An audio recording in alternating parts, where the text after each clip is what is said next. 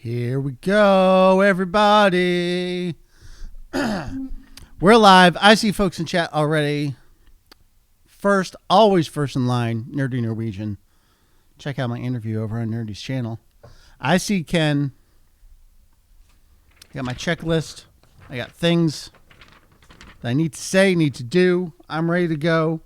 Hope you're ready to go. I see Doug. I see Edwin.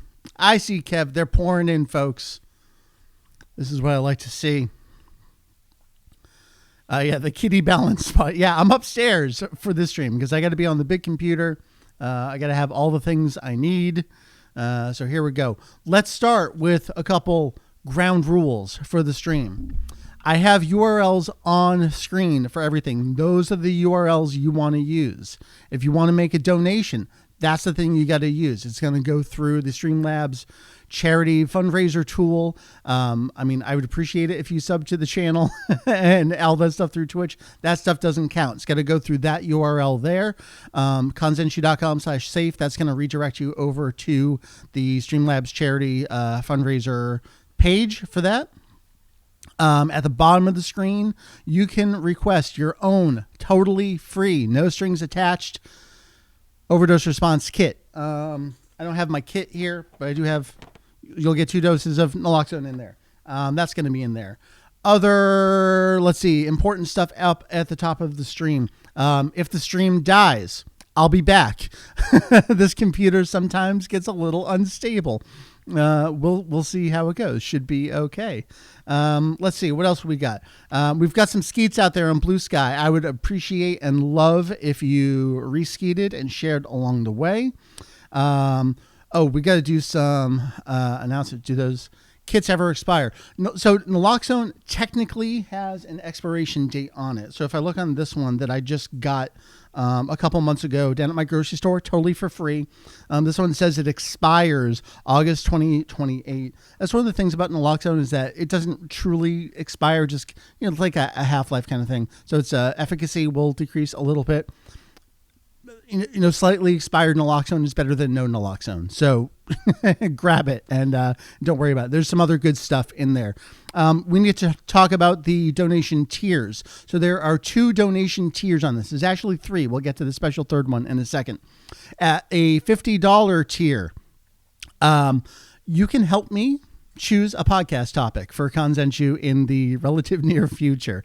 I say help me choose because you can't say, Mike, you need to interview blank, and that's either impossible or there's no chance on God's green earth that I'm going to talk to that person. So, I'll work with you. And maybe someone else donates at that tier and they have a similar idea. And, we got to work around that. So $50, we're going to work with you on the podcast topic for the future. At $100, I'm going to send you a care kit from here at Kanzenshu with some bonus duplicate magazines. Get them out of my basement. I don't need them. We talked about this recently on the podcast. To get the December 1998 issue of V-Jump, I had to buy 8 issues of V-Jump, 7 of which I already owned. So I got extras. Let's get rid of them. I'll send you a handwritten note. I'll send you a magazine or 2. You'll get some stuff in there. If you choose either of those 2 donation tiers, it will ask you for contact information. The point of that is, well, for the latter, for me to mail you things. But then for the podcast topic one, it's I need to get in touch with you and confirm that it's actually you who requested that. The most important, maybe one here today.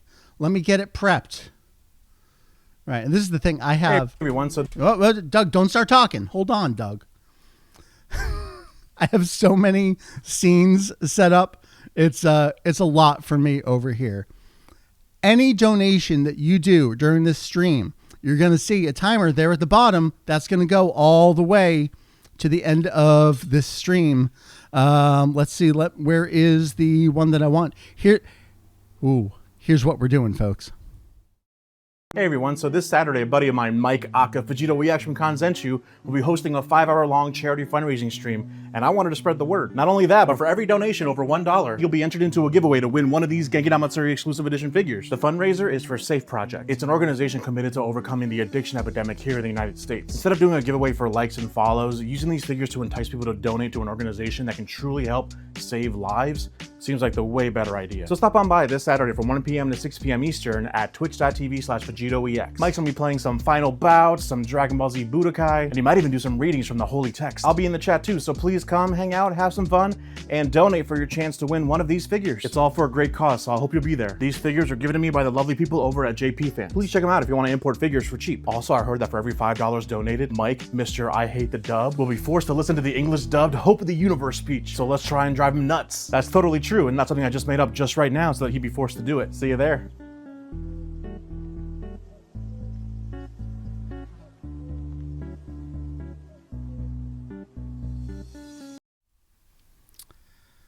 Doug, what are you doing to me? All right. So, important questions in chat. If you do the $100 here, yes, absolutely. It includes the bottom tier, which is a podcast topic as well. I would appreciate if we kept it to the United States for the magazine shipments, just for, the cost of sending things these days. We'll work something out. If you really feel strongly about it, we'll work something out. We do have donation blippers going on screen. So whenever someone makes a donation, we're going to see it there. I am setting a $1,000 target goal for this stream. So you see that down there. So we've got the target fundraiser goal. We've got the time length for the stream, which is also when we're going to choose the winner for Doug's giveaway contest down there. I've got it set where I hit the choose a winner button. It's not going to do it automatically. So just in case it chooses me or something, because I'm going to match the first $200 that we get donated here. So get that stuff pouring in. Let's hit that $1,000. We're going to talk a little bit more about Safe Project. I got special interviews along the way so you can learn more about the work that we do. Safe Project is my day job. I do work for 501c3 national nonprofit here in the U.S. Consenshu is not my job. Consenshu is a thing I do with the rest of my time during the day. Man, it is bright up here, isn't it? Well, we're just going to deal with that. So that's the start of the stream right now. Let me go down the list. Let's see what else we got going on here. I will not listen to Hope of the Universe for every $5. That is absolutely not a thing I'm doing. We said if the stream cuts out, don't worry, we'll be right back. Request your overdose response kit. No strings attached. You get on that. You don't need to donate to get that. You can just go over there and request it. I've got up because it's my job and my site. We're getting donations already. Who we got? I can't read it. That's too far away. That's why I went over here and I've got hopefully y'all can see it. Geez, they're coming. Okay, so let's see what we got. It logged me out, folks. I'm like, donation, start fundraising. I am fundraising. Oh, I see a donation from Doug, allied to Good Nightmare to Mike. That is absolutely right. You are indeed. So they're coming in. I got to see if I can find a better way to see what those donations are. I think I made it a little bigger on screen when we're going to be playing some games and stuff. So I'll see it up there. I hope you saw the bring. You heard the bring. Those will be coming in. Let's see. We got a trivia question for you, Doug, already. How many Bardock figures does Mike have? I wish I could take you on a tour down there, but I don't have a USB cable long enough. I thought about taking a photo before coming up, but we didn't do that. All right, other reminders. Let's see what else we got. Share on social, please. I've got the donation list. We talked about the donation tiers, 50 for a podcast topic, 100 for magazines. That is inclusive of the lower tier. Any donation gets you in a chance to win. That's why I got to choose a manual winner, because if Doug wins, Doug, you don't get to keep your own figure. Let's see. Request your kit. We're going to talk about the No Shame Pledge, safeproject.us/no shame. You'll hear more about that along the way. Let's see. I've got videos. I've got videos with a whole bunch of folks that I work with. I've got someone who works at a very high level of the country. I am super psyched about that. We got more coming in. I can't read that. That's going to be a problem, isn't it? Let's see. I see Edwin. Thank you. Edwin in here for $50 already. Let's get it going. Holy cow, folks. All right. So let's see. How long are we into the stream? That we haven't really done much other than talk about what we're going to do during the stream. Sounds. Is it the same sound? I think I hear two brings. Maybe I can look at that. Let's see. I think that's what was confusing me earlier. Let's go look at the settings for that. That's the donation goal. This is my first time doing this kind of thing. Alert duration, 10 seconds. Maybe that's not what I want. Is there a repeat? I don't care. I'll figure it out along the way. All right, let's see. Doug says the Bardocks kept me safe when I slept over at Mike's house a few months back. Yes, they will look over you, watch over you. As we've learned, Bardock is a better father than King Cold. Doug, Ken, Randy, I have words for you later tonight during Mario Kart. Don't let me forget. As I was out on my walk, I was furiously typing on my phone for a bunch of actually you forgots. Let's make sure we cover those later. See me in my office, please. Don't forget, we will be back. I'm going to be streaming this from 1 to 6. I'm going to take a couple hours off, and then we'll be back for regular Mario Kart tonight from usual 8 to 10. Nerdy, sure. Look, whatever you want to do donation level wise, like I said, I will work it out. This is all for a cause beyond me, other than getting stuff out of my basement, which makes me happy and makes Mary happy. Yes, she says yes. She's somewhere. We're talking about getting rid of magazines. Can I get an amen? Yeah, let's get rid of some Bardocks. Nope, we're not getting rid of Bardocks. All right. Let's see. Where do we want to start? I definitely want to play some games for a little bit. Why don't we do a little bit of a warm-up with some Super Butoden 2? And then I got some videos to play too. And we'll just kind of like roll from there. I got to go find, let's see, where's, SNES 9X is the one thing I don't have down on the taskbar. So let's work on that. Let's see. Load game. We got it. Chat, let's check out. Oh, does this work? Go on. Oh, yeah, there we go. Blue, blue, blue. Oh, I couldn't put in the code. I was too distracted by the donations. Oh, man. I got to reboot. Hold on. We're going to reboot. Where's reset? Where's reset game? Reset game.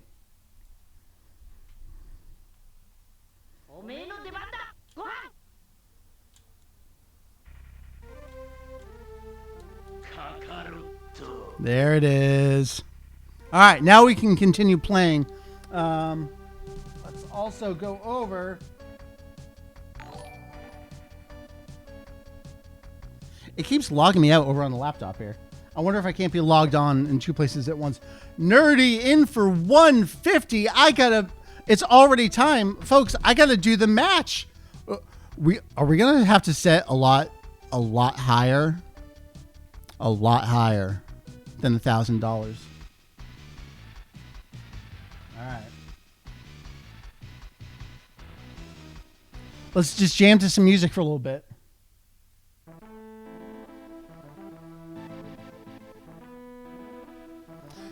All right, here's the secret is actually I did a test donation of $10, so actually I'm going to do 190 right now. That equals the 200.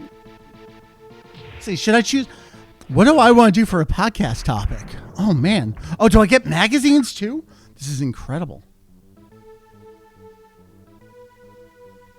No, I'm not going to choose magazines because I said, oh, that's one more thing. Oh, Doug, I will go in. I'll allow a link somehow.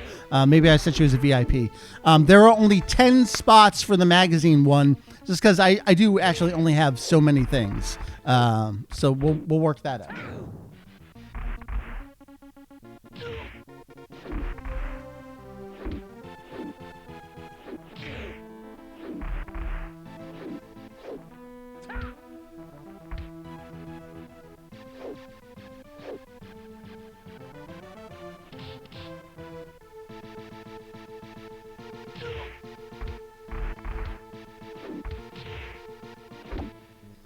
There we go. Let's see that come through.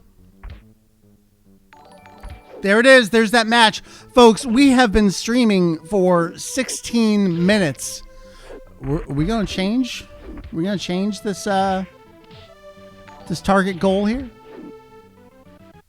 All right, Doug, how do I approve you? I don't know. Can I get another VIP in chat somewhere? I don't remember how to do this. You have to do this all by yourself sometimes.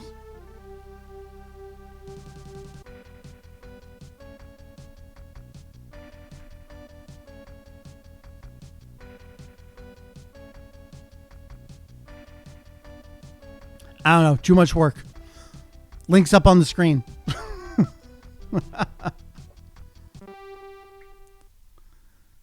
All right. Let's see. I don't want to do story. Let's just do Tenkaichi Budokai. No, I don't want to do Tenkaichi Budokai. I just want to do... No, that's story mode. Yeah, there we go. Okay. Nope, that's story mode. Fuck. What's the restart?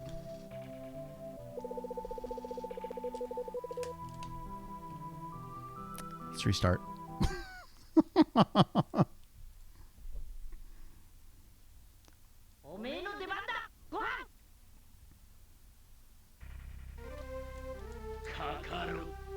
Got it.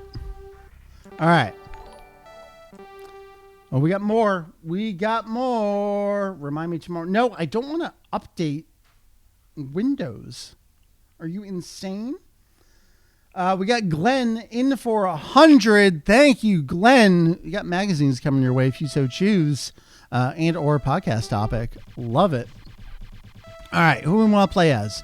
I've been doing a bunch of Heraclan stuff lately, so let's go with BoJack. BoJack's like sailor theme song. It's good stuff.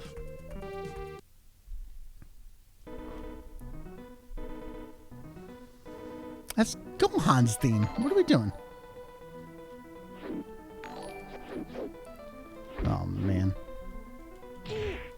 Oh, there's some weird stuff, I think, in this emulator, in this game specifically, where, like, diagonals don't work.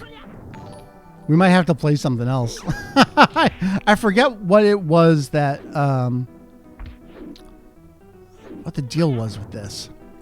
Someone want to look that up? Chat, help me out. What's up with diagonals? We got more donations coming in. Folks, we're going to hit this limit at 20, target at 20 minutes. And we're going to have to change that. BoJack, yeah, come on. Maybe I don't have enough key. I'm trying to do... Oh, you know what? Because the diagonals aren't working. All right, let's figure this out. It's something in the input configuration. Was it turning that off that allows it? No, that's not it. I am going to need some stretch goals. Input. What is wrong with the input configuration on this? Up left disabled.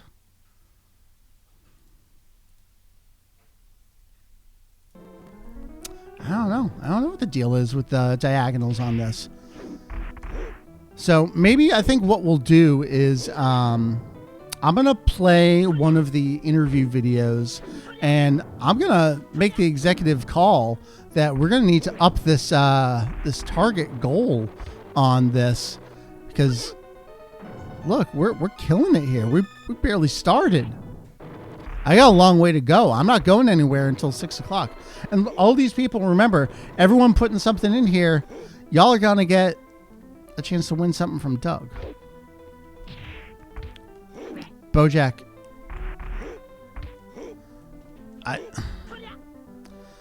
This game, though.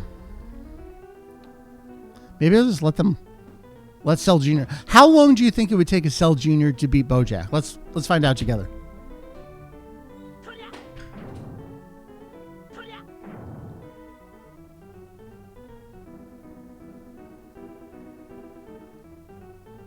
This is a good stream, right?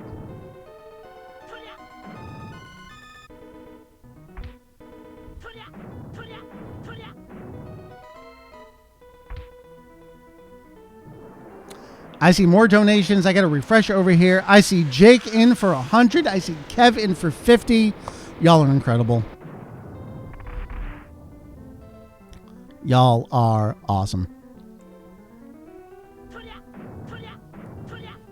He's finally working it here. From a distance, he's being a little defensive. A little too defensive. This is not the Cell Jr. I remember from the show. Oh, here we go. Oh, he's going to finish me off with a Makanko Sapo. That's how movie 9 ended. You just saw the wrong movie. Doug, we're not doing Hope of the Universe after every $5. We're not doing it. Just because you said a thing doesn't make it happen. All right? I'm sorry. Refresh. Make sure we're caught up. I think we're caught up over on the donations that I see over on this end. So I think what we're going to do right now is we're already up to, way more than I thought we would be for 20 minutes into a stream. It is true. Doug does know where I live. I don't know where Doug lives, but I know several people who do know where Doug lives. Think about that. I think what we'll do is we'll play the first interview video that I want to play today, and then I'm going to work on the stream back end there. Figure out if we want to up the goal a little bit. We'll watch the donations as they come in during this. I think I've got it set where the donation blings will come on up during the videos as well. But yeah, I want to get you started with this. This also gives me a chance to pee every once in a while. Full disclosure, you got videos. I'm all by myself doing this here. So we're going to play the first interview video here. Let me get it all queued up. This is going to tell you a little bit more about what I do, why we do it, and why it's important to the world right now. This one, yeah, you want to tune out during the interview. I know. You guys take a pee break too. They vary in length. This one's about 10 minutes. I'm in all of them though, so I'm chatting along the way. I see another donation coming in here. What are we looking at? Jake up in the game here. Streaming bet Bojack lost to Cell Jr. in under 2 minutes. Jake, I appreciate that. I don't know how much betting we can truly do on stream here. Just keep that in mind. All right, let me get this this first video prepped. I'm going to look at the back end. We're going to decide if we want to. I think I want to double that target goal. That's going to be the plan. So y'all enjoy this clip. It's going to be pretty self-explanatory once we get going. Stay tuned to the end of every interview for a special surprise question for everyone as well. So think about. Oh, wait! I hear a ding, or is that just the reminder ding? That's a reminder ding from Jake. All right, here we go. Jeff Horowitz is the Chief Executive Officer of.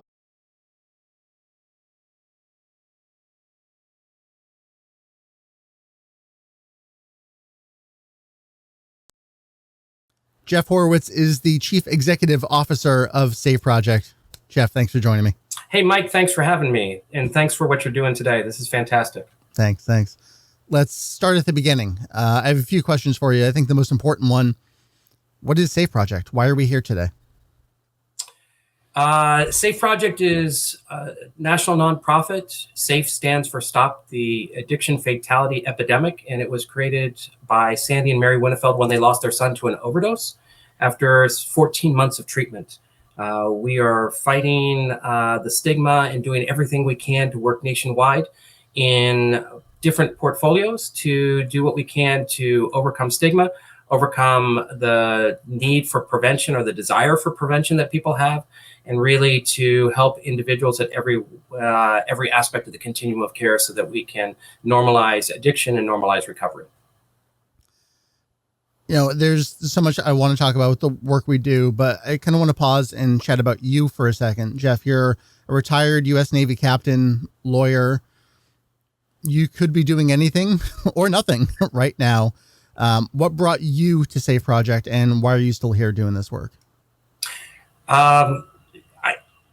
I'm driven by the mission, known the Winnefelds, for a significant amount of my time on active duty. I think that we all need to find a mission or some guidance in life, and this is one that I'm emotionally and intellectually committed to, of finding ways to do this. And so that's why I'm still here when, yes, I could retire. Yeah, I'm going to be chatting with some of our other colleagues here at SAFE about some of our programs and offerings. So I want to start with something different with you. Tell me a little bit about the No Shame Pledge. We've been doing this for almost 9 years now, Mike.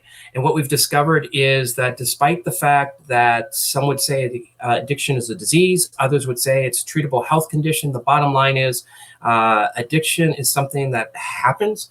It is something that there's a genetic link to addiction. And despite that, and despite the common sense of all the work we've been doing for the last 9 years, it's crystal clear that stigma is our number one enemy. It's not going to happen in my family, people will say. It's not going to happen to us. And so our No Shame Pledge is really to get everyone together to say the same things of things that we know. And our current No Shame Pledge, which we just re-released in January, only has 3 basic prongs to it. And it says, I am committed to understand that addiction is a complex, treatable health condition, which we know it is. Number 2, that there are multiple pathways to recovery, so that one individual who might be a 12-step pathway and another person who might be a smart recovery pathway can get along, and people can understand that they're both in recovery, even though their pathways are different.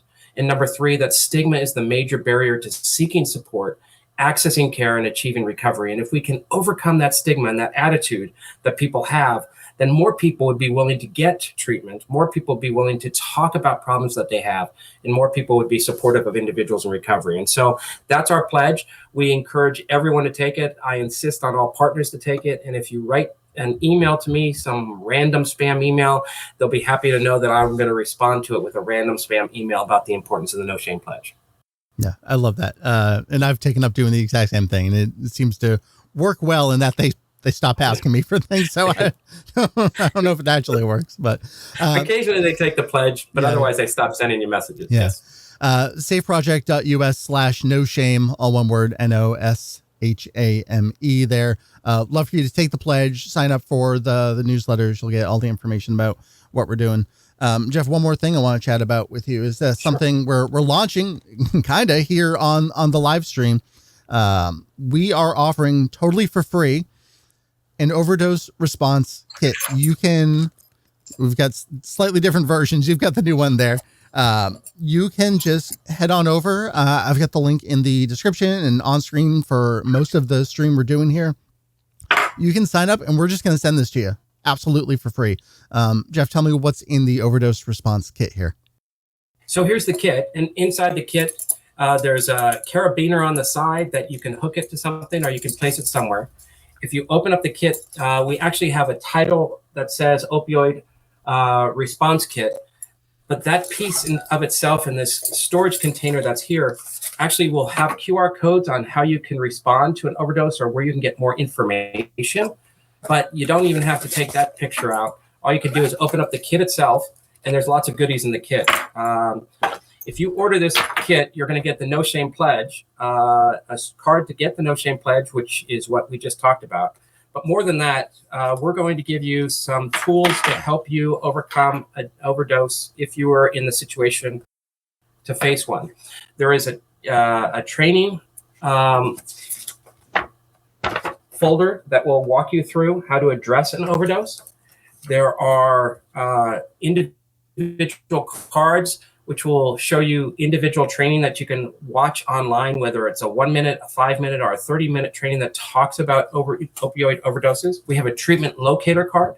We have cards that talk about any other training that you might want to take, both in English and in Spanish.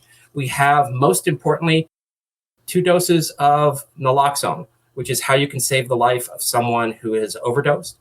And naloxone is really simple to use, but we've given you the guidance to show you how to use it. You'll get 2 doses in this kit.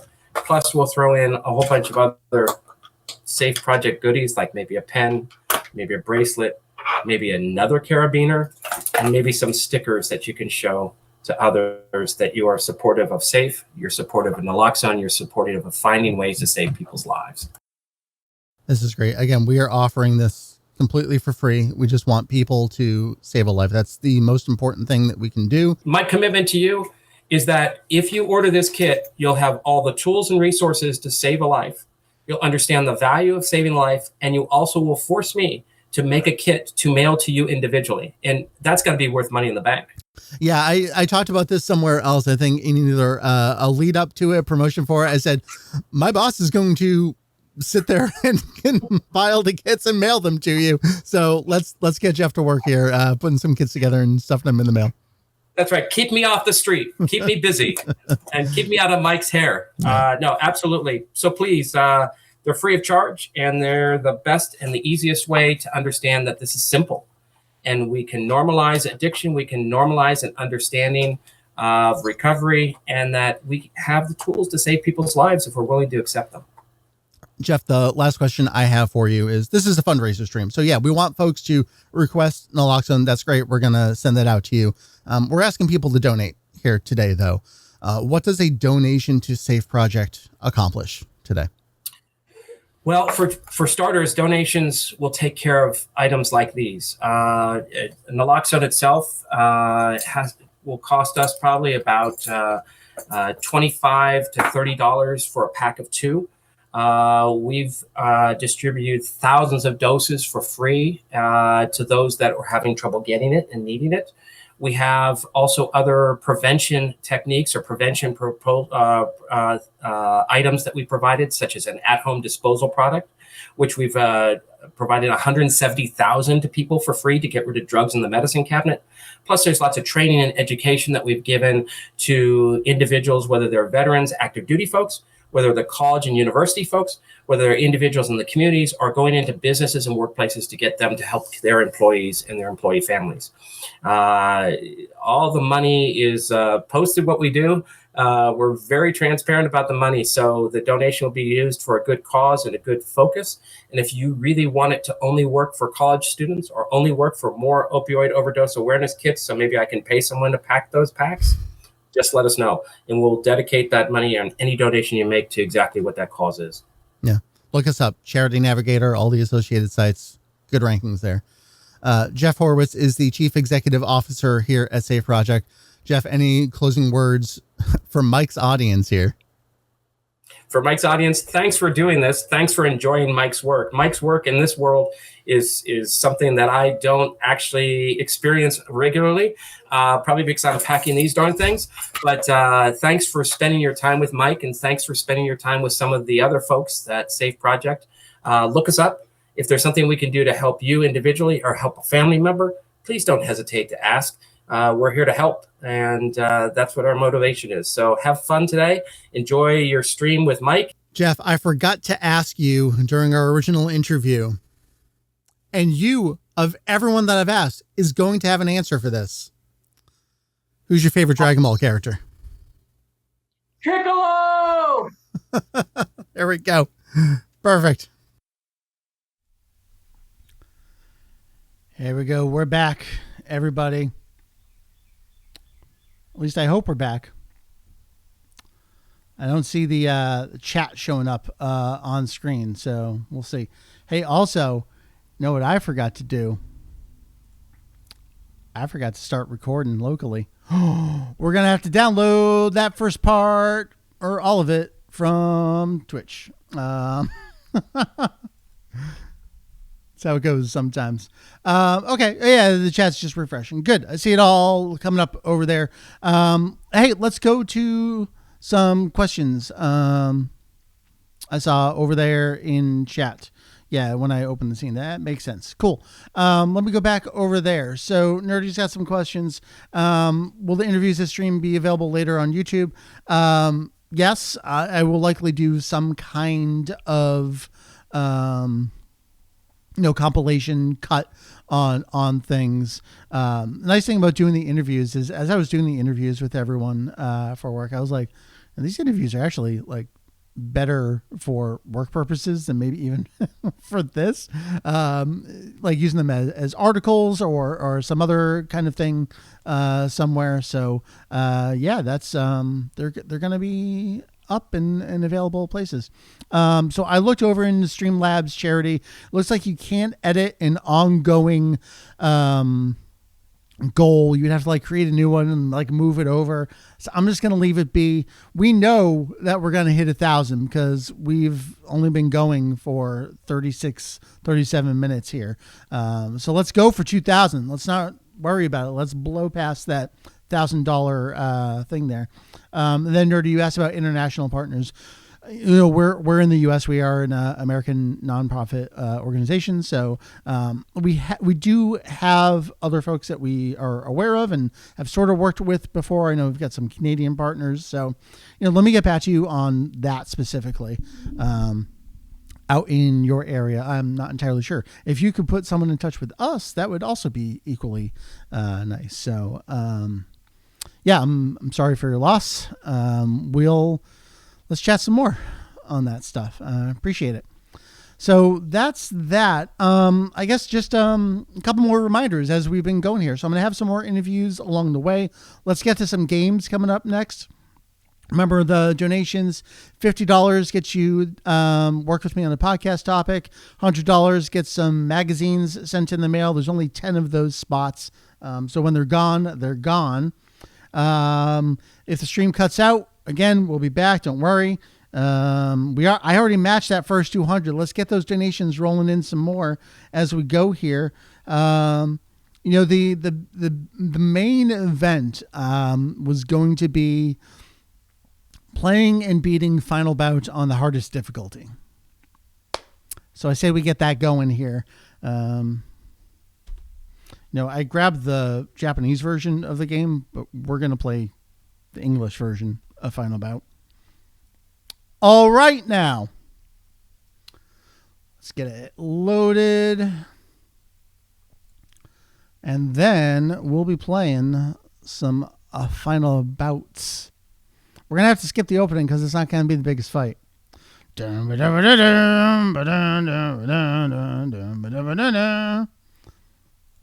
it's not the worst replacement song, right? It's not good. It's not the worst. All right. Dragon Ball GT Final Bout. That's what I'm looking for.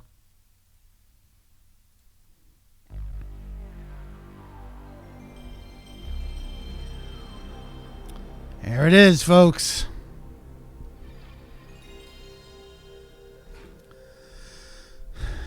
May Dende have mercy on my soul. Yeah, who made the replacement? That's a good question. Was it Yamamoto? I don't know. I don't know that there's necessarily a credit for that replacement opening. I guess when we watch the end credits, when I beat it on the hardest difficulty, we'll find out. Sorry, skipping the bad. Code time.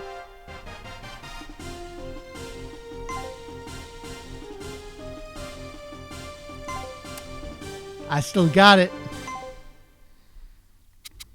All right, we got to go over to option. God help me. But you will see my strategy for doing this. Oh, Nerdy, that's a good joke. I have to read this for posterity. What do you call it when Dende adds an additional document to his research? Addendum. Addendum. Let's go.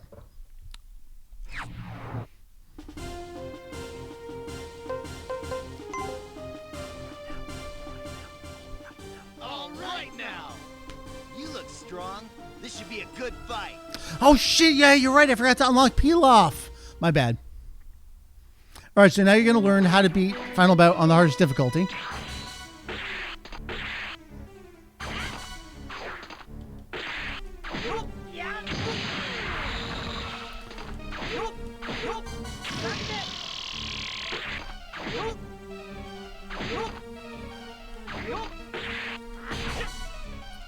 He hit me kicking backwards.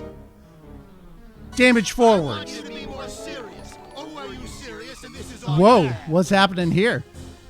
All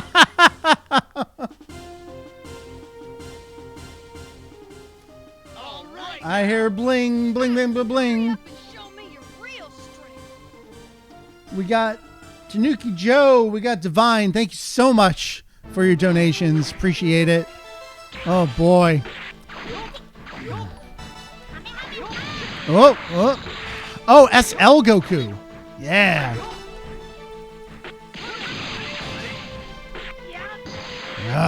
Okay, so the cheese technique is that Vegeto's final Kamehameha is the fastest super attack in the game. So, as long as you're in range so that it doesn't do like the far away charge version, you will hit them. You gotta worry about running out of ki. You gotta worry about them getting too far away.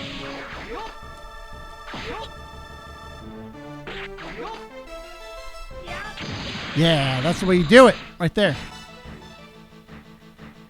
I want you to be more serious. Oh, were you serious and this is all you had?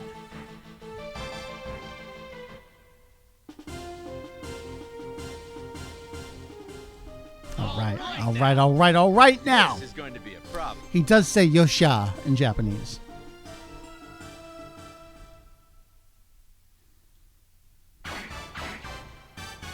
Oh yeah, what is demo on? Medio attacks are on. I got that. What is demo on? Someone look that up. I thought demo was just like demonstration for like what do you call it? Like the attract mode? Alright, we gotta make sure we stay in close. Just get in there and punch his butt.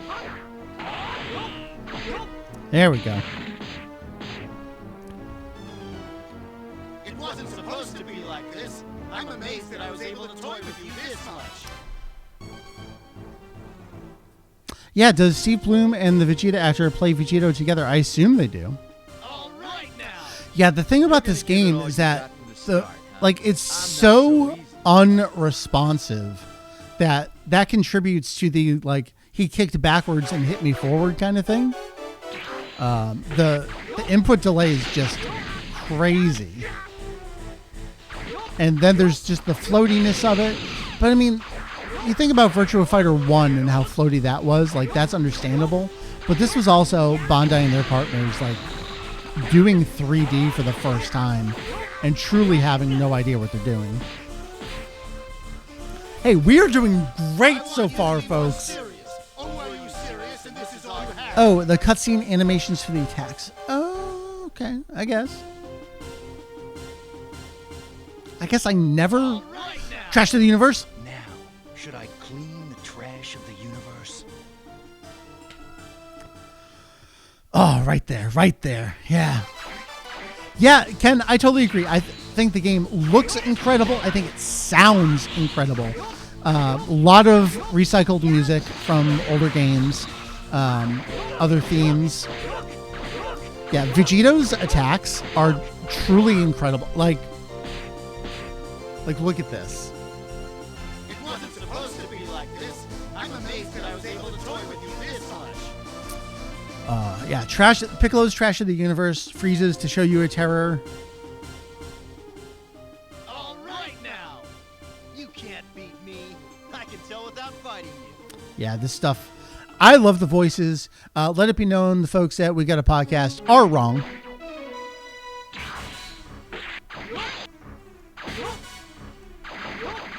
I'm so mad I forgot to record the first beginning portion of the stream locally. Now I'm gonna have to do this weird combo of like downloading the whole damn Twitch stream just to get the first 30 minutes and then reinsert the video anyway. Look, this is... Do I even need to play? I want you to be more serious. Oh, are you serious? And this is all you have. Doing good. Doing good. All right. Cell's now. voice kicks. Now let me show you the force of my true power. Yeah.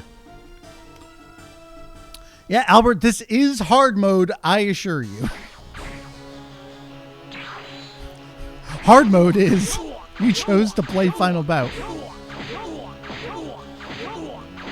I'm looking at the webcam. I'm not looking at the game screen. I want you to be Vegito is so fast. serious, and this is all you have. He moves like 800 times faster than any other character. So even his stupid back fist there. All right now. You're gonna give it all you got from the start, huh? I'm not so easy. Trunks' voice rules, y'all. Oh, shit! Oh, he hit me with a finish buster. I let him hit me. Damn it. we didn't even get the sound effects. Oh, no, no, no. Don't hit me. Don't hit me. Don't let him hit me.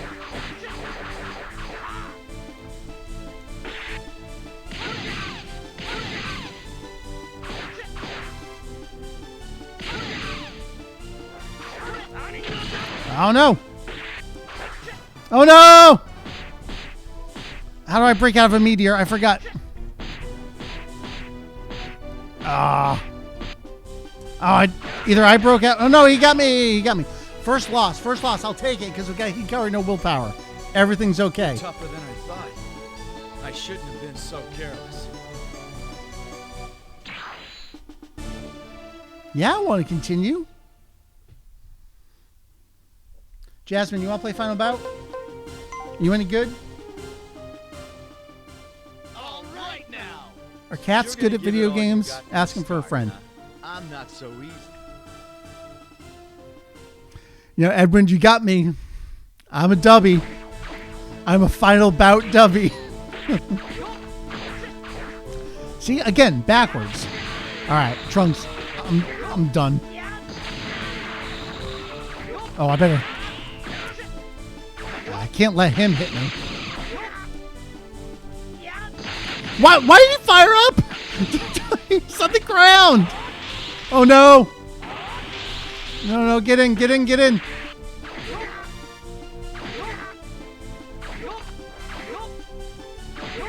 There we go. We got him. We got him. It wasn't supposed to be like this. I'm amazed that I was able to toy with you this much. Doing great. I don't know what the hell else I'm going to do the rest of the stream. We might just play Dragon Quest. All right now.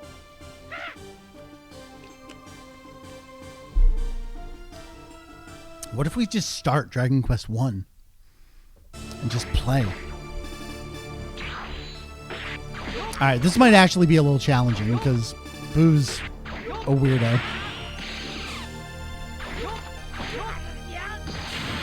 All right, good. I love how, I have played this enough and know Vegito's range that even when he's off screen, I still kind of know like the range of what to do. Oh, I just teleported to the ground. Cool, cool. Oh.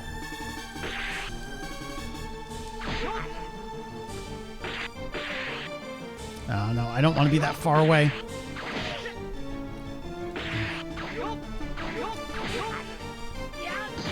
Like, sometimes the attack just doesn't come out, so. I want you to be more serious. Oh, are you serious? And this is all you have. Like, it's a problem as your fusion gets older. Who's next? All right now. No, Goku's in this game? You can't beat me. I can tell without fighting you. It's a good performance.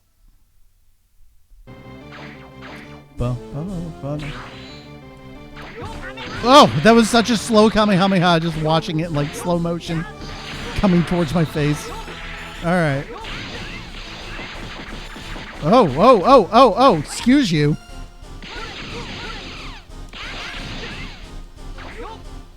I love this music so much.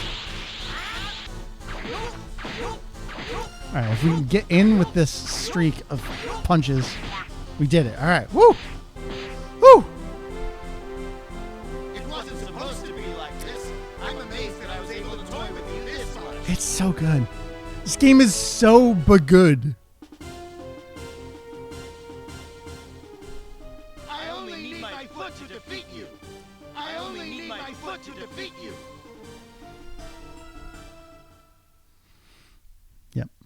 Yep. It's between them, 2 feet. That's the Black Vegito. You see him in person. All right, so here's the thing. He can move as fast as I can. I'm getting a little out of range of that punch. There. Oh. So we're going to know if this was the hardest difficulty because we'll get the vocal theme songs at the end. And that's actually the thing I wanted to fact check is whether or not the... Baby time. You were too overconfident. Let me show you to your defeat. And the music just plays for a while here because it's got to play his whole theme. Anyway, yeah, I wanted to fact check. I know that in the Japanese version, when you beat on the hardest difficulty, you get the vocal versions of Thank You and I Won't Forget You. I couldn't remember offhand if the English release does it. So I figured this is a good chance for me to play it, but then also fact check it at the same time. Look at that boy!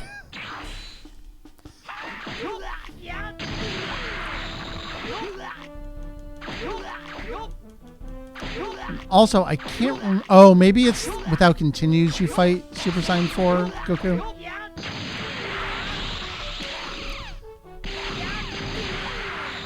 And that's how Baby goes down. I want you to be more serious. Oh, are you serious? And this is all you have. Look at that PS1 warping. It's so good. Yeah, we're getting Goku. Great. Heroes. You seem happy. You doing here? Oh, Hero of Heroes, so good. One of 4 Hironobu Kage. Oh God, I interrupted it. One of 4 Hironobu Kageyama songs. I want to hear it.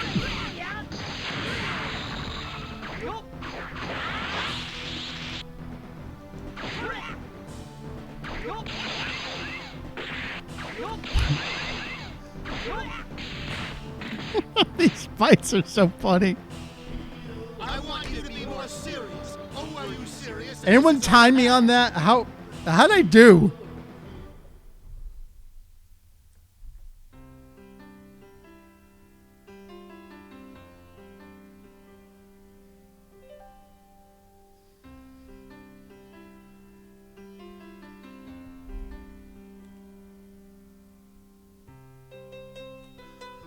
All right, so here's the question. Did I actually beat it on the hardest difficulty? We'll have to go back and find out. Or does the English release just not have the vocal songs? I got a donation. We got Ken. By working with you to create an episode idea, does that make me a producer? Yes. Special thanks. Funimation Productions, Inc. Yeah, you're right. Hero of Heroes did have vocals. You're right. So yeah, 1 of the 4 in the English release got his vocals.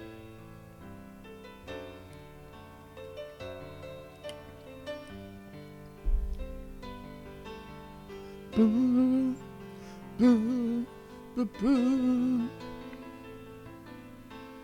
Sayonara. Why'd they thank Funimation? Funimation was the license holder for like this part of the franchise over here when this came out in '97. So even though it didn't use their voices, there was still some licensing dealings going on there.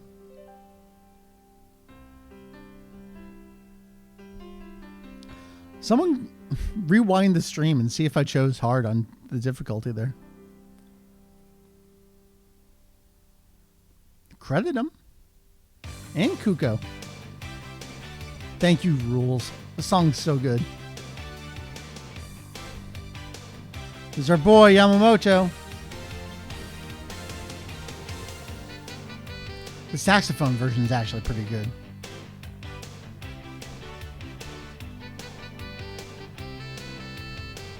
Ba, ba, ba, ba, ba.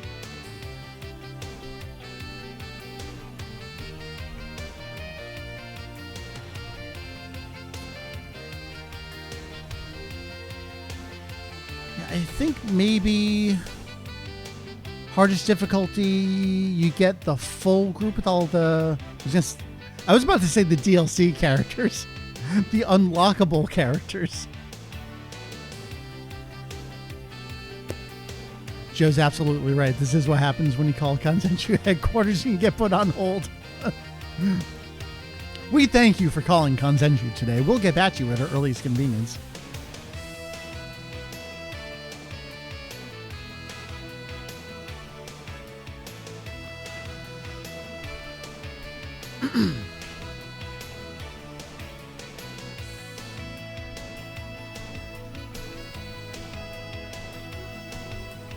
Vegito just by himself. There's Goku.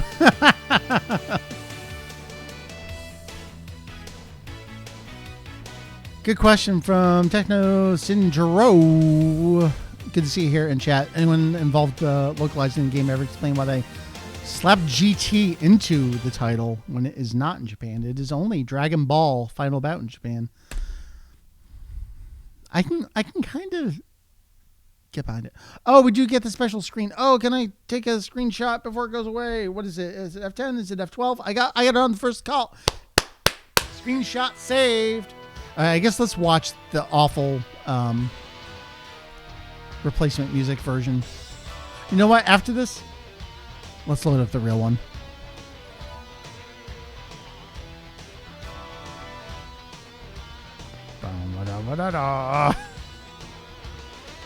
No sound effects either. Like, it's not the worst replacement in the world. Not the best. It's funny, I'm not immune to nostalgia. I'm like 90% immune to nostalgia. I really like the dub voices in the game.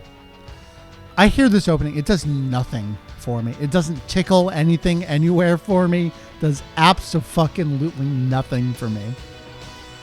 I think because I got the Japanese version of the game, this one here, so early in my fandom, and just played so much of it in Japanese, and getting that song, oh.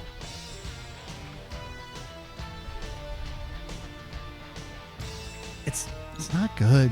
It's not bad.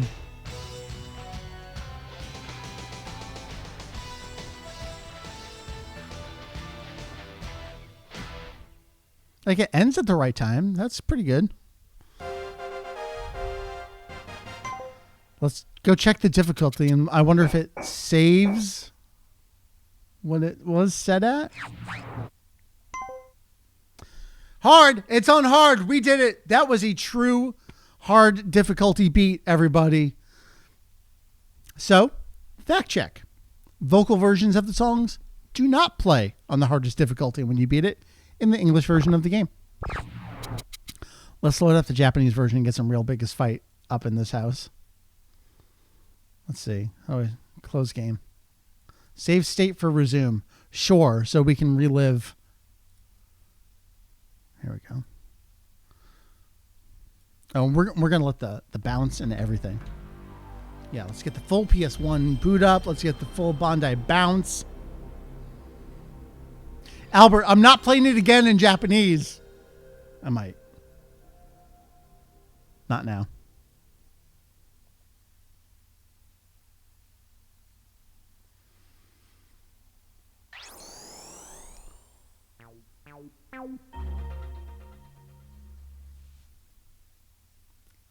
Hit me.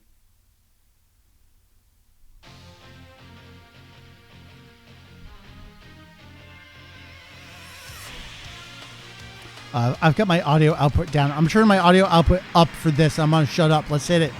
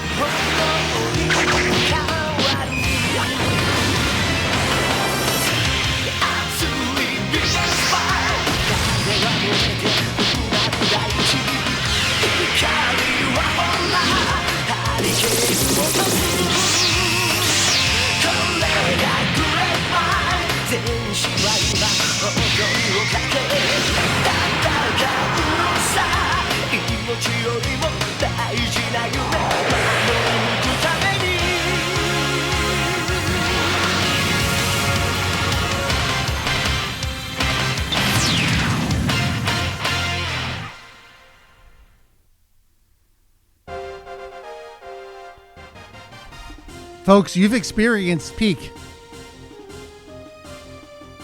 I don't know what else. We've been streaming for an hour. I don't know what else to do. It's too good.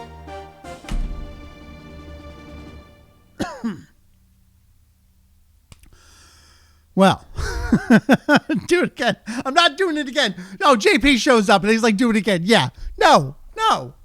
You rewind and rewatch it yourself. Legacy of Goku 2 Japanese version now. We are going to play some Dragon Ball Z 2V for a little bit. Folks, I do have stuff planned. Don't you worry about stuff here. But I'm curious. So let's actually just talk about Final Bout for a little bit here. So Final Bout came out at kind of like a pivotal. I'm like leaning back in my chair. Like I gotta stay up on for 5 hours. Let's talk about Final Bout for 5 hours. I can do it. Can you? Came out at a pivotal time for me and my fandom. Came out in 1997. Look at that. I see Doug in for more. Doug, this is the thing I'm worried about. If it chooses you as the winner, what I'm going to have to do then is like export a spreadsheet and then like remove rows. And all right. To my actual point. Did I turn the game audio down again? I turned my audio down. Is that affecting? I'm just turning it down in my house's own receiver. Is that going up and down for you? Or is it just only on? I don't know. I don't know how my house works. What if we just watch The Biggest Fight again?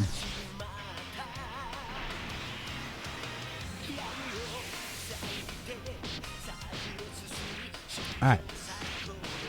The real story. So Final Bout came out in 1997. I had only been a fan for basically a year at that point. Syndication broadcast here in the U.S. started in September 1996. So by the time this game came out the following year, I had only just been into it for a year. So everything was new to me. I didn't get my first fan sub tapes until 1998. So everything that I knew by the time Final Bout came out was by way of magazines, and I didn't get my own internet-connected computer at home until after this game came out, December 25th, 1997, for Christmas that year, and I started my site like for the next week. So this was like one of the places that I learned everything about the franchise. And to the earlier point in question about slapping the GT in the title, I found the official site for GT online from Toei, and back then text encoding on web pages was weird, so usually you just got bizarro ASCII symbols that didn't correlate to anything. You didn't know what you're looking at, but you saw some tiny screenshots on there. And so I just went 1 through 64 and just looked at whatever I could on there. So in conjunction with this game, yeah, man, it's a hell of a game in that it's really, really bad. It is not a good video game. JP, you can play whatever you want from 8 to 10. All right, buddy? That's the time that you can do the soundboards. Or you want to drive down, you won't make it by the time. Actually, if you left now, you could get here. I see we've got $10 from Techno Sindro. Thank you much, giving my energy. Genkyo Wakite Kude. Thank you, everybody. So that was Final Bout, apparently on the hardest difficulty. If you're going to do this yourself, I encourage you to choose Vegito as your character of choice. Stay close, do some back fists, do some final Kamehamehas, and you'll be done. You'll be done.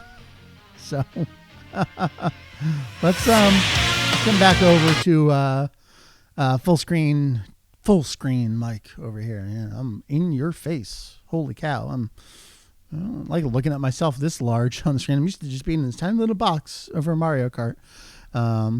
We're doing great. We are heading towards that $1,000 goal. I would love to see that pushed up to 2,000. If we could double that goal by the time we're done with this stream, that would be incredible. Let's go through the reminders since we've got some new folks tuning in here. Mike, to-dos. Make sure OBS audio is set to the right source. Did that. You know what I didn't write in my to-do list? Click local record. That's why it took me a while, because I didn't write it down for myself.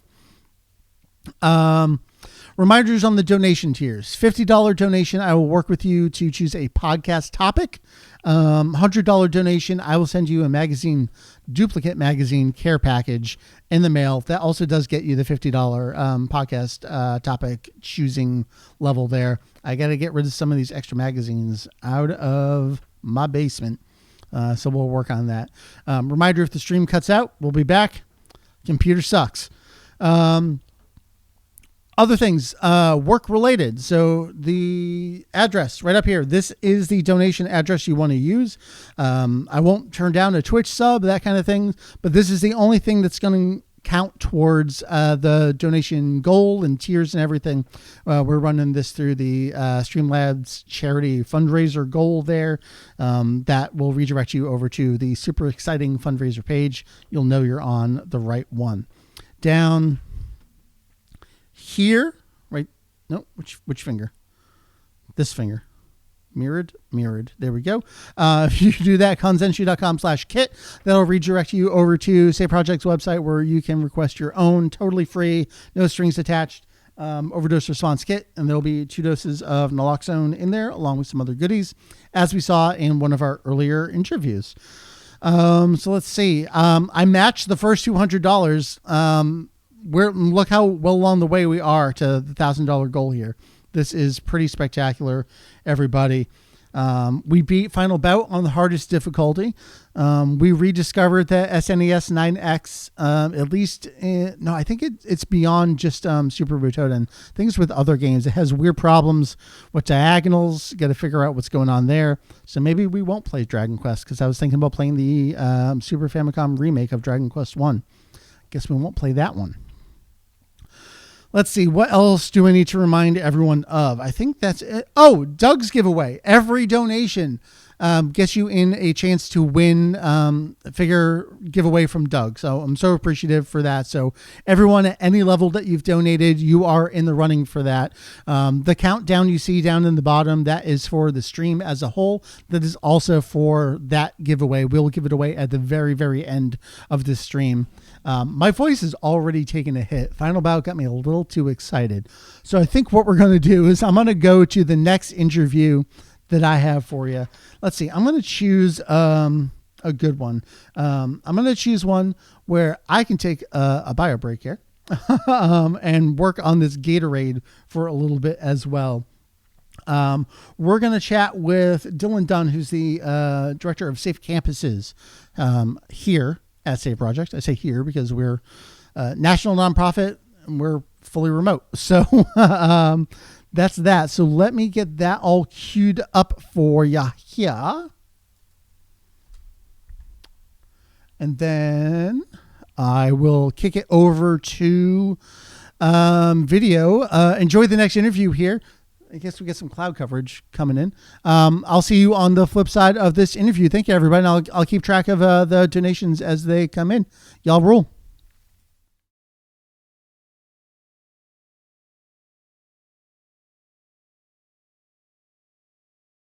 Dylan Dunn is the Senior Director of Safe Campuses here at Safe Project. Our work is mostly focused on colleges and universities. That includes technical schools, community colleges, big state schools, and kind of everything in that area. We serve both the staff and students.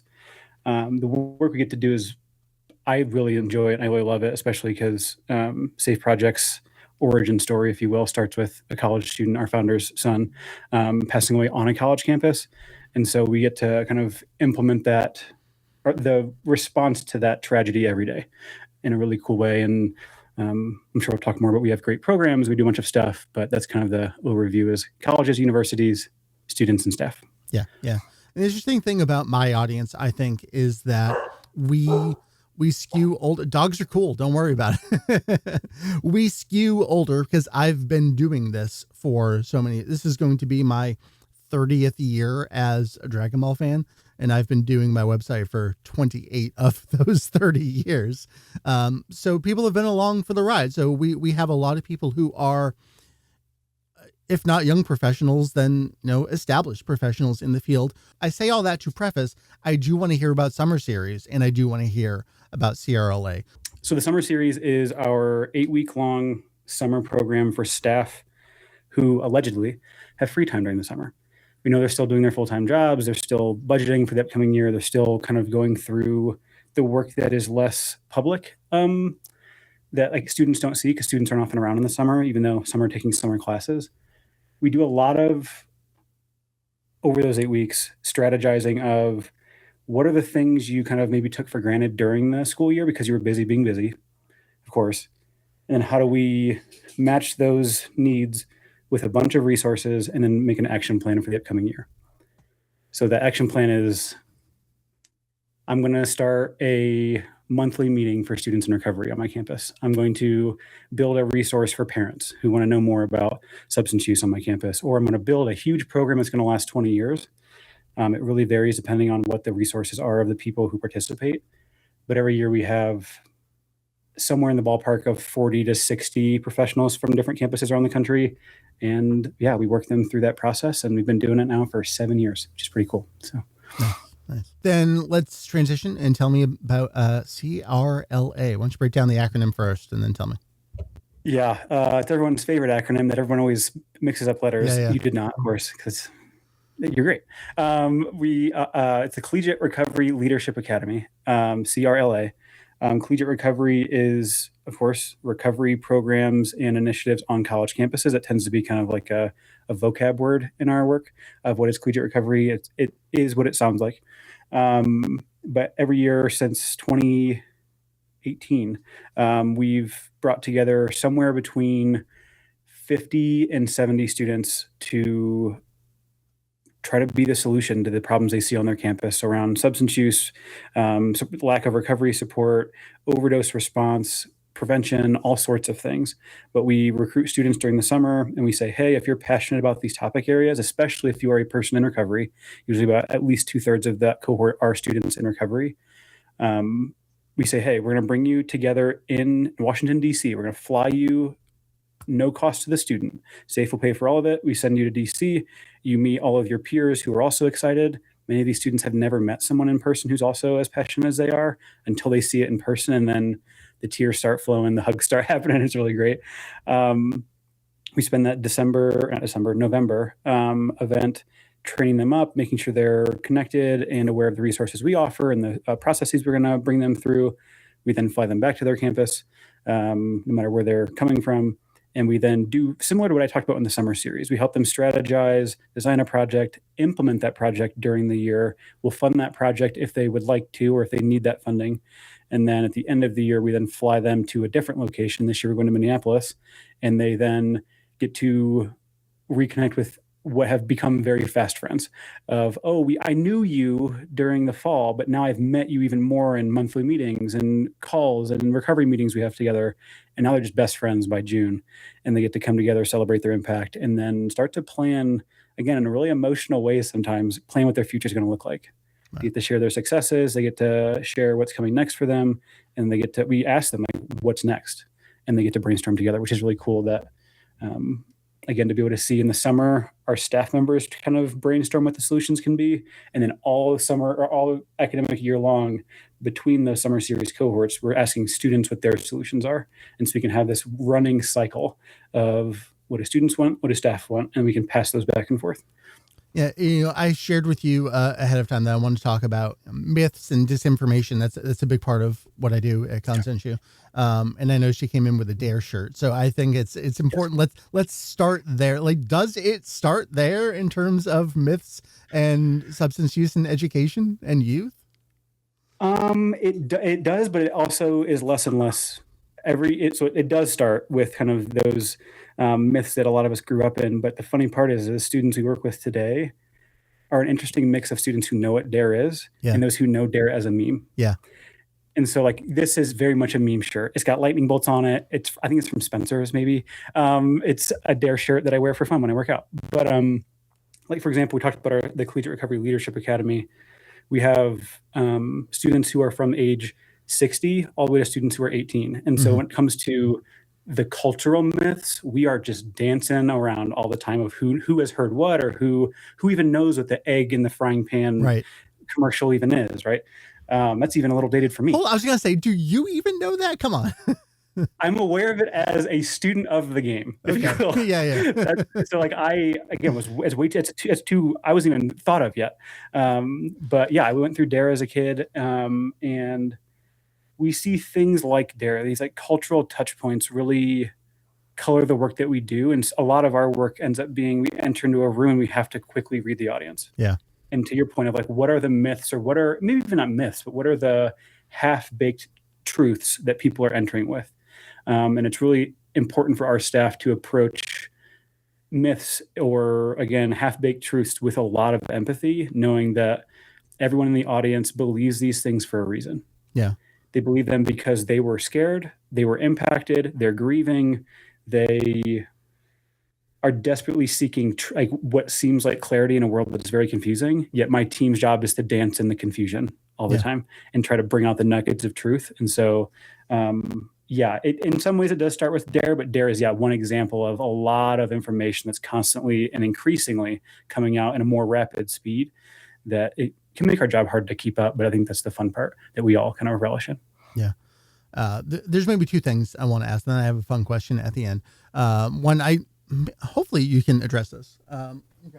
So one of the myths we see in here out there is, am I backwards on my camera? I'm probably backwards. So that's I see you good. Nacram. I think you're backwards. You're backwards for you. You're not backwards for me. You're backwards for you.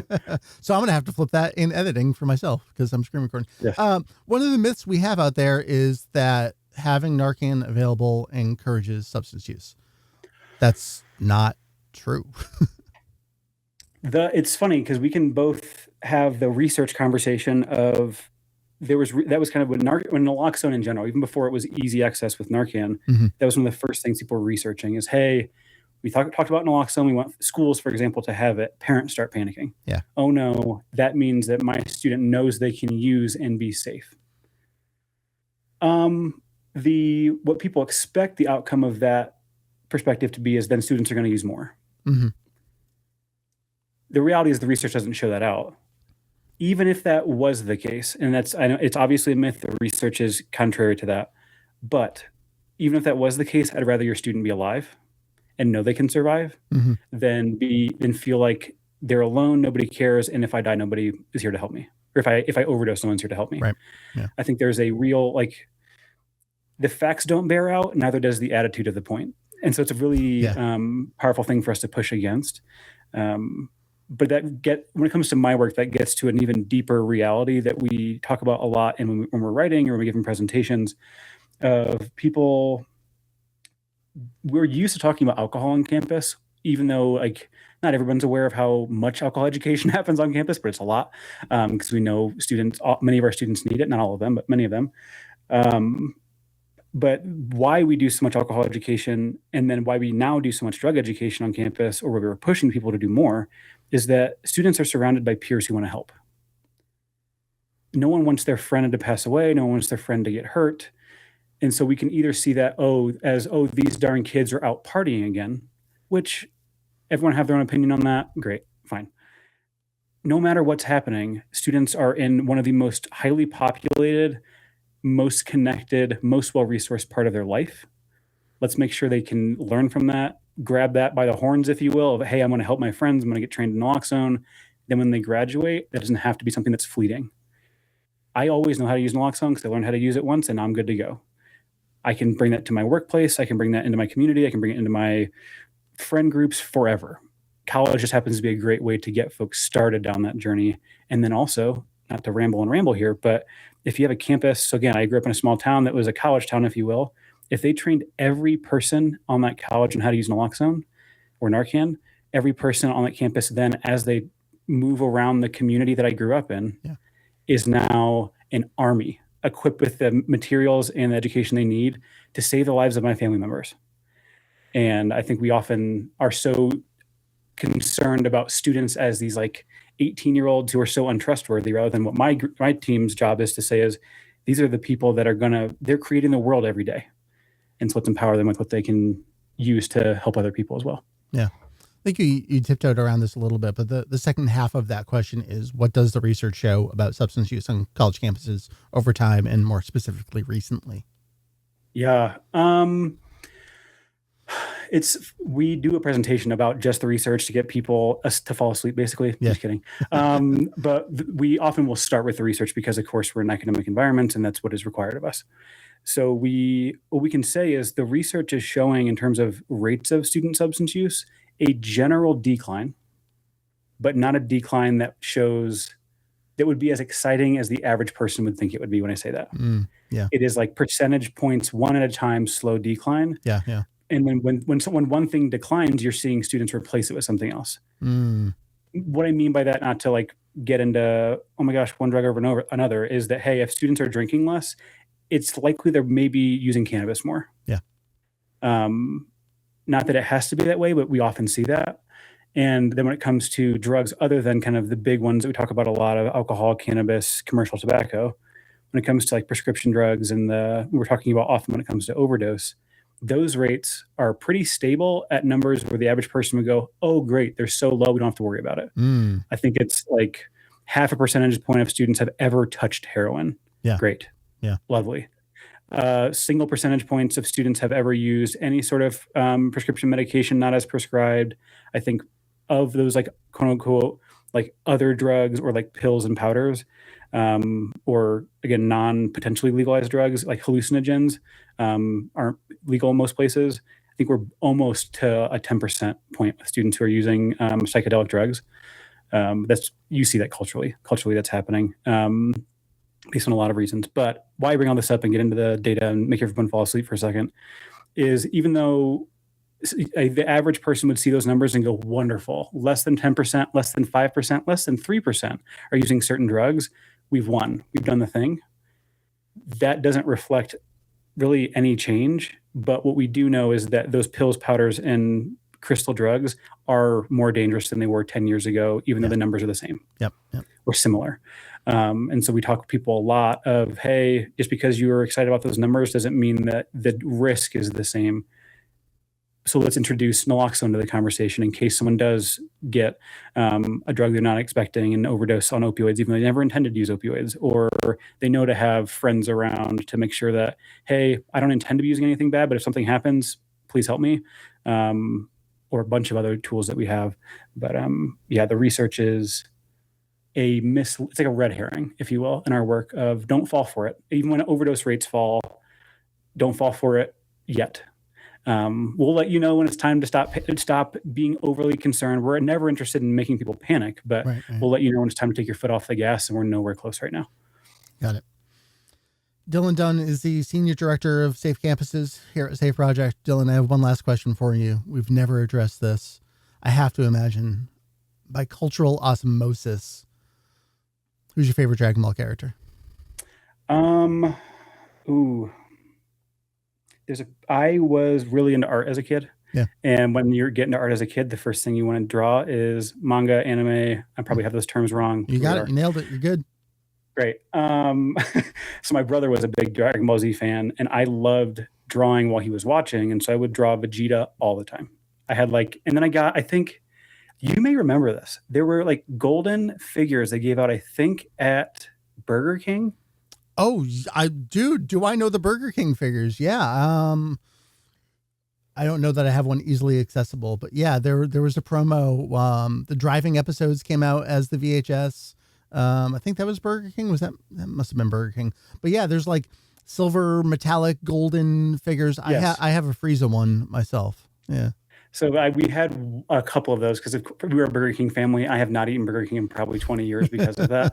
But we always had that one on my brother's like nightstand, and I would sit there and draw it on my little drawing pad while he would watch the show, and it's a great memory. So thanks for bringing that back up. All right, wonderful. Thank you, Dylan. Yeah, thanks for having me. Love that. I love Dylan. It's a great dude. Thanks everyone for hanging out and watching the interviews. Just so you know, that is the longest of the interviews I have. There's a lot of stuff that Dylan can address and chat about there. So I'm really appreciative that he was able to do that and share memories and stories stuff with us. Yeah, that's actually a good idea of next interview. I think we'll grab your nearest Burger King figure somewhere. That interview being the longest also gave me an opportunity to, Joe, go grab the mail and see I had a box sitting outside the garage. Joe, I'll wait. In addition to the binder stuff that you sent me, do you mind if I show the one other thing that you threw in there for me? I'll wait for your answer before I do that. You can say no, and that's totally fine too. Yeah. Okay. So I think a lot of folks know the saga of the Lost Dub, which was Joe being eagle-eyed and knowing better than me. In the back of an interview, was it Kara Edwards? It was in the interview subject. You're like, there's a tape back there. I don't know what that tape is. That's not the right tape. That shouldn't be there. And lo and behold, it turns out that, yes, it was a different tape from what we thought it was. There was a version Funimation did of Dragon Ball Movie 1 before we got the true home video release of Curse of the Blood Rubies, which used to be up here, but I've now put in the basement. And it's Funimation's English dub of the era with the Canadian cast with the Harmony Gold names. So, Joe, we got the whole thing. It's actually one of my favorite pieces that I've ever written and shared. And it's a disaster at the same time because Joe eventually did get the tape. I was going to send it to me. I was going to, do my own inspection and, scanning and photographing. And then I was going to pass it off to have it professionally recorded and preserved beyond, whatever materials that we had in house. Joe doesn't live that far from me. Sent it FedEx. Tape never arrived. Gone. So we've seen a couple others pop up there on the secondhand market. Strangely, like immediately thereafter, which was very weird how soon after that all happened. Don't know what's up there. And one in particular came from a very questionable source. Even I tried to follow up with them and be like, hey, how'd you, come into contact? And they couldn't really answer. It was very weird. Anyway, in addition to that, there was the regular home video release, but there's also a screener version of the tape. And Joe, I know what it is. You didn't have to do this, but Joe, Umberto Stationery wrote for me, Mike, it's not the Lost Dub, just a screener. So yes, I do know that this is the screener version of the later 1995 version where Joe, it's just got like extra commercials up front. I think it's meant for retailers.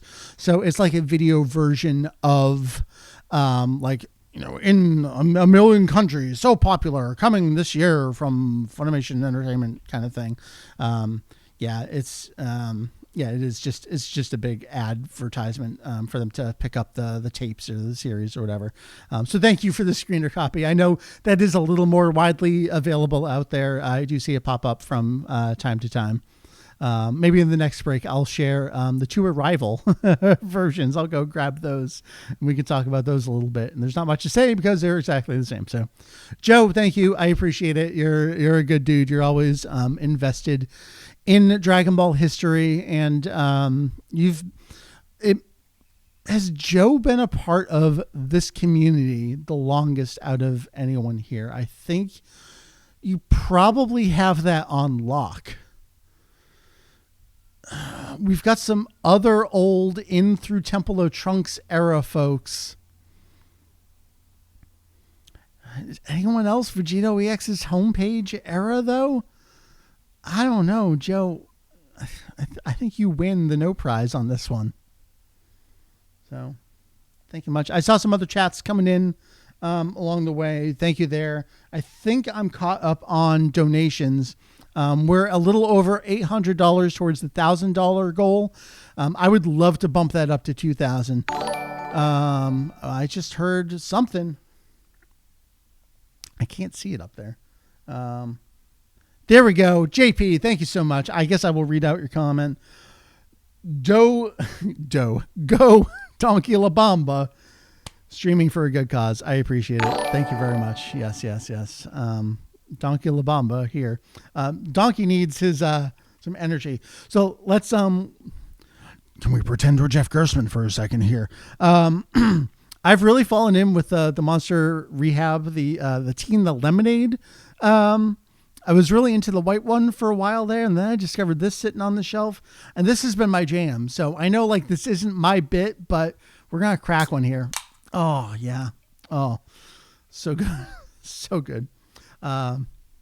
Cheers. This is a no alcohol stream, in light of what we're chatting about here today. So I've got my Gatorade Zero. I've got my Monster Rehab here. And I've got some seltzer downstairs. Maybe we'll run through. I actually feel pretty strongly about non-alcoholic alternatives. I've been checking out some of the non-alcoholic beer. Slur my words a little bit here. Just because I've been talking for so long already and knowing that I have 3.5 hours ahead of me on this stream and then another fucking 2 hours tonight. Like, man, it's going to be a long one. Feeling good. I think I got to turn the air on in here. Anyway, this has been doing me good. I've been checking out. I know Athletic Brewing is pretty big out there. I've actually found that the non-alcoholic Blue Moons, they're a little sweeter than I would want them to be. But they're a pretty good facsimile of standard old Blue Moon. But right now, we're just doing non-alcoholic drinks here today. Cheers.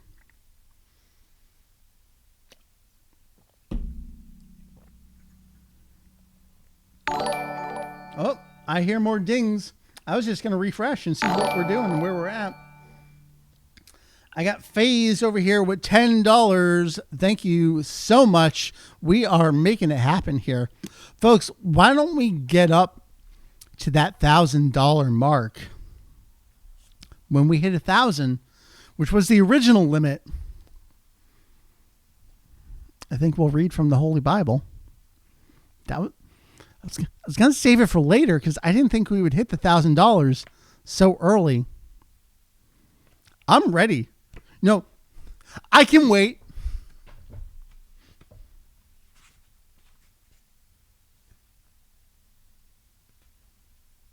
No, that's not really good streaming. So I'll let's chat about some other stuff. I do have an original panel of everyone here. I actually was thinking, like, it's not that long and it's kind of big print. I was curious to see how far I could actually get through this book. We might get through the whole thing. It's not an impossibility. I do have an original panel to do that one person here has definitely seen before. You know what? Why don't we go there while my voice isn't completely shot? I think that's what we're going to do here. We're going to do a short panel. Oh, donations, they're still coming. Oh, have we hit the 1,000? Oh, shit. I think we did it. Albert, thank you for the $100. Folks, what are we at? How do I look? Campaigns. We have officially raised $1,043.45. We are over 1,000, everyone. We did it. Let's keep it going. Let's get to the 2,000. Look, I said at 1,000 I was going to read the book. I also said I was going to do the panel. I think we got to save the book. We got to save the book. We can't do the book right now. You got to leave them wanting more.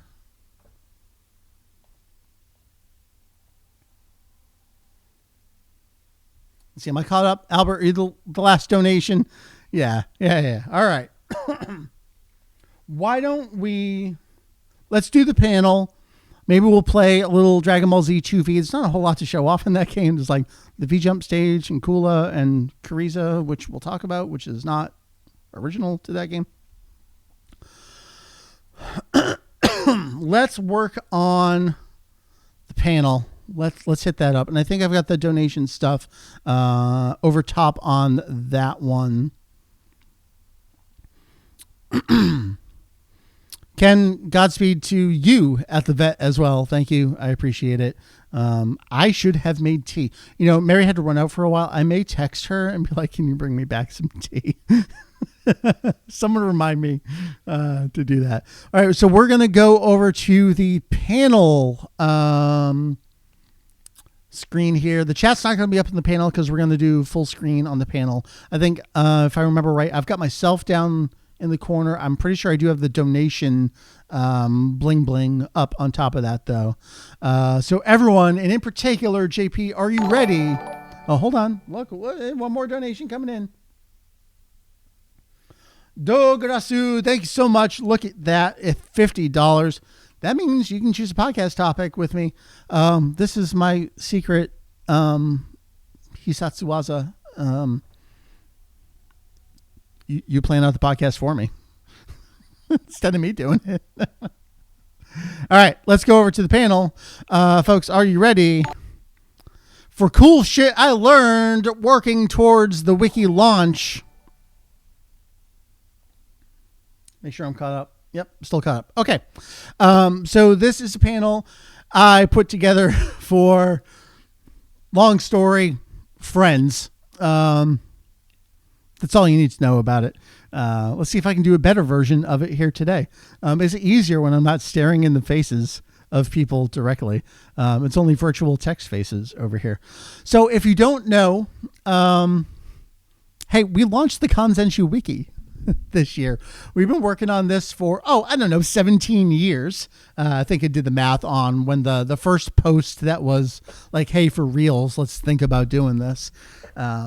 If you're a regular of the podcast or the website as a whole, the forum, you know what we think about information. We're very much of the information should be free variety, but also like there's a lot of caveats to that and asterisks that go in there. We believe text is the best form of conveying information. Control F. Need I say more? I don't think so. Thank you. Panel over. No. We wanted to do things and also bring in other folks to help us. You've heard me say for the longest time, no, I don't want help. No, don't help us pay for the server. We can do all this on our own. The truth of the matter is I can do a lot on my own. I can do a lot with Heath and with Julian and with Jake. But there are more people who know things than just the small group of us that originally founded Kanzenshu together. So the Wiki was going to be a part of that. The Wiki was going to give us a chance to do things. The classic example I always go to is when I made the DVD guide, not even the home video guide, the DVD guide on Daizenshu EX. I always envisioned that you would be able to go through and click on Trunks' Mysterious Youth and get what are the extras on this DVD? What's the average bit rate of this DVD? What did the menus look like? What was everything about this disc? And had we only gotten the single disc DVDs, that might have been possible for me. I couldn't keep up with all of it. Thankfully, we fused with Kanzentai, and we were able to roll in the Japanese home video guide. It's still gone on too long. And that's just a little bit of a background on why we wanted to do this. So now we've got Jake number 2 over here filling in home video stuff. Shu as well, helping out over on the home video stuff there. But it also gives me a chance to just do a whole bunch of other stuff that I like doing. And what I like doing is learning. I really try to make an effort to learn something new every day, whether that's, in life in general, but in particular about Dragon Ball or about Toriyama. That's what keeps me going. If I only just watched the show and read the manga over and over and only the single few things that existed, I wouldn't still be here. The fact that I get to piece together all these different things really means a lot to me and really keeps me going. And so that's why I wanted to do a panel that was about cool shit I learned specifically as I was working on the wiki and towards launch. So let's get into it here. Oh yeah, click back over on this. Okay. Possible discussion subjects we could talk about here. I might be popping a little bit. This is my streaming microphone up here. This is an SM58 up here. This traditional, rock microphone. I do have a bit of foam on it. I'm not going through the effort of really worrying about the plosives though. So apologies on that. Shouldn't do that. Possible discussion subjects. We could talk about the Go-Go Ackman Cell comics. So Toriyama did a series called Go-Go Ackman for the monthly relaunch of V-Jump. The Go-Go Ackman comic continued after Toriyama's in conjunction with the Super Famicom games that came out. There were 3 of those. And they did these 4-chapter-ish comics of Go-Go Ackman and then Go-Go Ackman 2 and Go-Go Ackman 3 in conjunction with those games. We could talk about those. We could talk all about these Japanese microcomputer Dr. Slump video games for the Sharp X1 and all these various systems. Zenpai did an incredible job. I asked him to translate the story summaries and the developer bios on the back of the boxes. This stuff doesn't exist anywhere else on the internet in terms of translated material. You can dig up these the box photos on secondhand sites like I did. I don't own these, but no one's translated this stuff before. You just see a stub of it existing elsewhere. We translated it because of course we did. We could talk about Dually Bravo Land, which is a Korean mascot video game, pirate game for the Famicom. That is in fact Goku in there. But we're not going to talk about those. This is actually a Dragon Quest manga panel. Thank you for attending my Dragon Quest manga panel. I am not a slime. So the big question here is, why is Dragon Quest manga interesting? Did I trick you again? Really get you going there at the start and then you don't know what's coming. Why is Dragon Quest manga interesting if it's not by Akira Toriyama? The example I've used a couple times before, and I've repeated it enough times that this is kind of solidified as my comparison because I can't think of a better one. Think of a dub voice actor. They are not the original voice of that character. They're basing their performance, ideally, in some way, on someone else's interpretation of that character. And even then, if it's an anime based on a manga, that's based on something prior to. So there are these echoes through production and interpretation along the way to where you finally get to the dub voice actor. I think about Dragon Quest manga in that way. Dragon Quest is originally a video game series started on the Nintendo Famicom, 8-bit game system, with character designs by Akira Toriyama. So this is just a variety of effectively random, a lot of chapter 1s in here because I could get good screenshots of them from the NX and Shueisha sites here. There's a Dragon Quest 7 manga adaptation. I've got the Dragon Quest Monsters in here. You've got the first chapter of The Adventure of Dai, first chapter of Emblem of Roto. I forget what the other one is in there. So Toriyama didn't necessarily design these characters, but he designed the surrounding characters. anytime there's a slime in a Dragon Quest manga, that came from Toriyama. And even then, that's a little bit of an echo of something prior, because Yuji Horii scribbled a plagiarized slime from Wizardry and said, can you adapt this for me over into Dragon Quest? And so I just think it's neat, just looking at how all of this has been shaped and goes from author to artist to sequel series to revival. And ultimately it all kind of tracks back to Toriyama's designs in conjunction with Yuji Horii there. But let's talk a little bit to set the stage. If you don't know about Dragon Quest, let me just tell you like the barest base bones information of how Dragon Quest came to be. You can read more about it on your own. I got links for you. So perhaps you've heard of Famitsu. It was originally called Famicom Tsushin. And Kazuhiko Torishima, perhaps you've heard of the man. He was an editor at Shueisha, working on Weekly Shonen Jump. Obviously, we know him as Akira Toriyama's first editor. He's the man who discovered Toriyama and really nurtured him into an artist. He was Toriyama's editor all through Dr. Slump and then a ways into Dragon Ball before it went over to Kondo and Takeda as Toriyama's second and third editors, respectively.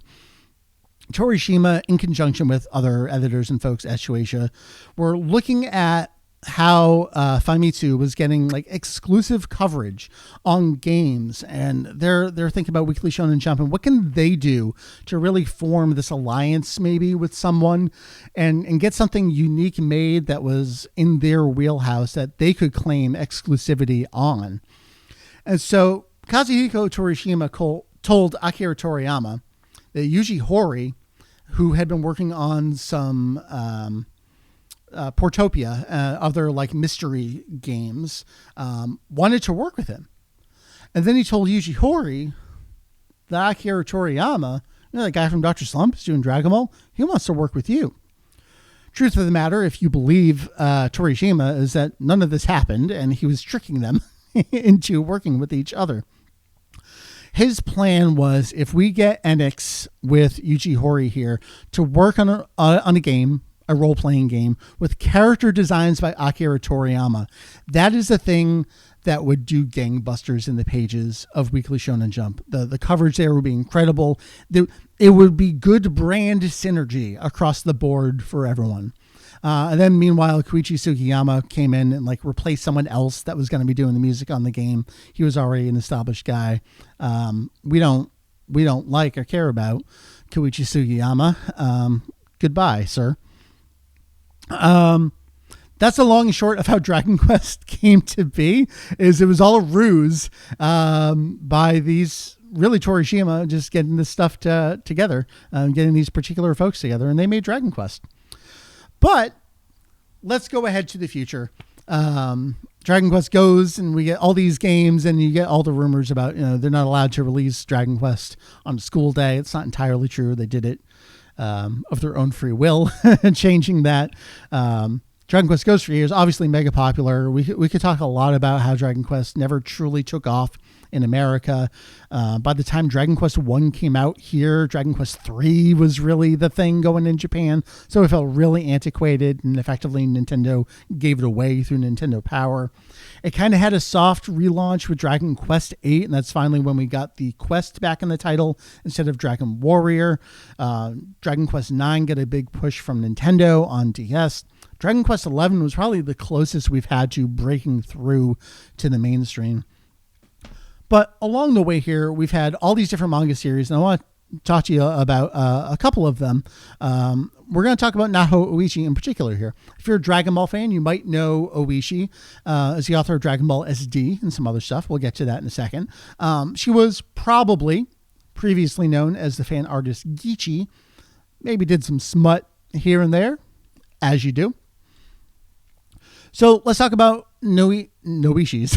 Noishi. I did my own combination there. Oishi's trajectory for Dragon Ball manga. So the Jump Super Animatory Special debuts in September 2008. She did she didn't make it. It existed on its own, but that kind of sets the stage for everything here. She comes in a couple months later with a 2-part manga adaptation of the Jump Super Anime Tour special. And that's really her debut with Dragon Ball, with that 2-parter there. And then she's not gone for long. We come in with Dragon Ball SD for the launch of Psycho Jump in December 2010 for calendar year 2011. Dragon Ball SD continues to run to this day. It had a little bit of a break out of the magazine for a while and was continuing digitally over on the Psycho Jump Shueisha YouTube channel. Dragon Ball SD is just, what if we made them smaller and retold the series and we allowed her to tell 1 joke per chapter?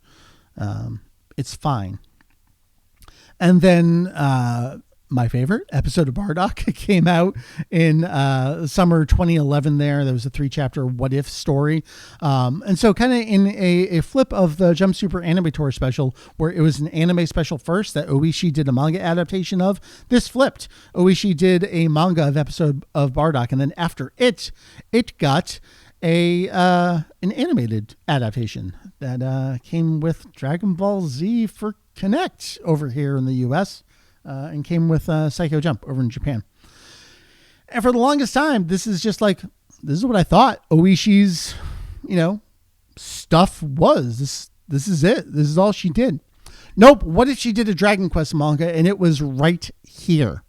Before we go into that, I'm going to pause. I'm going to come out of this view here. Let's pull back over here, because I have on video and clipped out the moment when I discovered this, and I just thought I would share that with everyone here. So hold on 2 seconds here. Let's get this loaded up. Doug, you'll remember this. Maybe you were there virtually.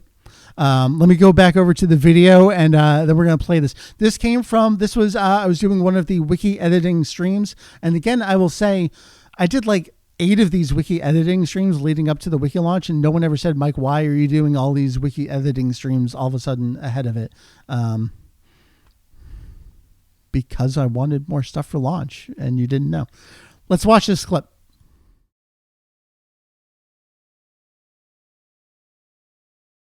That looks like chapter 2 in the July issue. Is that right? Yeah, that's right. Okay.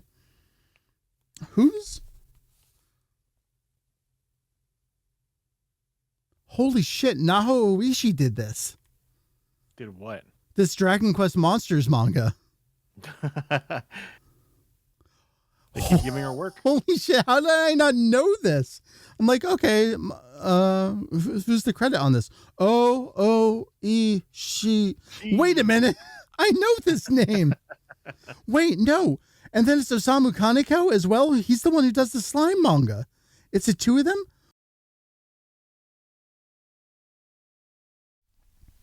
I love that. I love when I have kind of like for posterity. Well, look at my face. I love going back and watching that. I think that's really fun. So let's kick it back over to the panel here, and I will continue onward from there. All right, so we're back at it. So let's talk about that manga. The manga that I discovered that they did there is a little something called Dragon Quest Monster, not Monsters. I'll talk about that. Dragon Quest Monster Battle Road Victory. So this manga series was made to promote and in support of the Nintendo Wii home port of the arcade game Dragon Quest Monster Battle Road. There were 2 of those in arcades.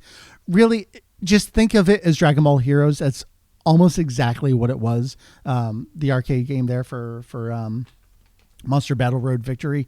And then they did a Wii port, and so they did a manga leading up to it to support and promote the fact that it was coming out. So it ran for 6 chapters in V-Jump from April to September 2010. The reason I found it is because I've been working my way backwards in V-Jump issues, just doing release dates and cover art and all that kind of stuff. And eventually I was like, well, I'm going to document all the Dragon Quest manga in here.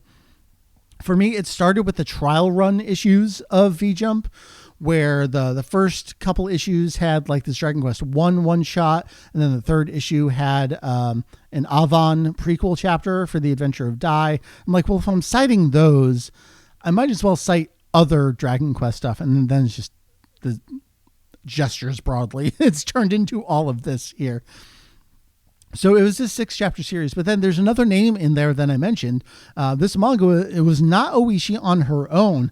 It was co-produced with Osamu Kaneko. Let's talk about Osamu Kaneko. Manga artist, illustrator, designer, hundreds of slime chapters. Hundreds of slime chapters in the beginning. So trial run issues of V-Jump, there were 3 initially, 1990 to 1991. Then they did a revamp, a new second trial run of V-Jump that ran for 4 issues from 1992 to 1993. And in 3 of those 4 issues, a person named Osamu Kaneko came in and did these 3 2-page short manga chapters. Now, none of these are actually branded as Dragon Quest. However, the first one, Slime Farming Village, those are slimes. And there's even an item from Dragon Quest in there. So it's clearly a Dragon Quest manga.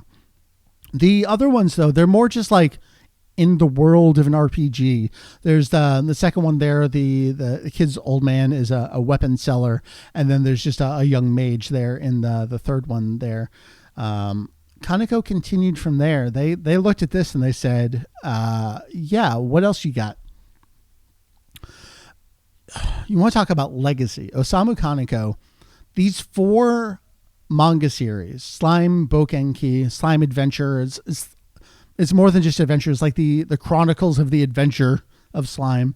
Then Slime Daisakusen is like a great big mission. You'll often see that translated as Operation: Slime, like in a military exercise kind of thing. It's actually translated on the back of its collected volumes as Great Mission of the Slime. Thank you. I appreciate it. I saw JP had to go for a little bit. And your name's in red, so it's a Halo cake. The red's hard to read against the black. Thank you. Appreciate it. No worries. Thank you, everyone, for all of your thank you for your participation and enjoyment. Then we had Slime Mori Mori. Mori Mori is like vigorous, excited. That one went for a long time, 144 chapters. And then Slime Dawn was the most recent. So we're talking 1993 to 2000, 2000, 2003, 2003, 2015, 2015, 2021. That's 334 total chapters of slime manga that ran in V-Jump from 1993 to 2021. When you think about Dragon Quest, you think about Toriyama and Hori and Sugiyama. Maybe you think about some of the other artists along the way. I'm blanking on who did the new artwork for the HC2D stuff. I just got in the art book. I think there's some Fenyo art in there as well. Kaneko was there the entire time. When I think about flipping through V-Jump issues, looking for other Dragon Ball stuff, I would always see these. Like, oh yeah, there's that slime manga. Not really thinking about it. And then, really starting to document it and thinking, okay, yeah, this one ran for a long time. Oh man, 79 chapters. Okay, 43. 144. Like, 2003 to 2015. That's a legacy right there. And then Kaneko finally came to a close here with his work in 2021 with Slime Dawn. And that was the last slime manga. So really what we're seeing here is that let's go back to this series here, Battle Road Victory. So we've got Oishi paired up with Kaneko. When you think about 2010, Kaneko's already in his third long-running manga series. So I think it's just really interesting to think about Shueisha pairing Oishi up with Kaneko and like, okay, you've done this one thing. What if you were thrown into the fire here to get this manga out in time for this Nintendo Wii game to come out and kind of like learn the ropes a little more of being serialized regularly for half a year, not just a 2-part thing that could come out and be done. And just learn the ropes of being a serialized manga artist there. So those two getting combined, I just think is interesting, kind of puts things in history. Kaneko just a little bit more, does a ton of stuff for Dragon Quest. Did a lot of V-Jump covers. I love that one there with Dragon Quest Monsters. I love Dragon Quest Monsters. I got a new blog post all about it over on VegetoEX.com. Go read that. So would occasionally do some V-Jump cover artwork. Did the inside instruction manual artwork for Dragon Quest V. You know, I can see it. I'm tiny down the corner of Dragon Quest V down here.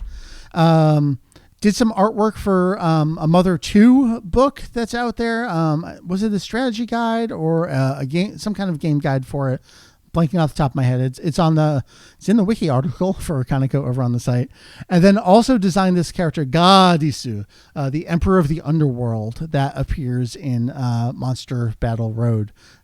So got a chance to do some stuff. Also designed some characters in Dragon Quest VII alongside Katsuyoshi Nakatsuru. So if you go check out the Osamu Kaneko article, again, over on our wiki, I've got a screenshot of his name alongside Nakatsuru in the credits for Dragon Warrior 7 over here in America. Just super cool stuff. Do we have time for more manga? We get all the time in the world, folks. This is my stream. I can do whatever I want. Let me tell you a little bit about The Adventure of Dai and its prequel. The Adventure of Dai, published by Shueisha. So this was over in Weekly Shonen Jump. This ran from 1989 to 1986 by Riku Sanjo and Koji Inada. Look, we're talking almost like a 350 chapter series. That was 37 tankobon originally. We're talking 1991 anime. It got a 2020 anime reboot that I'm like more than a third of the way into finally right now. Got some video games and a whole bunch of more shit too.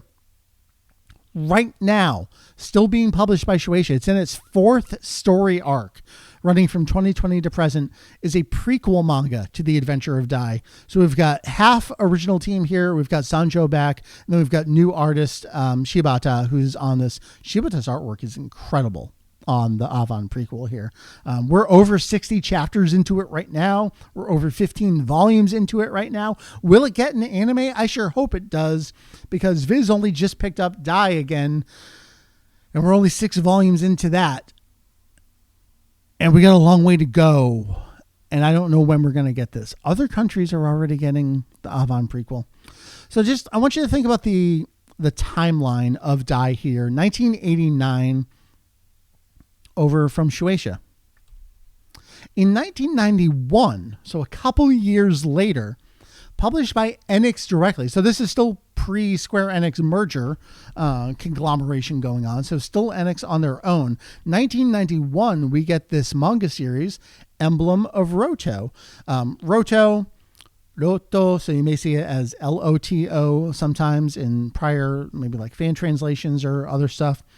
It's written as Roto in our alphabet on their stuff, so that's what we go with here.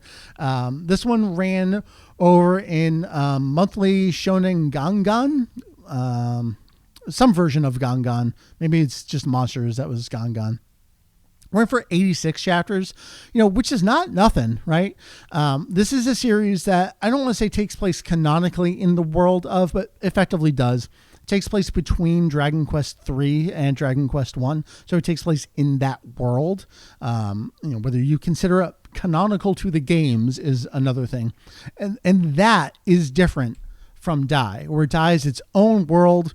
Again, I'm only like a third-ish of the way into Dai. Dai is basically a Shueisha shonen that sometimes they yell out like Dragon Quest manga spells and there's a slime. For all intents and purposes, it's just any other shonen. Maybe I'll have different thoughts about that as I get towards the end of it. Roto is firmly in the Dragon Quest universe, though. So 86 chapters, that got 21 volumes. Not much in the world of animation for this, though. It got 1 OVA, and that was it. Until it got a sequel series, which ran for 324 chapters. From 2004 to 2020. Again, published by Enix directly over in their own magazine. So really, think of it as a competition with Shueisha over here. We'll get to that in a second. To the children who inherit the emblem, the sequel series to Roto, 86 versus 324. This thing was a monster that ran forever. What's crazy to me is that there's hold that thought. There's so much Dragon Quest manga. So really we get to my big theory here. Now, I'm still at the theory phase. I haven't proven this. There's a lot more research I need to do and learning I need to do. I don't know how much of it has actually been translated for me to find out, though. So I'm going to have to do some chatting and see what I can learn. But my theory here is Enix, who made Dragon Quest and owns Dragon Quest, looked at what they were doing with Shueisha and Toei over with The Adventure of Dai in 1989, waited a couple of years and said to themselves, why the hell do we need them? This is our game. We can do whatever we want with this game. So in 1991, they launched their own manga. And then they launched more manga.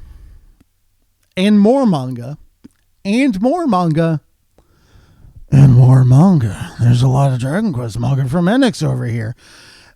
Now, Shueisha didn't totally stop doing Dragon Quest manga. There's a few here.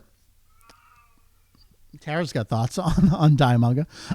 Two of these additional Shueisha manga are more Dai manga. One of them is the Avant prequel, and one of them's a Psycho Jump series supporting an arcade game. There's a Dragon Quest Treasures one, which is one of the more recent ones to come out. It's prequel. It's basically a Dragon Quest Monsters game starring Eric and his sister from 11. And then there was a Dragon Quest X inspired manga that ran for like 100-something chapters over in V-Jump as well. These are all largely V-Jump manga series, except for the Crossblade, which was over in Psycho Jump. That's kind of it from Shueisha. Enix really took the opportunity to say, this is our series, this is our franchise. We can do whatever we want. Like I said, there's Dragon Quest VII unfinished manga adaptation that ran for like 14 volumes, didn't get all the way through the series. There's a Dragon Quest VI manga adaptation. There's Beyond Emblem of Roto and its sequel. There was Emblem of Roto Returns, which was a short 1-volume compilation. There's a whole bunch of 4-panel comics that ran in Gangan.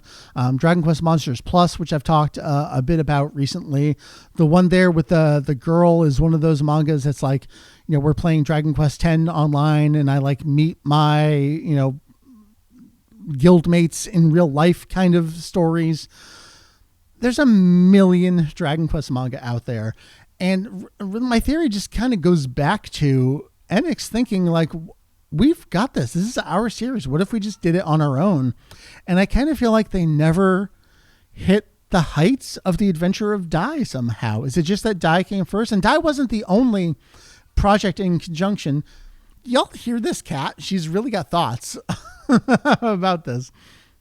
Dai wasn't the only one. There was the hero Abel.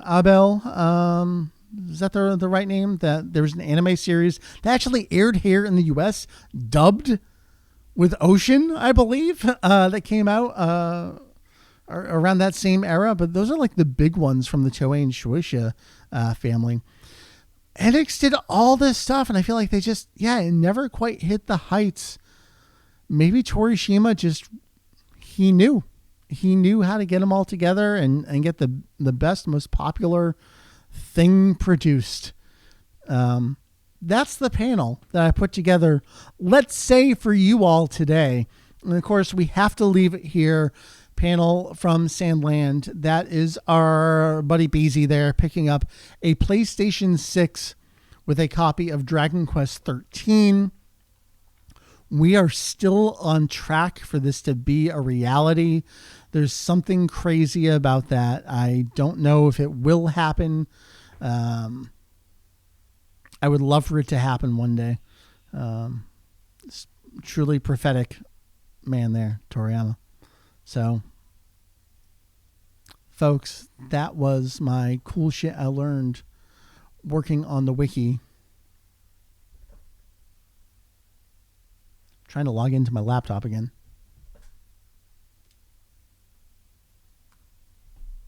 There we go. Want to make sure I didn't miss any donations over here.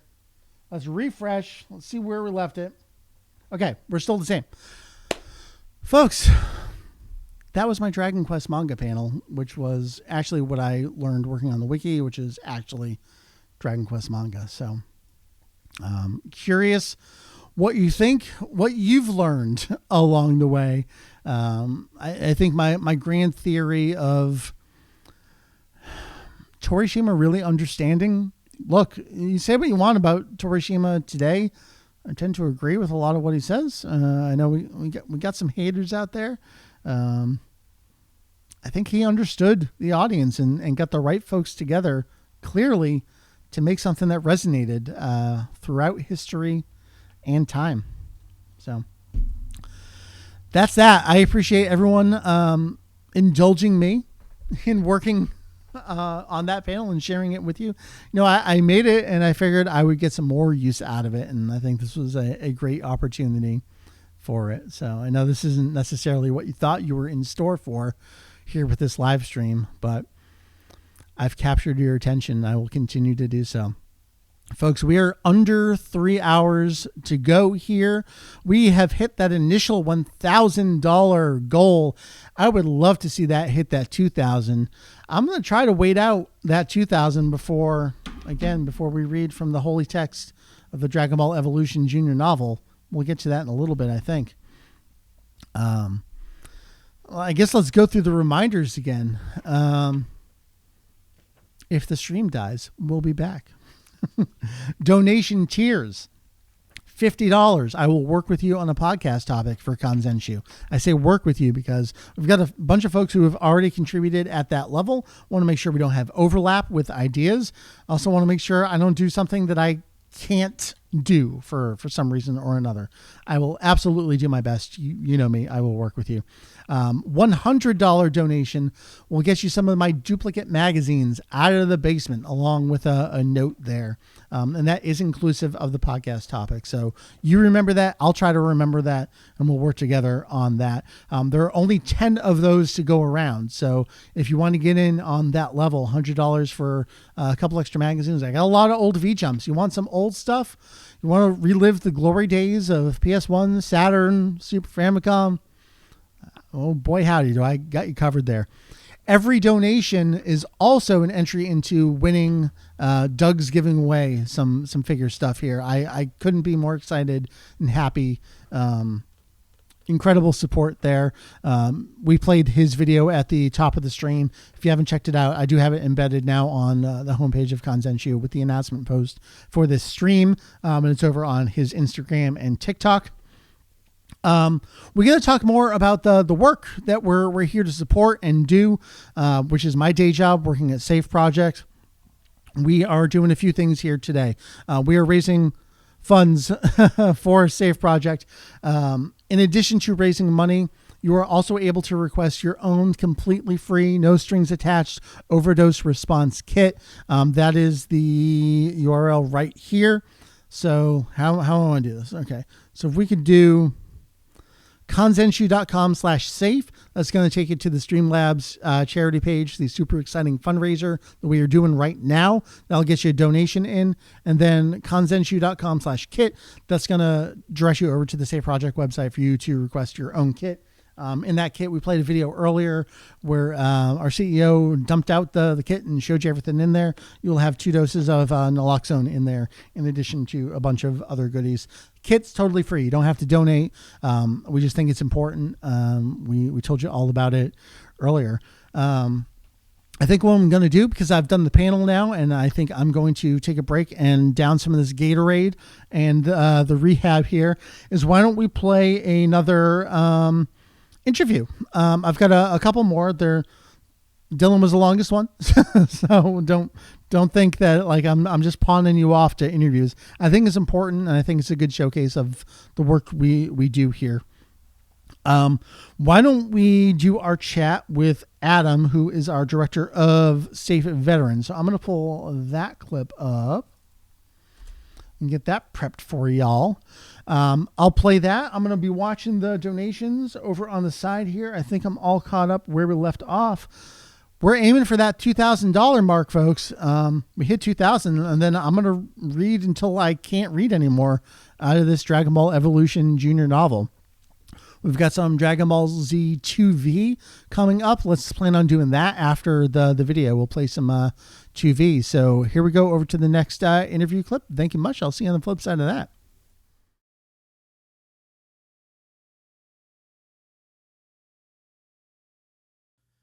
Adam Swift is the director of Safe Veterans here at Safe Project. Adam, thanks for taking the time. Appreciate chatting with you. Thanks for having me, Mike. So tell me about Safe Veterans. We do so much with the military connected community, which is a phrase I'm learning more and more about. I certainly want to talk about the military wellness program, but just like from the top, highest level, Safe Veterans, what do we do?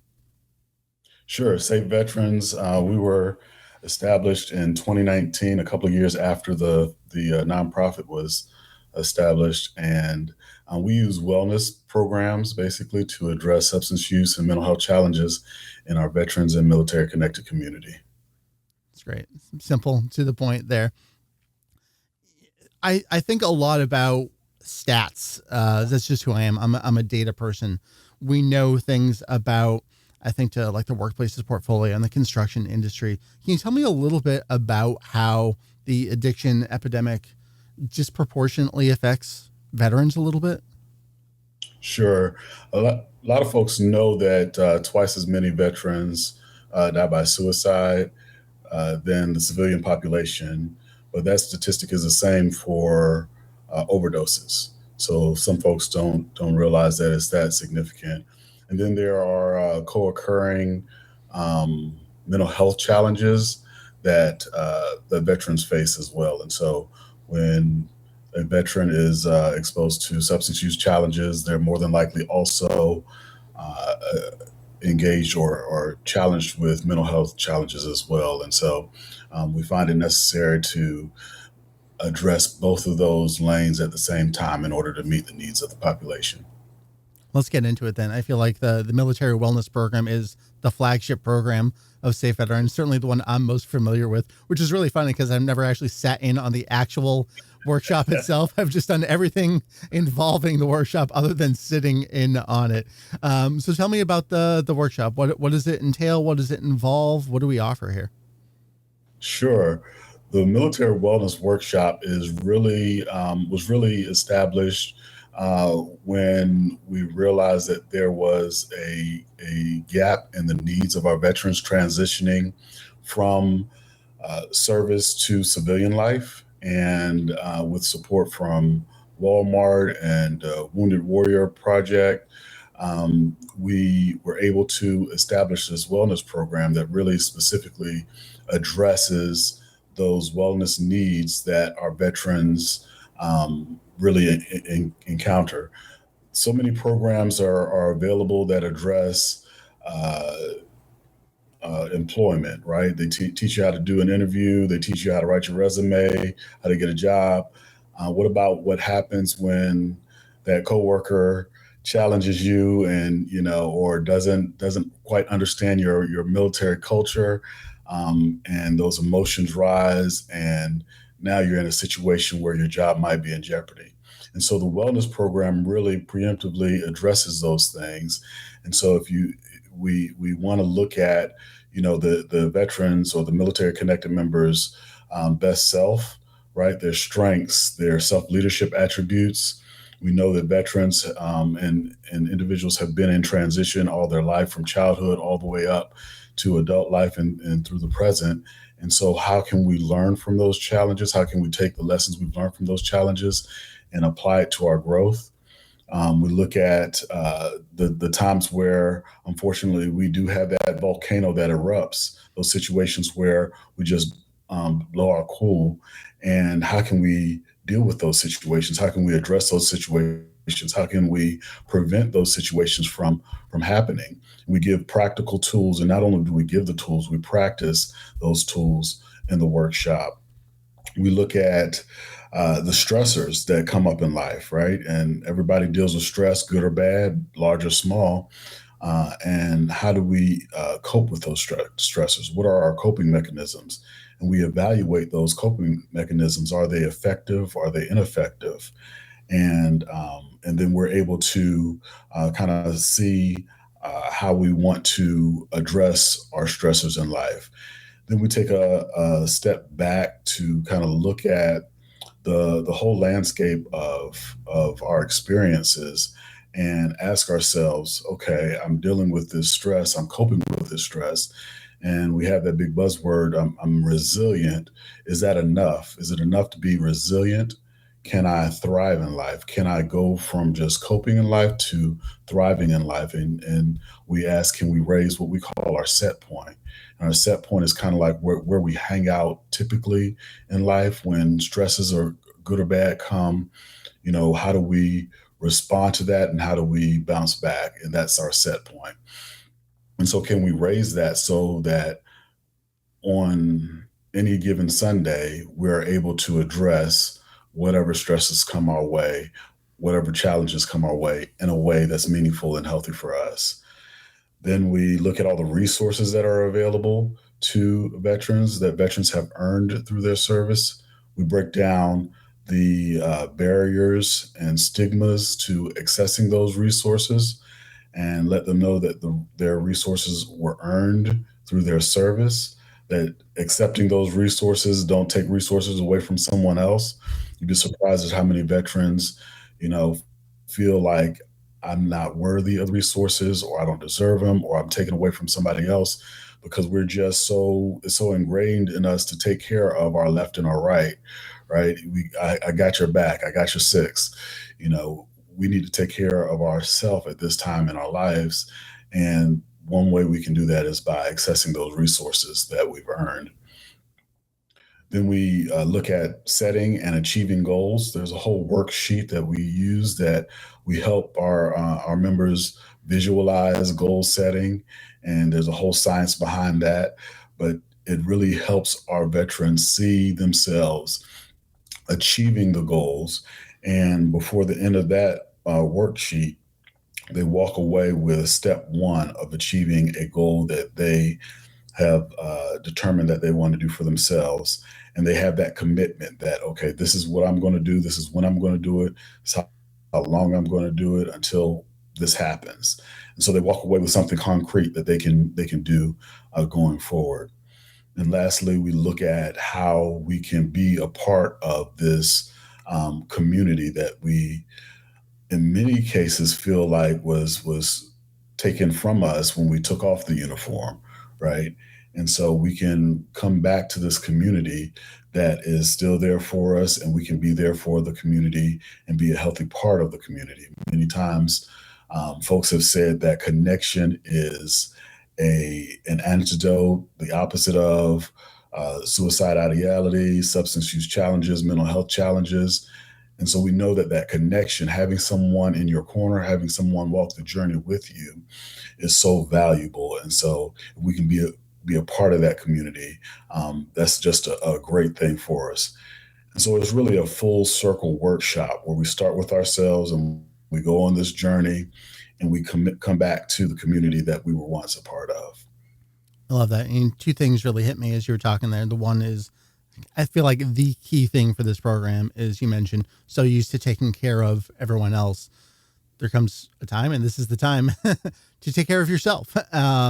And I hope this isn't too much of a tease. I don't know, but I'm going to say it. We've realized that this program is so good that it applies to everyone, not just the military connected community. So, we're working on a version that is just for the general population. So sorry, Adam, Jeff, if we're not saying that, I'm saying it. And I'll edit it out if I need to, but it's good. Get the cat's out of the bag. What else? Adam, I guess just, if it's not clear, you're on the road. This is a program that we take around the country. So where have you been lately and where are you heading? Right now I'm in Florida. We just did a workshop with Their Voice of Hope. Their Voice of Hope is a nonprofit here in Florida. It supports women veterans. It's a great workshop, a great example of how we're able to be flexible with a community that wants to have a workshop with just their organization. And we were able, normally we do it in one day. We were able to split it into 2 days for this community because of their needs. This past Saturday, I was in Virginia Beach and did a workshop there. Again, another example of how we can accommodate a community. And we did a half-day workshop there, and we covered, a portion of our workshop, our wellness workshop, because of the needs of that community. Next month, I'll be in Reno, Nevada, and then I'll be in Indianapolis, Indiana. Then I'll go to Tucson, Arizona. And so I'm on the road traveling around. We're happy to come wherever you are.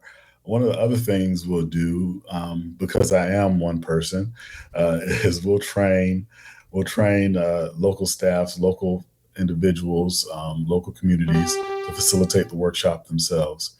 And so we'll come to your community, train you how to facilitate the workshop so you can offer it in your community, in your backyard, whenever that need arises. We also train ambassadors for the program. So maybe you don't want to facilitate, but you're open to walking a journey one-on-one with a veteran. And so we offer that as well. Great. Adam, before we get out of here, I'm trying to remember to ask everyone this question. Never talked about it directly, but I have to imagine, as I've said to others, at least through cultural osmosis, do you have a favorite Dragon Ball character? Well, I guess I'm in trouble now. Because I whenever I've watched anime, I've enjoyed it and I have, but I don't know. I couldn't give an answer. That's a fair answer. That's fine. That's fine. I should have done my homework, Mike. I'm always going to come in with a gotcha. Adam Swift is the director of Safe Veterans here at Safe Project. Adam, again, I appreciate you taking the time. This is great. Thanks so much. Thank you. Got him. Didn't have an answer for me there. I appreciate that. Adam taking the time regardless there. Adam's our director of Safe Veterans at Safe Project. So I hope you enjoyed the conversation. There's a lot of good stuff in there. The military wellness program is truly an incredible thing. I talked about that revamp that we're working on there now. Excited to get that out into the world. I see Connor in here subscribing in Twitch. I appreciate that, but we've got fresh faces in here. Let's hit the ground rules and the reminders again as we go into kind of like the second half of the stream here. Gosh, we've been going since 1 p.m. here. We got another 2.5 hours for these shenanigans here. Number one reminder, if the stream dies, we'll be back. Doing okay so far here. We've got donation tiers. $50 donation is going to get you a chance to work with me on a podcast topic, decide the direction of a podcast topic for Kanzenshu this year. $100, which is inclusive of the podcast topic, will get you some magazines out of my basement. I got duplicates. I got to get rid of them. The story I told earlier is that to get the December 1998 issue of V-Jump, which had the final chapter of the Cashman reboot manga, the last 4 chapters of that reboot manga were not included in the collected edition that came out, so they're exclusive, to their V-Jump serialization. I couldn't find any photos or transcriptions of like what's its title. So to get that issue, I had to buy 8 issues from 1998. All the others of which I already owned. So I got dupes and I'd like to send them out to you. There are 10 spots for the $100 block. We'll see how many there are along the way. So there's only a limited amount. Any donation at any level is entering you into a raffle to win. That's what the countdown timer is for this stream. But also, Doug's giving away some Genki Da Matsuri stuff. So appreciative for that. Maybe we'll play that. The Super Master Stars piece figure. The ones we waited in line for 6 hours, but couldn't get. Lols. Right. Maybe I'll play that video one more time while we set up some DBZ2V, because Doug, I appreciate it so much. Make sure you donate through, if you're going to donate through this link here, kanzenshuu.com/safe. It's going to take you over to the Streamlabs charity donation page for this. That's what gets counted towards the total. That's where the tiers are. So I appreciate the Twitch subs and all that stuff. That's separate.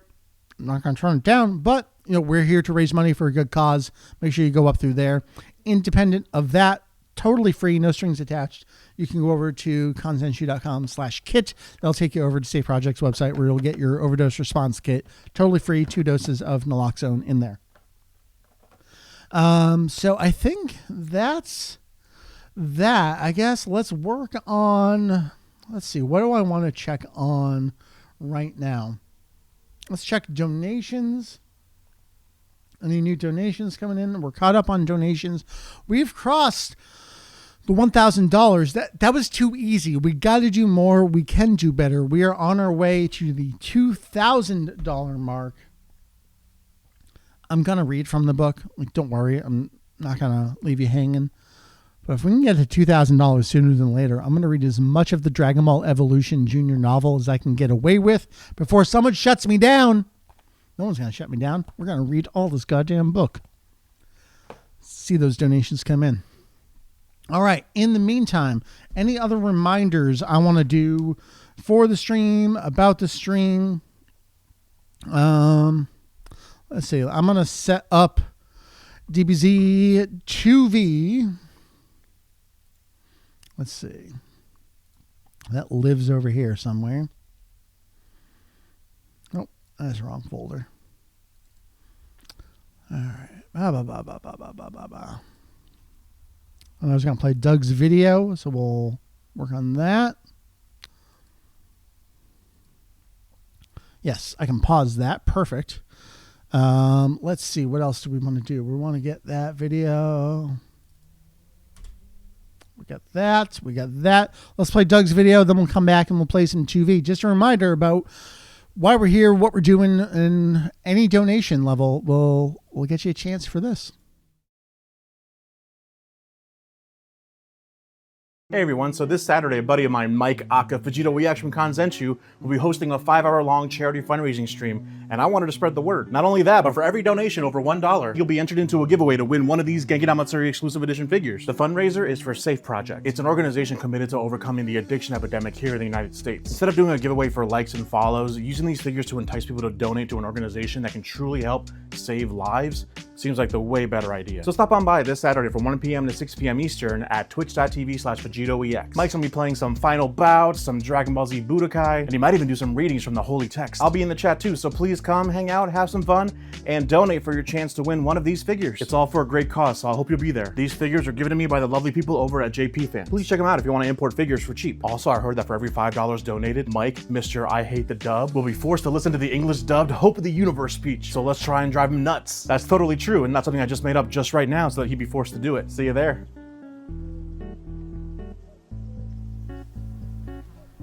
I'm not doing that, Doug.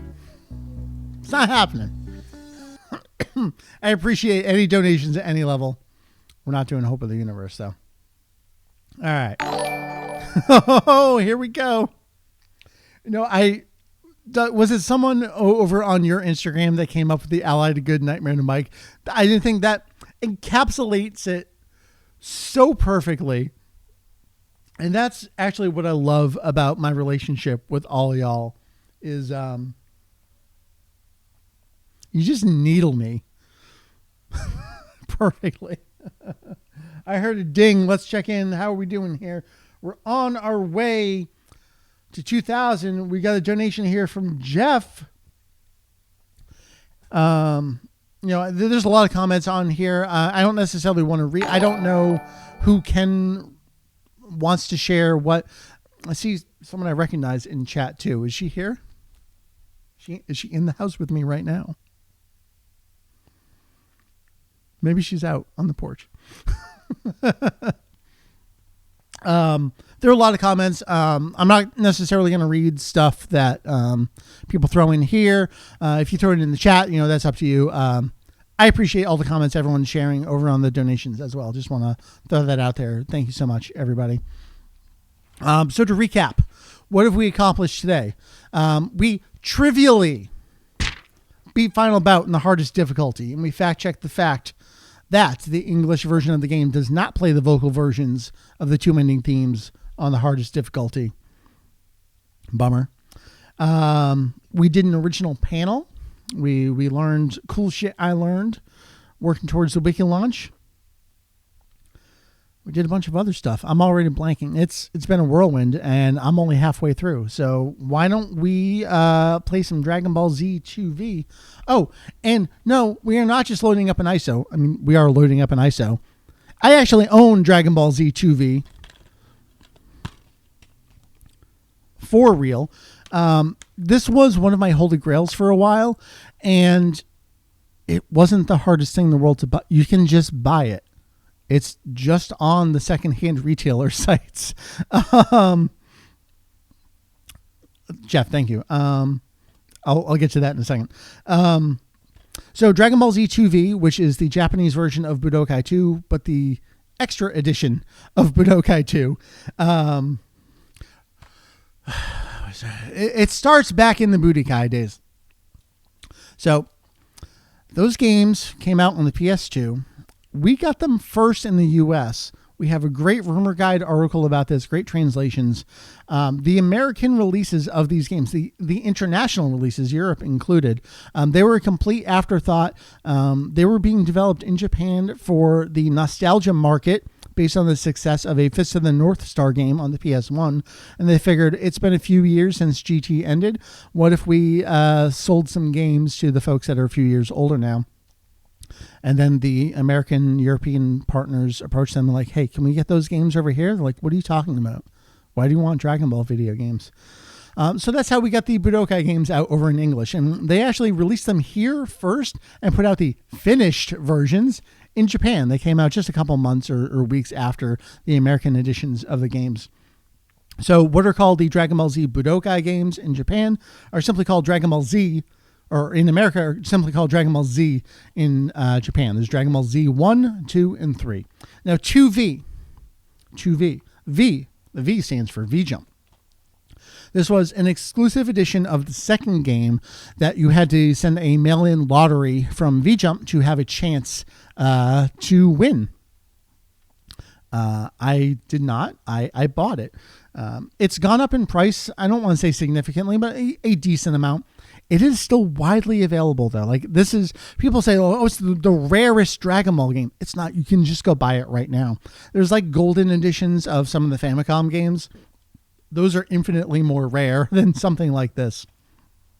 You can just go buy it.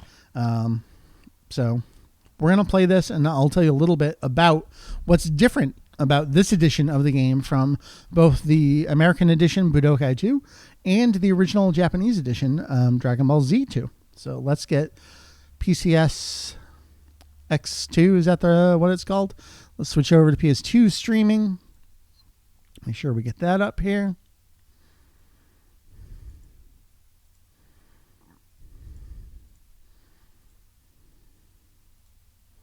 All right.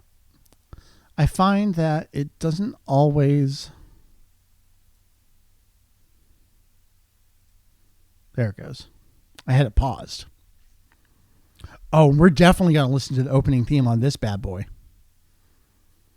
Should I crank it? I should crank it. We're cranking it. We're cranking it, everybody. Everybody crank it.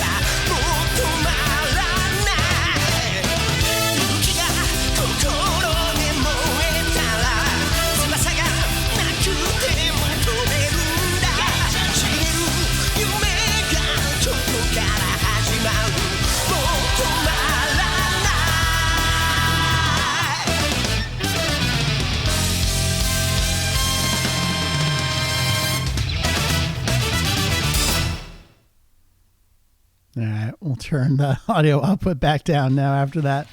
Well, play that song, chat starts popping off. I see how it goes, everybody. So here's Dragon Ball Z 2V. We got a slightly upgraded title screen. Obviously, we have Kula there on the side and the V there. So we'll press start. So, I mean, the first thing you're going to notice on the pre-menu, there's no load game. There is only continue. I have another donation coming in here. Let's check it out. Who we got? We've got Heath. Thank you, dude. I appreciate that. Look at that. Love it, love it, love it. Everyone's popping off. Remember everyone, we are on our way to our second goal. We already crossed 1,000. We're heading towards 2,000, where we read the entirety of the Dragon Ball Evolution Junior novel until someone shuts us down. In the meantime, we're doing Dragon Ball Z 2V. So again, the only thing you see on this menu is continue. There is no load game. That's because this game comes preset with everything. Everything's unlocked. Everything's there. New game. Sorry. There's nothing to do. All the characters are here. You can play whoever you want to. So we'll just get on into it. So yeah, you start a new game and you've got everyone. So who do we play as? I guess we start where we have to start, which is with Frieza. So Frieza has the alternate stuff in this game. Yeah, that did say new game. I don't know why I said. I guess the core always throws me off.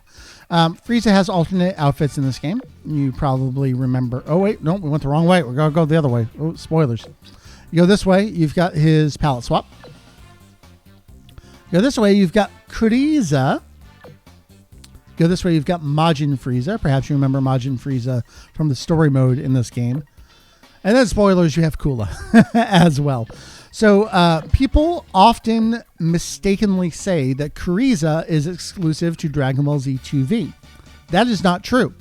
Frieza was in the base version of Dragon Ball Z 2 that came out in Japan. He's just there as the alternate. The extra alternate that we have in this version of the game is the Kula outfit for Frieza here. So I guess we'll play with... let's start with Frieza. We'll do normal, and then we'll play against... Yeah. That makes sense. We gotta do the two goodies.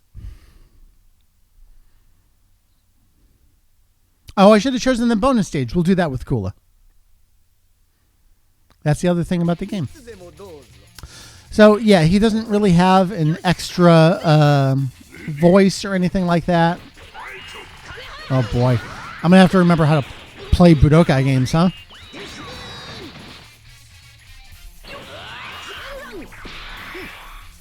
Now you're going to find out that actually I'm not good at video games.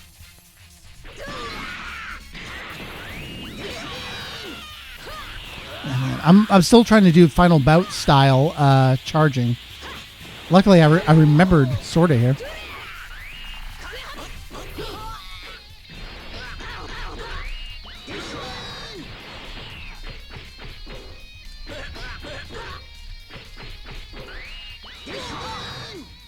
I still keep doing the 2 buttons to charge, even though that's not it. I guess we could look at... yeah.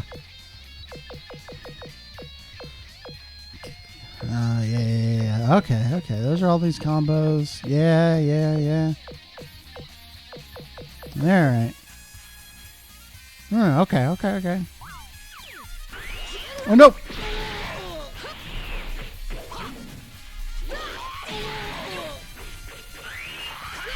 Oh.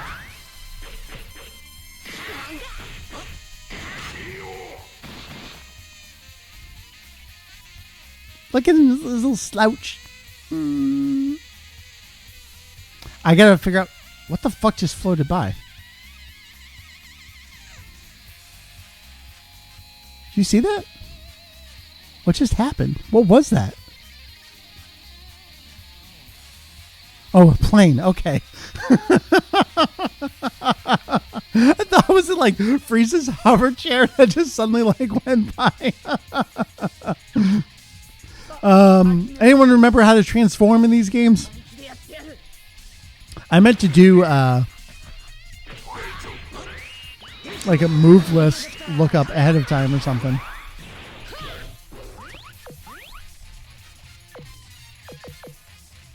Let's see. What else we got in here?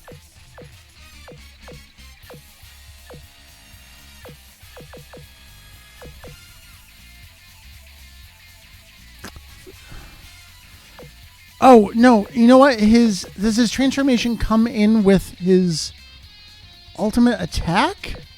Because he definitely has his other form here somewhere.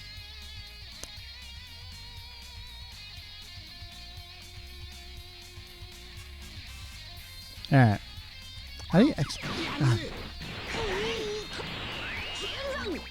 Oh, he just throws that at me on the ground?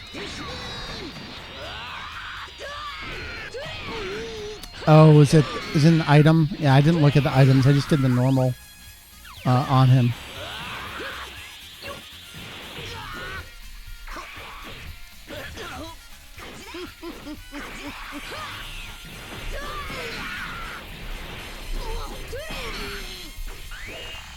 Ugh.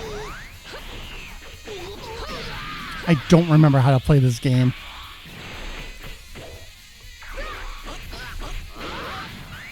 I remember how to do a death beam, no problem.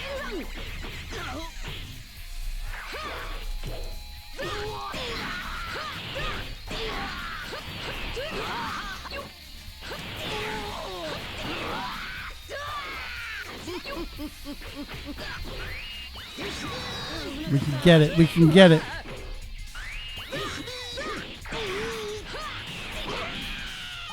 Yeah, this ball. I need 3 punch, punch, punch, kicky. Okay. No, I'm not going to get it before we're done. Oh, no. All right.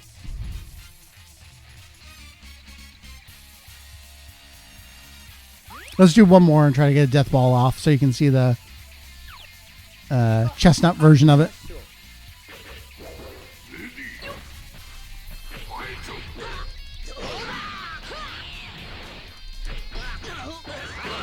There we go.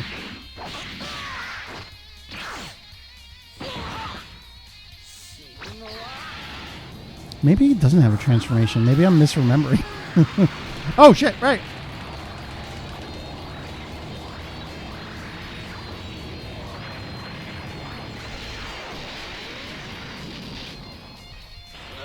Well, that was that. We'll try it again. I'll remember to do the...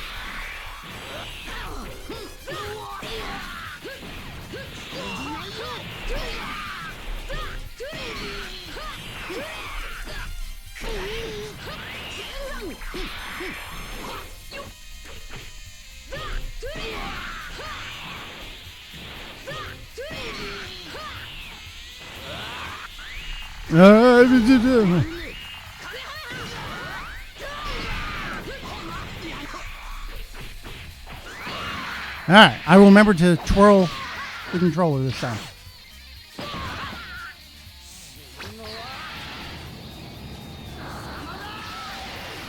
You're right. It totally is a slime. There we go.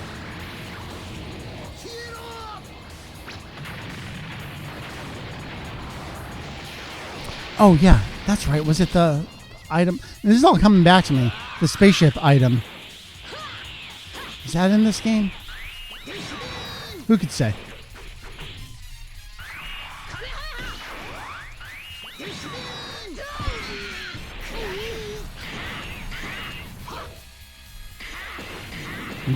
Spamming a win here. There we go. All right. That's cool to have metal in this one. All right. Well, that's Cariza.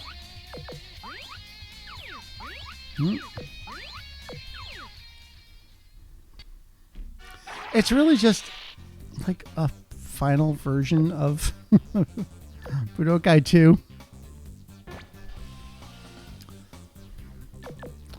Can you set skills? Yeah, I guess you can.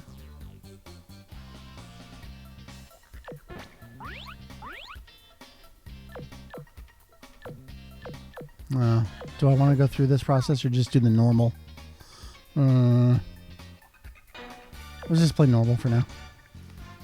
Let's see. Who should he go up against? I guess we'll have to do... Let's do Vegeta for him. No, first form. Movie 5, Kula should go up against... Let's say Gohan. Oh, we gotta do the extra stage that's in this game. The whole reason we're here. Where is it?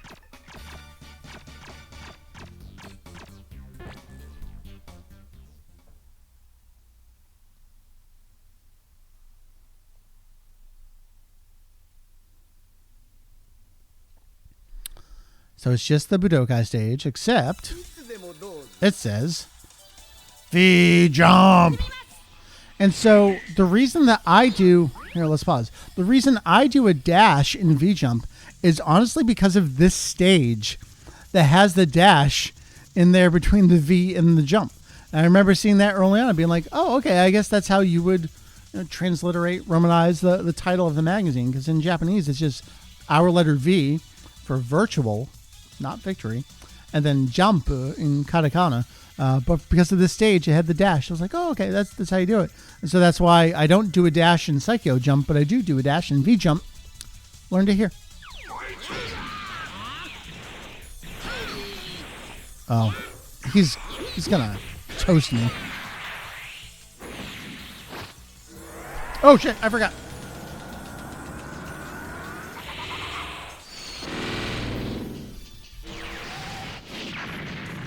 Very jump, much jump.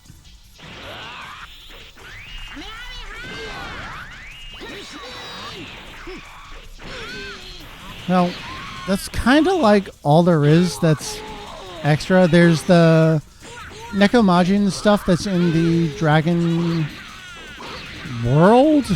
Is that the mode in this game? Dragon Universe is Budokai 3, right? I think that's in the base DBZ 2, though.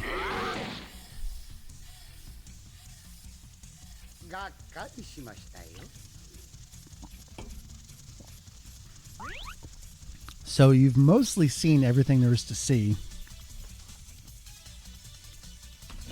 about this version of the game is Kula and this stage. Kariza's from the base game. Nekomajin stuff's from the base game.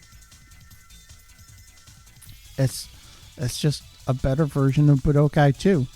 That they had the Kula model finished before they went to 3.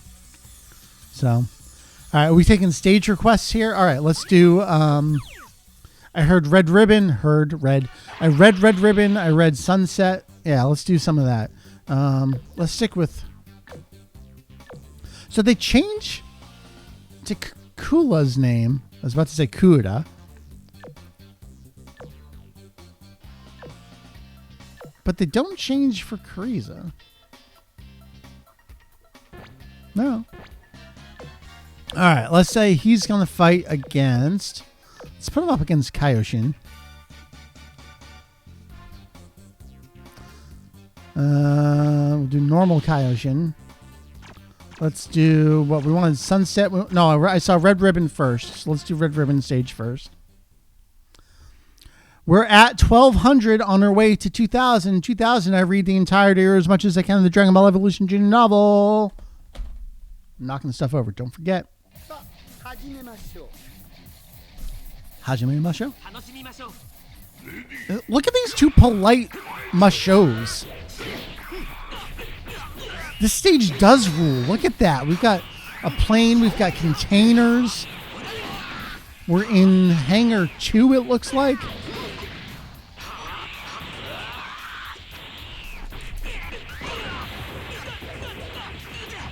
Yeah, look at that.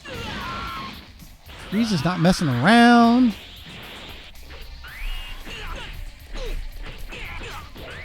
Nah. We got skulls in the background.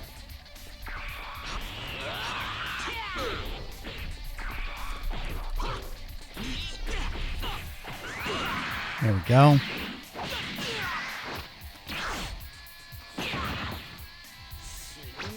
Well, I can try to do whatever I want, but I'm bad at fighting games, so...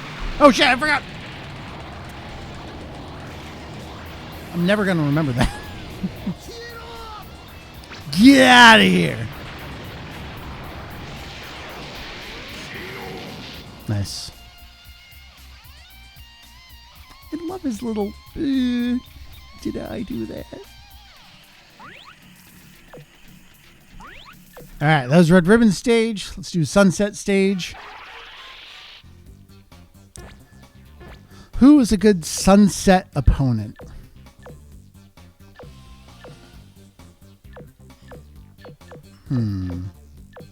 Sunset. I think the Sunset would look nice on Vegeta's brown highlights.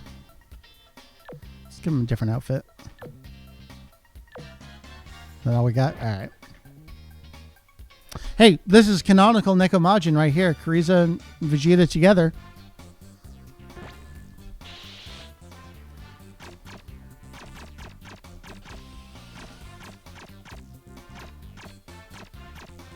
Which one's the Sunset? Oh, is the Sunset not in this game?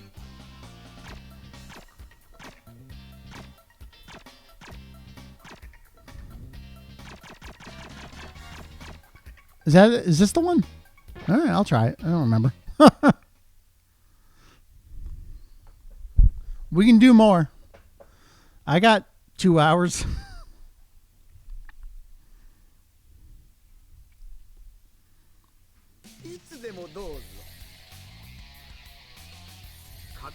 Oh, Triangle World. See, what would I do without? I didn't remember that you can do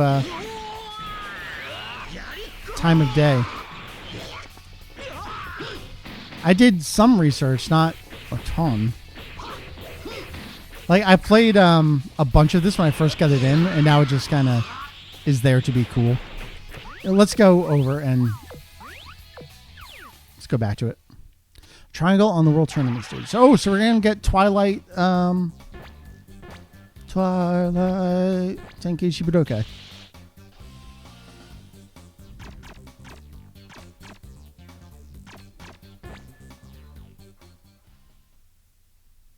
Wait, does Triangle go backwards? No, it selected it.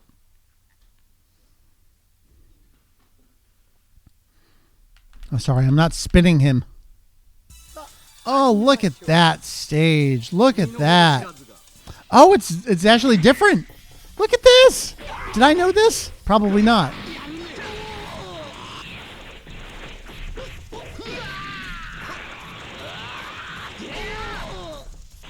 Very cool. Ah!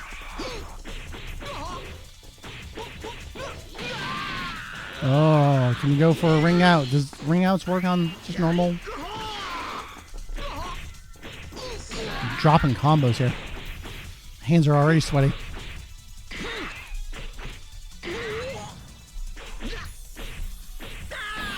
Oh wait, he's transforming. No. Hey, excuse me, sir.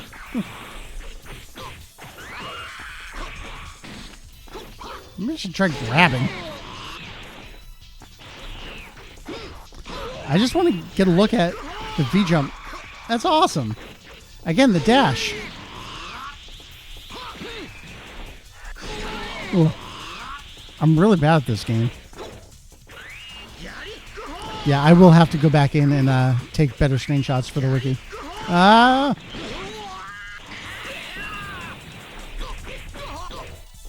Oh, I didn't have enough to do energy to do the attack at the end. All right. That's probably accurate to Nekomajin, right? Is there anything else to really look at in this game? Like, is it that exciting? Yeah, sure. But not really. I guess let's do... Oh, I kind of just want to play as Majin Frieza. Let's do Majin Frieza versus Majin Cell. And maybe call it a day on 2V.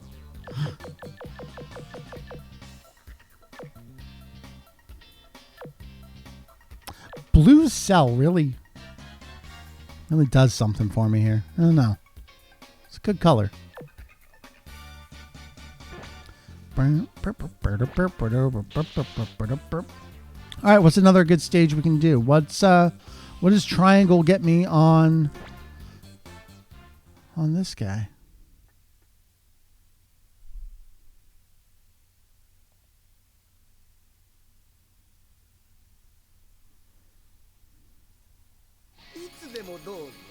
Oh shit. Oh.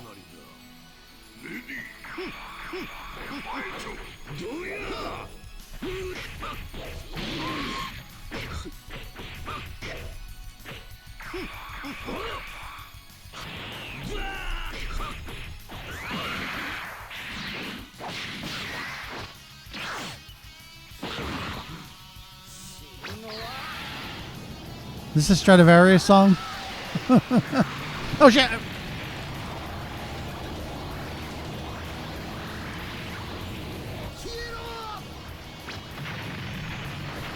Is this hunting high and low?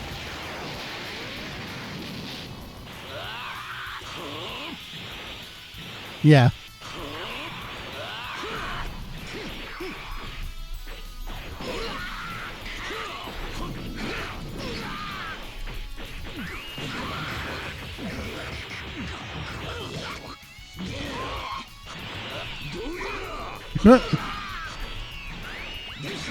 There we go. The winner of Majin Frieza versus Majin Cell. Frieza.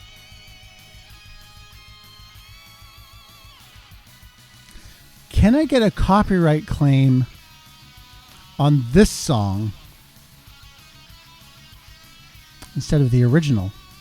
Like, would it flag the melody underneath? I guess we're going to find out.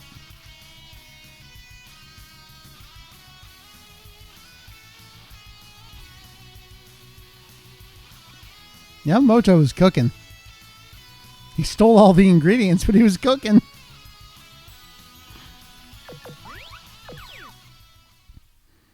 Oh, that's good. So that's Dragon Ball Z 2V. There's not a whole heck of a lot to say about it beyond that. Man, this main menu music, though.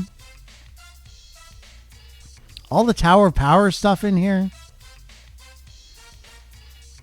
In addition to all the stolen music. So good. So good. All right. Well, I got to take another break for myself. So I think what we'll do is let's kill the game there. I do have more interviews. I have another great one that I want to share with you here. I have 2 more interviews, and we've got 2 hours left. So that all tracks pretty good here. And I got one other thing to space out along the way too. So why don't we go to one more interview along the way? We'll come back and we'll figure out if we want to play something else or if we want to start reading. We've got plenty of time. Maybe we do a break within the reading. Let me get us all queued up here. Get this set. Remember, the donate link is up over here. This is the one you want to use. Kanzenshuu.com/safe. That'll kick you over to the Streamlabs charity fundraiser page, the super exciting fundraiser that we are a part of right now. We have crossed the $1,000. We are on our way to our $2,000 goal. Thank you, everybody. Enjoy the next interview clip here, and I'll see you on the flip side of that for some more shenanigans around here.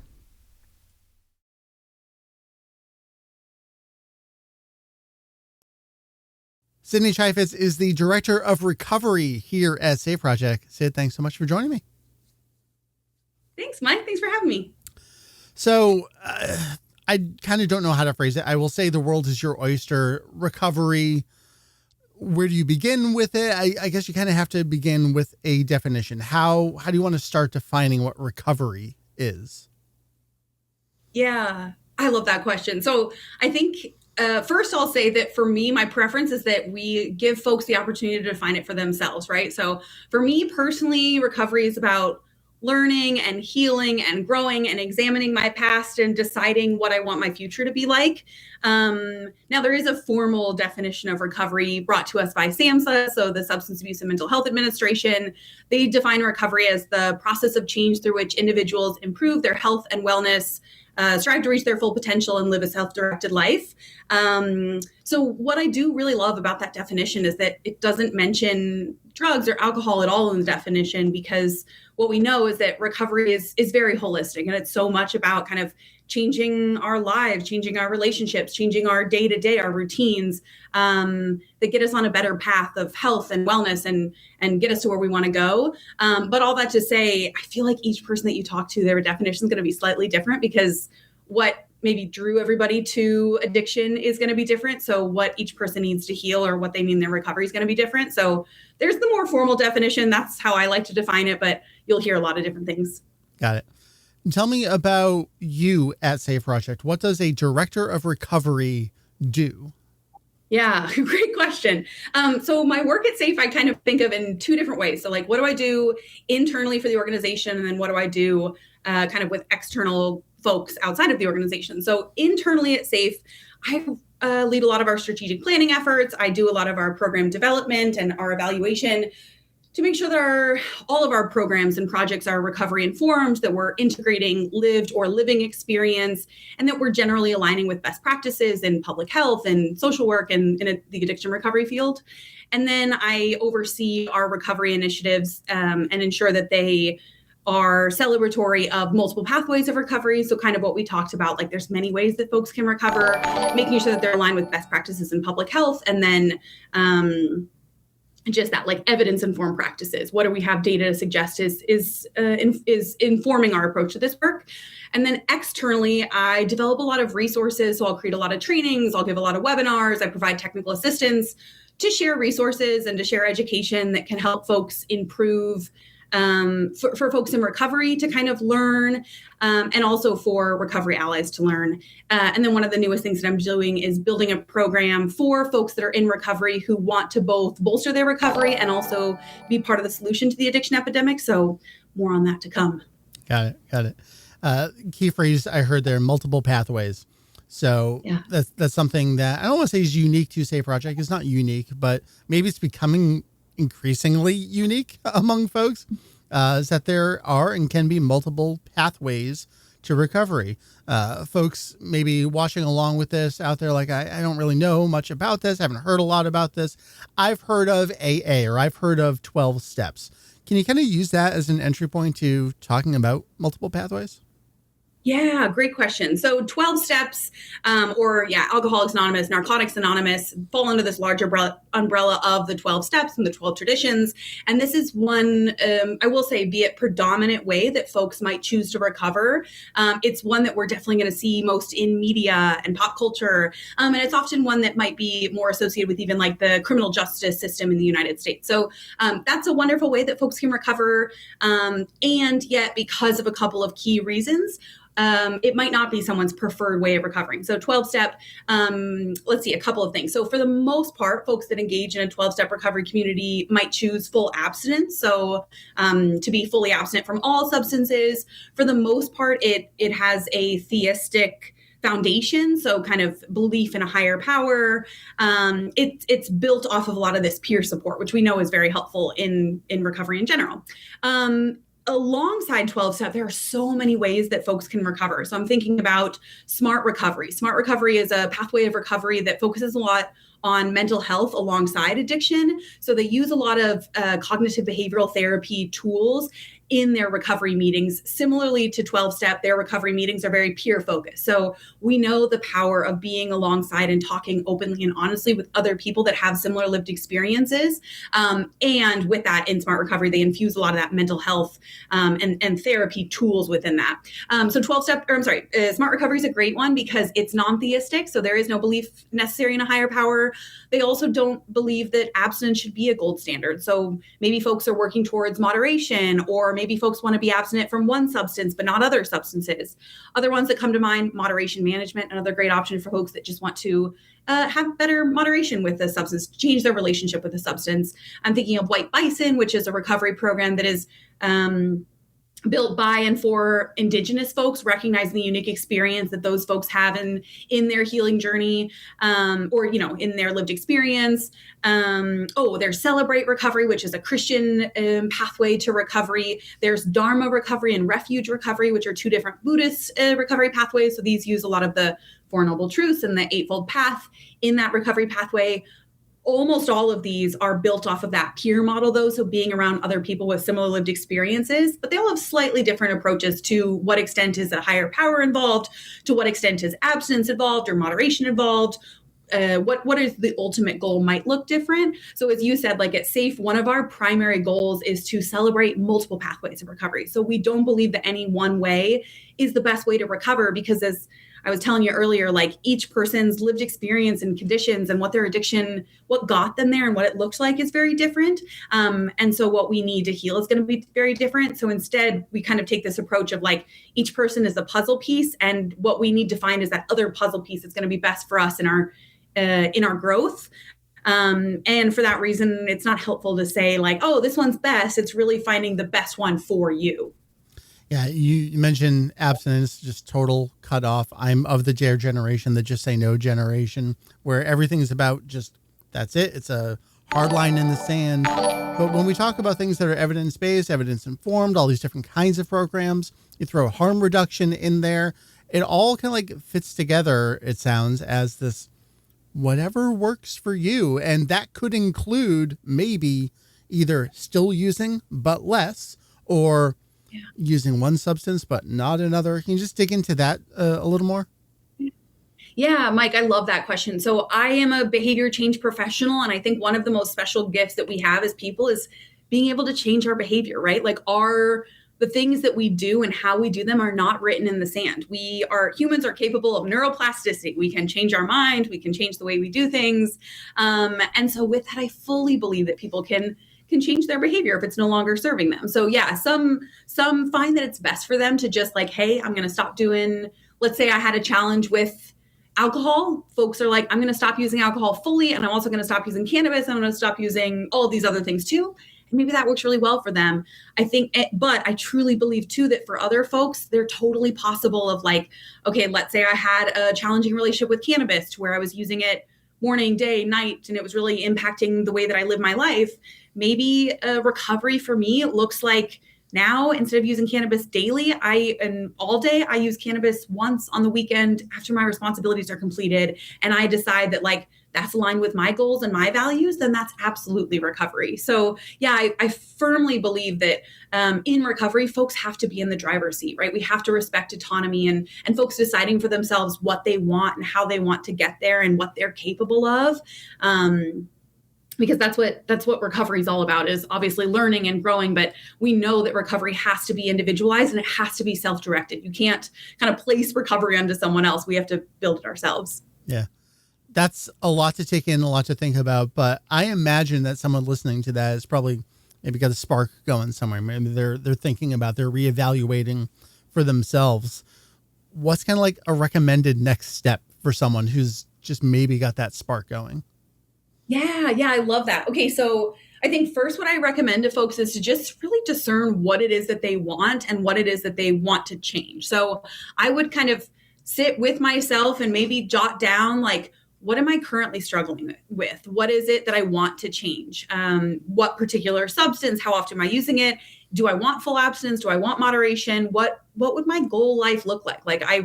It's okay, and it's great to dream about, hey, if I were to do things different in my life, I've got time. I can change things right now. What would I like that to look like? And then the next question I would ask is, like, what do I need in that?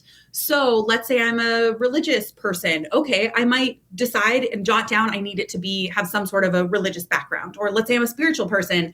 Okay, I need it to have some sort of a Buddhist or whatever background.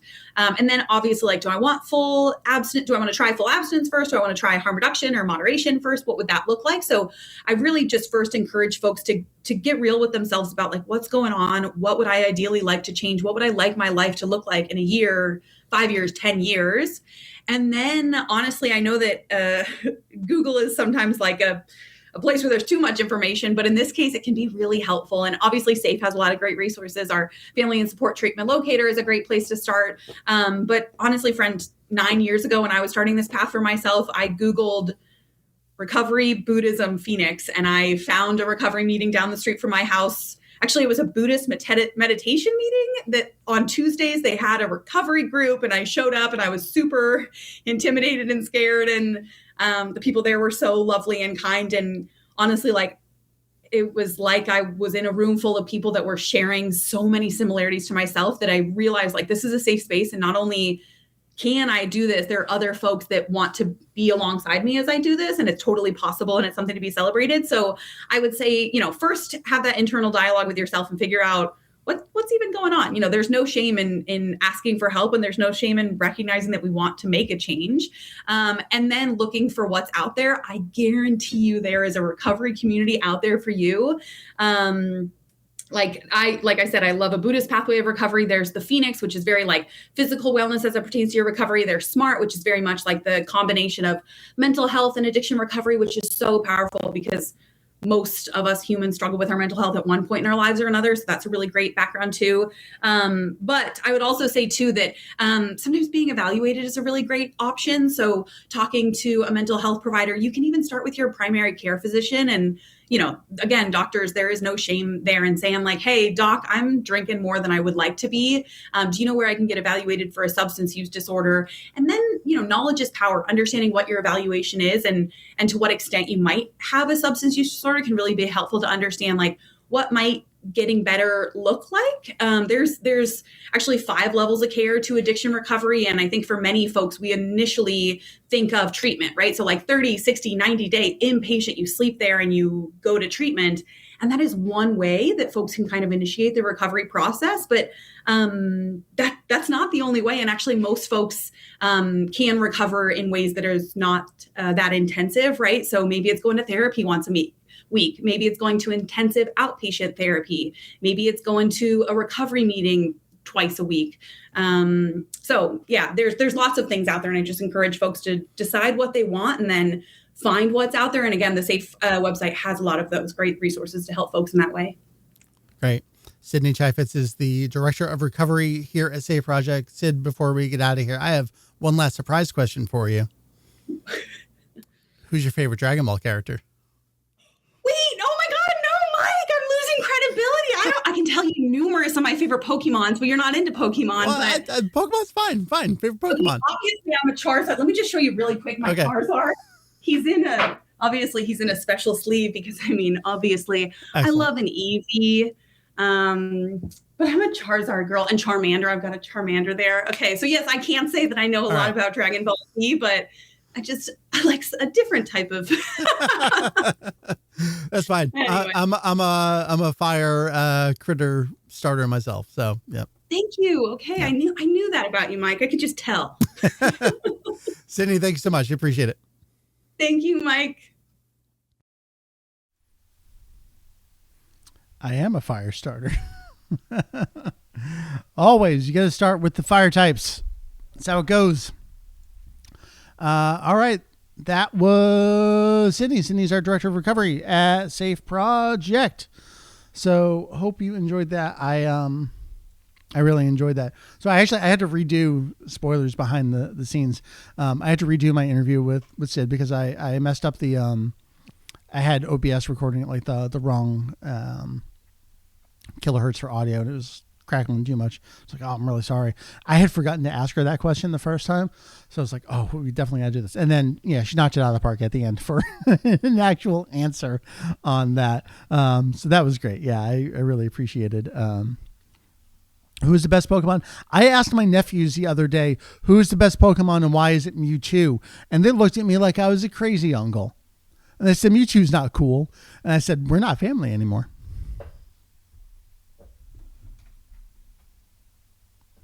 Mewtwo is absolutely the coolest Pokemon. I will hear nothing to the contrary. Gengar and Haunter are pretty cool.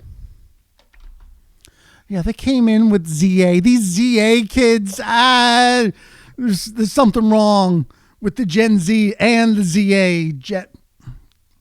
Get them out of here. Are we seeing them tomorrow? Do I have to play this clip for them? All right. So that was the fourth of 5 interviews that I have for you. So we'll save the next one for a little bit. And the last one I have is the shortest one, but I think it might be the most important one. And then I do have one more montage clip to play at some point along the way. So I wanted to catch up on donations. We got a couple more. Let's check the total. Let's go to the total. Mo. We are at... I'm the Mo. We're at $1,275.35 for a total right now. We have blown past the $1,000. We are on our way to $2,000. $2,000. I will try to read the entirety of the book until someone shuts us down. I did want to hit a couple of the last folks here who donated. Whoops. We had FSDB Art. Thank you so much. Saw that donation come in during the interview. And then we had D-Man as well during the interview. Thank you so much for your contributions to the cause here.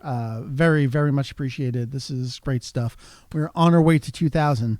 You don't want to disappoint Mewtwo. You don't want to disappoint Moro either. Best boy Moro is waiting. Can we make, does Moro want to sit? Does Moro want to just hang out here? If I touch the microphone, he's going flying. No, I was going to say, is he pretty solid? Oh, yeah. Let's get him really deep on there. Oh, okay. Yeah. All right. Work it, Moro. You got it. Yeah. You can hang on, right? Moro, you good? He's good. Moro's going to hang out with us for a while. I guess let's go through the reminders one last time. Not one last time. We got an hour and a half to go. We've got a while. Mary says, I'm not reading this comment. I guess I'll read it. Next $500 donation gets a Bardock curated from Mike's collection by me. I mean, sure, I'll just buy a replacement. This works out great. $500, you get one of my Bardocks, and I'll just buy a replacement for it. I'm okay with that. Let's see, what else we got here? Reminder, if the stream dies, we'll be back. Again, doing okay. Donation tiers, $50 donation tier. You will help guide a podcast topic for Kanzenshu. I will work with you on it. We'll compare what all the other folks have come up with for topics. This will basically be my entire rest of the year for podcast topics. Thank you, everybody. $100 donation. There are only 10 slots on that. I haven't checked to see where we're at on that. $100, you will get a magazine or 2, duplicate magazine from the basement. I'll write you a note about cool things to be on the lookout for in those magazines as well. And then any donation at any level, $1 or more, you're in the running for one of the Genki Damatsuri figures from Doug graciously donating to give away here. The timer that we see down in the corner, that is for the stream as a whole. That is also for the giveaway. We'll click that winner button at the end of the stream and we'll give that away. Request the overdose kit. That is down there. That is a free kit with a couple doses of naloxone. We'll mail that out to you totally free of charge, no strings attached. That's it. We just want you to be able to save a life. That's what we're here doing today, teaching you all about that. Actually, I can play a clip about that in a second too. Let's see. Donation up there. That is the one you want to use. That is the Streamlabs charity fundraiser. This is the super exciting fundraiser. You're in the super exciting fundraiser. It's happening now. You're missing it because it's happening now. Do that. You can take the No Shame Pledge, safeproject.us/no shame. We would love for you. If you take a selfie with the No Shame Pledge, I will be sure to reskeet it or what have you from whatever social media source you use. I have this cool, I gotta see if I can take a photo of this. Morrow is projecting his shadow onto my reminder sheet here. This is so cool. Oh, I love this. That's just great. Quality stream content here. I think that's all the big stuff we got. I'd love to see a couple more donations come in, and we can start reading this book. We did an original panel. You saw the panel earlier. We beat Final Bout in the hardest difficulty. I did want to share, I played a couple minutes of Super Butoden 2 earlier. Super Butoden 2 was the first of the Super Famicom games that I got. Obviously, I got the PS1 games. PS1 was the current system when I came into the franchise. But as I went back and checked out the older games, Super Butoden 2 really stuck out at me. And I grabbed a loose cart first, and of course I had to go back at some point and get the actual boxed copy of the game. Just fantastic cover artwork there. Super Butoden games. 2 out of 3 ain't bad. One's not so good. Yeah, first game to have Broly. Truly is. All right, folks. I guess I got to get some donations coming in here. I think it's coming. How do donations work again? I would love to tell you how the donations work again. You're going to go. Perfect. I think someone figured it out. To kanzenshu.com/safe. That is a redirect. That's just going to take you over to the Streamlabs charity fundraiser page. We're running this through there because they don't take any fees out for the charity organization. Love that. And that's where the donations come. So, I mean, you can do a sub on my Twitch channel. That helps me. Doesn't do anything for the cause here. So you want to do it up at this URL right there. I just saw another donation come in. Let's read it. What we got. We've got a donation from SSG Overlord. Thank you very much. I appreciate that. You're in the running for a figure giveaway, just as anyone else who donated is. Oh, no, that's just the double reminder. I wish I figured out how to turn off that double reminder. That's driving me a little bit nuts. Gets me all excited. I guess we got to read chapter 1. Yes, Connor, there are 2 rewards. Don't forget the rewards up at those tiers. And the $100 is inclusive of the $50 one. So if you do the magazine tier, I don't know how many are left of that, you will get the podcast one. If Doug wins his own figure, which is a possibility because Doug did donate and we're going to pull from the winners, we will laugh about it. And then I will have to separately make a spreadsheet and go to random.org or something and figure out who wins. It could choose me too, which is, this could be a problem, as a Final Bout character once said. Let's do some teasing here. I want more donations to come in. We got to hit that $2,000 mark. Chapter 1. A drop of sweat worked its way past a pair of piercing blue eyes that burned with intensity. The bead of perspiration rolled from the boy's forehead down the tip of his nose. His eyes crossed as he watched the small drop of sweat. The droplet moved slowly at first, picking up speed as it finally fell from Goku's face and smashed with a small explosion into the dirt below. I didn't realize how this was written. Goku was standing on 2 wires, usually used to hang laundry. Usually used... You want to write that a little differently. The wires were high and strung tightly between 2 wooden poles. He was precariously balanced, 1 foot on each wire. Goku was trying to be very, very still. A small bug caught Goku's attention. It was crawling along the taut wire, inching toward his feet, but Goku was unwilling to move. This was his daily workout. He was learning the skills he'd need to survive. Balance, power, focus, and patience. Let's check the donations. Are we doing it? How are we doing? Thank you, Connor. Connor, absolutely generous donation. You're in the running for, you want some magazines? I'll send you some magazines if there are any left. I don't know how many. And you're in the running for the figure giveaway. And we'll work on a podcast topic. Folks, the first rule is there are no rules. An old man's voice warned.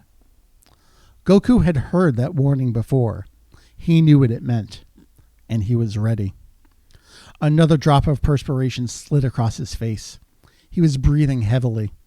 Goku caught a glimpse of himself in a shadow, soaked with sweat, and yet his hair was still standing straight up in spikes.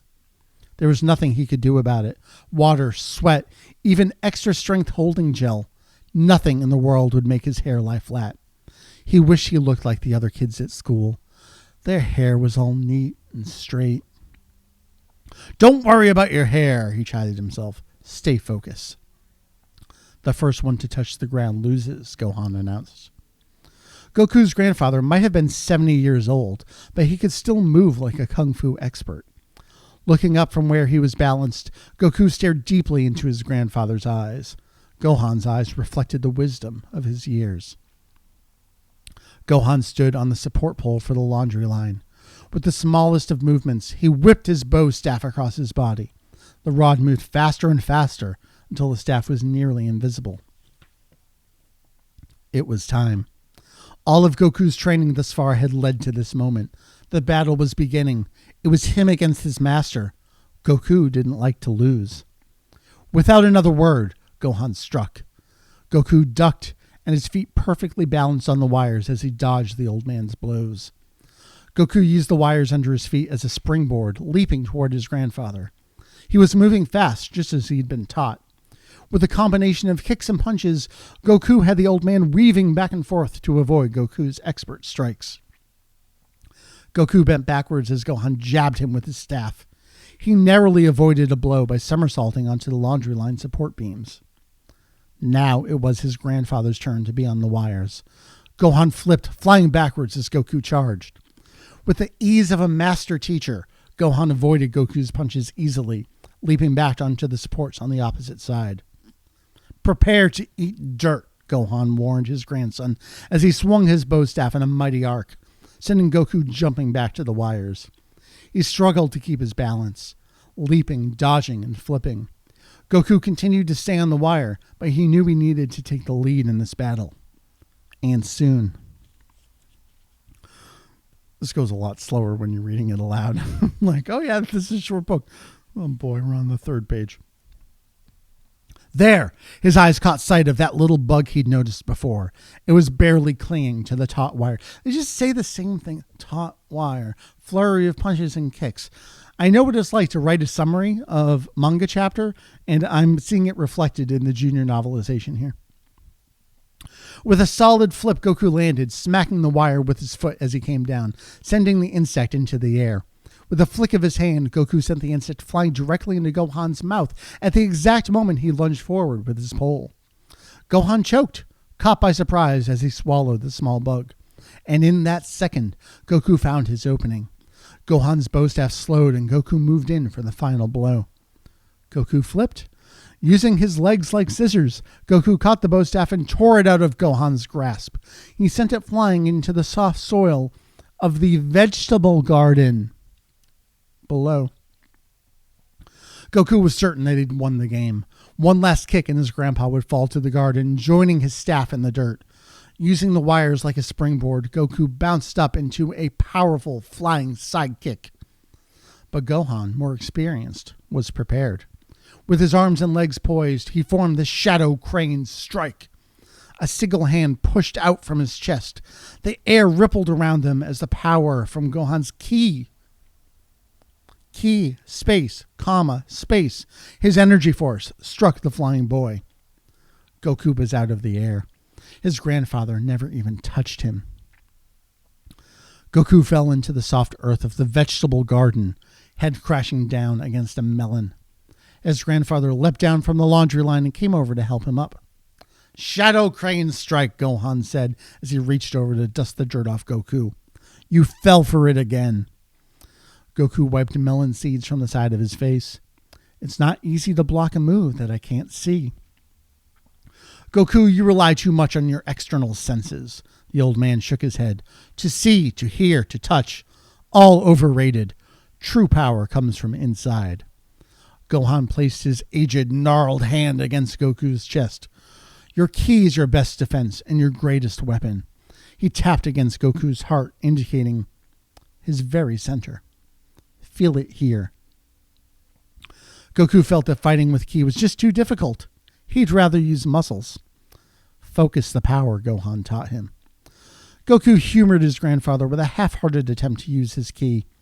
Raising his hand, palm facing outward, he pushed forward, imitating Gohan. Nothing happened. Goku looked at Gohan. "See?" "To use your ki," Gohan instructed, "you must not only be at one with yourself, but also your enemy. Choose a point of focus." Gohan pointed to a tree in the garden. "See that tree? That tree is your enemy." Goku sighed, closing his eyes. "Use your ki. Channel the energy through you," Gohan instructed. "I just want you all to know that ki is capitalized every time." He tried. He really did. But nothing happened. A breeze swept through the tree's leaves, but that was simply the wind, not Goku's ki. Goku opened his eyes. "Sorry, Grandpa, I didn't feel a thing." Goku shrugged. "Someday, Goku," Gohan said with a small nod. Goku laughed. "Yeah," he said, "someday I'll beat you." Gohan grinned wildly. "Yes, it will be something to tell your friends, beating up on a 70-year-old man." Goku stopped laughing and gave a sad smile. "What friends?" His mood turned sour. "Everyone at school treats me like I'm nothing, Grandpa. Less than nothing. The jocks, the brains, the rockers. I don't fit into any group." Gohan placed an arm around his grandson. "You're special, Goku." "No!" Goku pulled out of his grandfather's grasp and stepped away. His cheeks were flushed red with anger. "I'm different. I know it. Everybody knows it." He kicked a rock.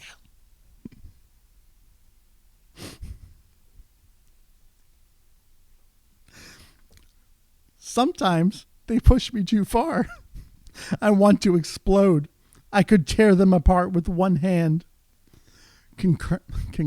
Concern showed in Gohan's eyes. "I don't train you to fight with boys." Tension grew in Goku. Folks, you thought Final Bout was peak. This is peak. Tension grew in Goku. His voice rose when he asked, "Then why am I doing this? You made me promise not to fight." "Okay, then." He was on a roll now. "Teach me something I can use, like how to get a girl. Teach me how to talk to them without stumbling all over myself. Teach me how to be normal." Gohan spoke in a calm and steady manner, leveling his eyes at the struggling boy. "Normal is overrated. You have to have faith in who you are." Goku turned away from his grandfather. He felt like the old man didn't understand how hard it was for him just to be different. Gohan tried to cheer him up. He reached into his pocket and pulled out a small wrapped package. "Happy 18th birthday. You think I forgot?" Goku relaxed, then smiled, turning back to the old man. His grandfather never forgot. Goku took the package and eagerly tore off the brown paper. Inside was a small ball. The surface was smooth, pearl-like, but with a milky translucence that gave it depth. 4 stars appeared to float inside the ball. Goku rolled the ball around in his hand, curious as to what it meant. "Sushinshu is yours," Gohan told him. "What is it?" Goku asked. He was intrigued, but so far unimpressed. "It's a Dragon Ball," Gohan explained. "Shushinshu means 4 stars.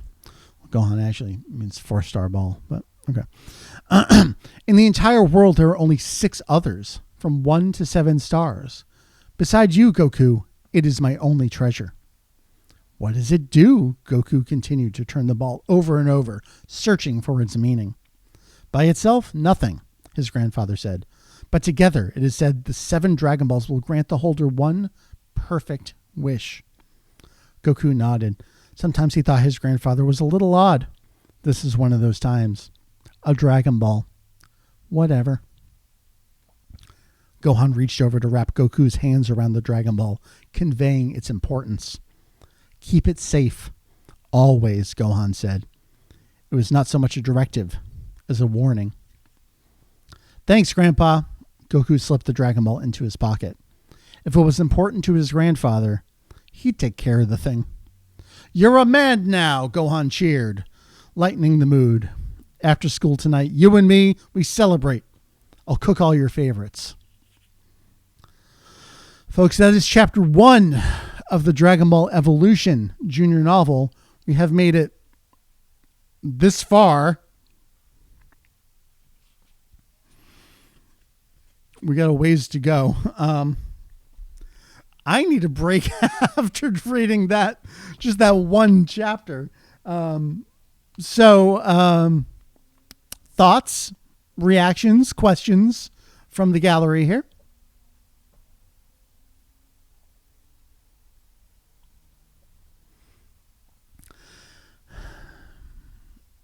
It sure is something. I really think a lot about, I mentioned this as I was reading it, writing episode and manga chapter summaries is really difficult. Writing one is totally fine. Writing several that are 45-page manga chapters, you tend to rely on crutch phrases over and over. I've talked about, you search site:/kanzenshuu.com, flurry of punches. You'll see that over and over, not just from me, but from Jake as well. Herm's Jake, in our summaries. I probably learned it from him. You fall back on the same things over and over just to convey these very basic things. And I see that a lot in this one chapter of the junior novelization. The number of times that they talked about onto the wires, mentioning the vegetable garden several times. There's not a whole lot of work to do here, so they're working with what they have to do this novelization, this junior novelization of Dragon Ball Evolution. I do want y'all to know that it's not all text. There are some pictures here. This is pretty standard for these kinds of things, where in the middle there's just like a bunch of quotes. We'll probably won't get all the way through. So can I just read the big splash quotes to you? Stay focused. Name's Goku. My name's Bulma. I have to get them all. Stop selling. You had me at dangerous. You might need backup. Is that Chi-Chi? My grandfather also told me a poem. Told you a poem? He didn't. A third of zero is still zero. And finally, who are you?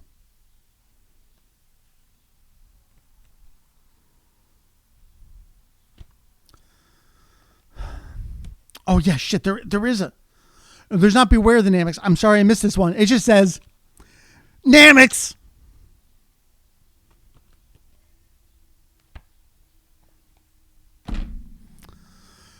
Folks, that's chapter 1 of the Dragon Ball Evolution Junior novelization, and the splash pages with color photos in the middle.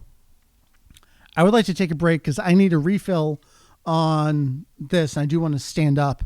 I've got a little more than an hour left to go in here. We will come back and we will keep reading from the Dragon Ball Evolution Junior novelization until someone shuts us down and or we get to the end of our stream. It's not a $40 book, Albert. It is $5.99 US, $6.99 Canadian in 2009 money. So yeah, actually that probably is like $40 today. Sorry, you got me. Why don't we play? I do have one last interview. It's a shorter one. It was hard to get time with this individual because this isn't just someone that I work with. This is someone at a national scale that has expertise in this stuff. So let me get this one prepped, and then I'm going to go grab another rehab here. Okay. Get that there. Dr. Gupta. Oh, hold on. Don't talk yet, Mike. Let's check the donations one last time. Am I caught up on donations? Last one I have here is from Connor. That is correct. We are at $1,390.35. I would love to get it across that finish line to 2,000 by the end of the stream. We got a little over an hour to go. We got some great tiers, great incentives. Again, any donation at any level, you're in the running for Doug's free figure giveaway. So why don't we head on over to the one last interview clip here. We'll come back and we'll read some more junior novelization. Let's get those donations.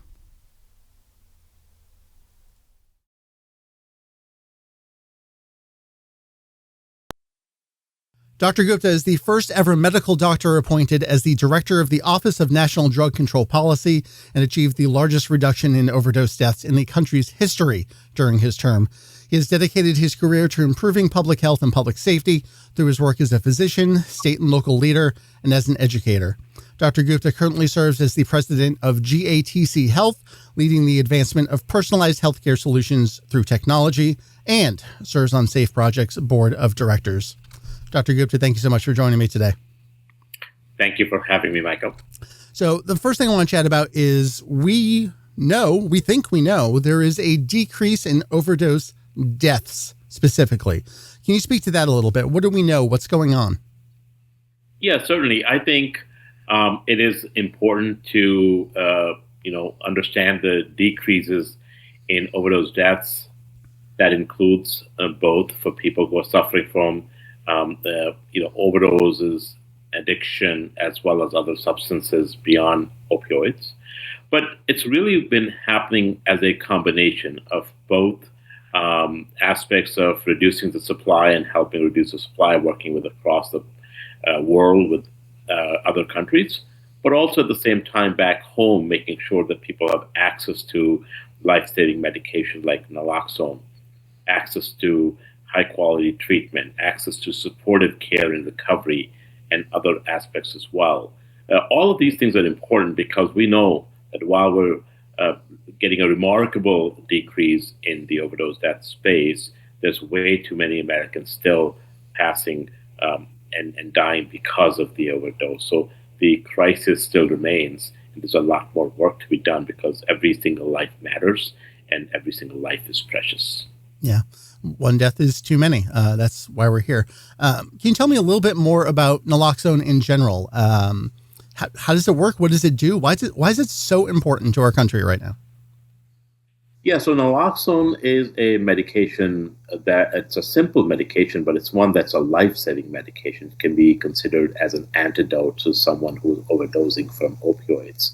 And if it's given, within that time frame of a few minutes after they pass out and are unresponsive, it can pretty much wake you up. It can save your life. Of course, that doesn't substitute the need for getting treatment and help and other things, but it has been one of the most important tools in our toolbox in order to save people's lives immediately and achieve that reduction in overdose deaths.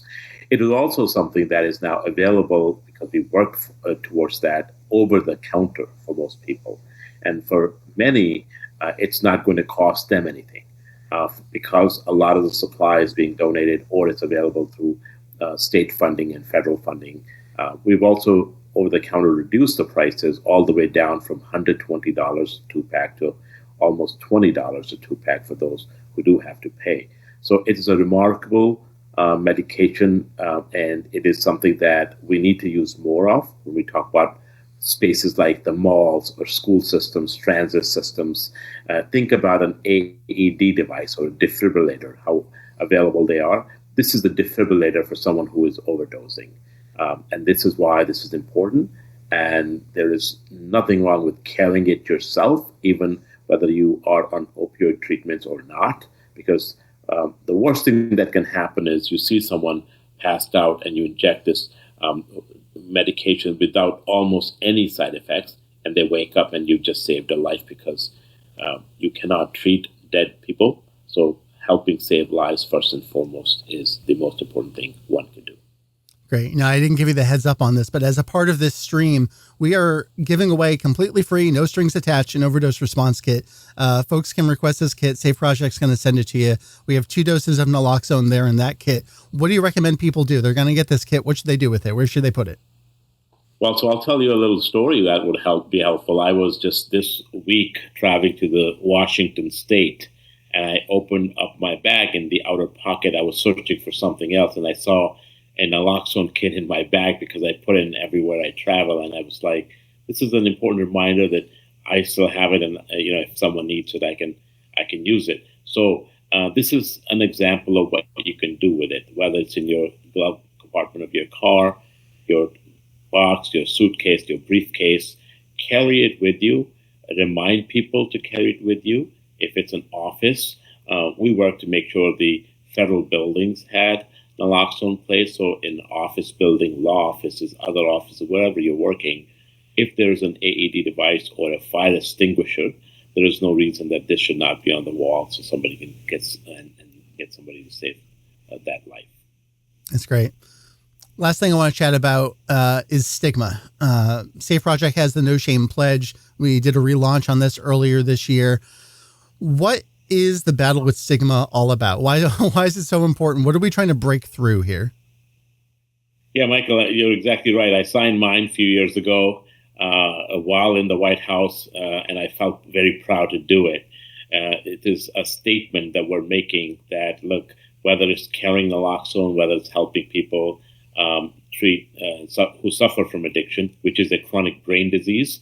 It is not someone that wants to be sick. It's an illness upon them, and we can treat that illness. So the No Shame Pledge is basically declaring to the world that I will be that person that will not worry about shame or otherwise. I will confront this epidemic head on. I will help and support those who are in the throes of addiction, and I will help them get through cross this bridge into lifelong recovery.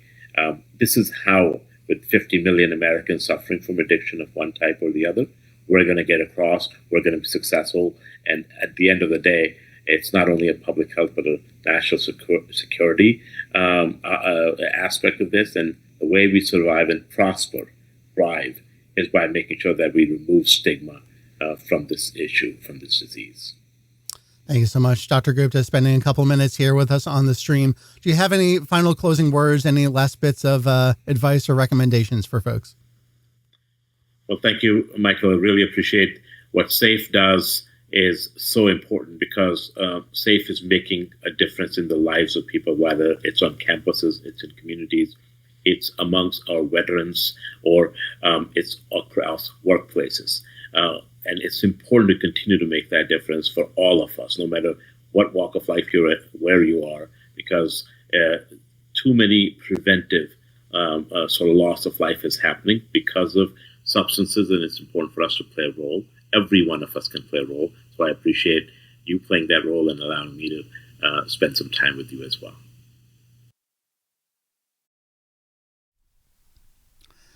There we go. We're back. Folks, Dr. Rahul Gupta, appointed as the director of NDCP by President Joe Biden, served for several years there as in that role. So appreciative of him taking the time to chat with me for this stream. Look at that. Here we go. We're closing in on the last hour of this stream. I've got a fresh monster here. Spoilers, I also take the time that we're playing the videos to keep going replying in the Blue Sky thread about about this stream. It gives me a chance to catch up on those. And just checking up on donations here. We're at about 1,400. We got an hour. I would love to hit that new $2,000 goal. So let's do the reminders. Kanzenshu.com/safe. That is going to redirect you over to the donation page for this fundraiser. Oh, we see one. Look at that. We got it. Let's check it. I think I see a familiar name. We got Jake back at it here. Look, you said no more betting. I guess technically that's not a bet. Oh, what if we did that for a fundraiser stream? We just did bets on Cell Jr. versus other characters. That'd be something. Kanzenshu.com/safe. That'll take you over to the donation page for the super exciting fundraiser we are doing right now. We have crossed 1,400. And then, of course, you can go to kanzenshu.com/kit. That'll take you over to request your free opioid overdose response kit that you just heard me talking about with Dr. Gupta. You'll get 2 donations or 2 doses of naloxone in there. One thing I did want to mention, sounds scary. You mentioned injecting. This is a nasal injection. It's just a spray. So you just think of it as any other nasal spray. It's super easy. There is an intravenous version of it, but everything that's out there is just a spray. It really can't harm you if you're not experiencing an overdose. So at best, at worst, you made someone's nose wet, and at best, you saved a life. So there's absolutely nothing wrong. Check it out. Are we ready to continue? I'm ready. I should have blown my nose. I feel a little mucusy up here, but we got an hour to go. We're doing it. Chapter 2. Buckle up. I'll loosen up a little bit here. JP, I did see the comment about going back and doing it wizard style. I can't. Vic does it so well. I'm not going to. Goku weaved his scooter through the traffic in the school parking lot, looking for a space. His scooter had seen better days. It was beat up and barely drove, but it was the only transportation Goku had. There, right in the front of the high school lot, the perfect spot. Goku pulled into the space, and just as he was flipping the kickstand down, the roar of another engine attracted his attention. A speedster was whipping around the parking lot, and the next thing Goku knew, the car pulled into the exact same spot. Goku barely had time to dive out of the way. The speedster rolled right over his scooter and was now parked on top of Goku's ride. Carrie Fuller stepped out of the car. Goku knew Fuller and didn't like anything about him. He acted like he owned the school. And the sorry part was that, in many ways, he did. Carrie Fuller was popular in ways Goku only dreamed of. Fuller barely acknowledged Goku, who was still lying on the ground. "Hey, Fuller," Goku called out as he picked himself up. "You just wrecked my scooter." Goku had enough of being run over literally by Carrie Fuller and his posse. Fuller pretended not to hear Goku.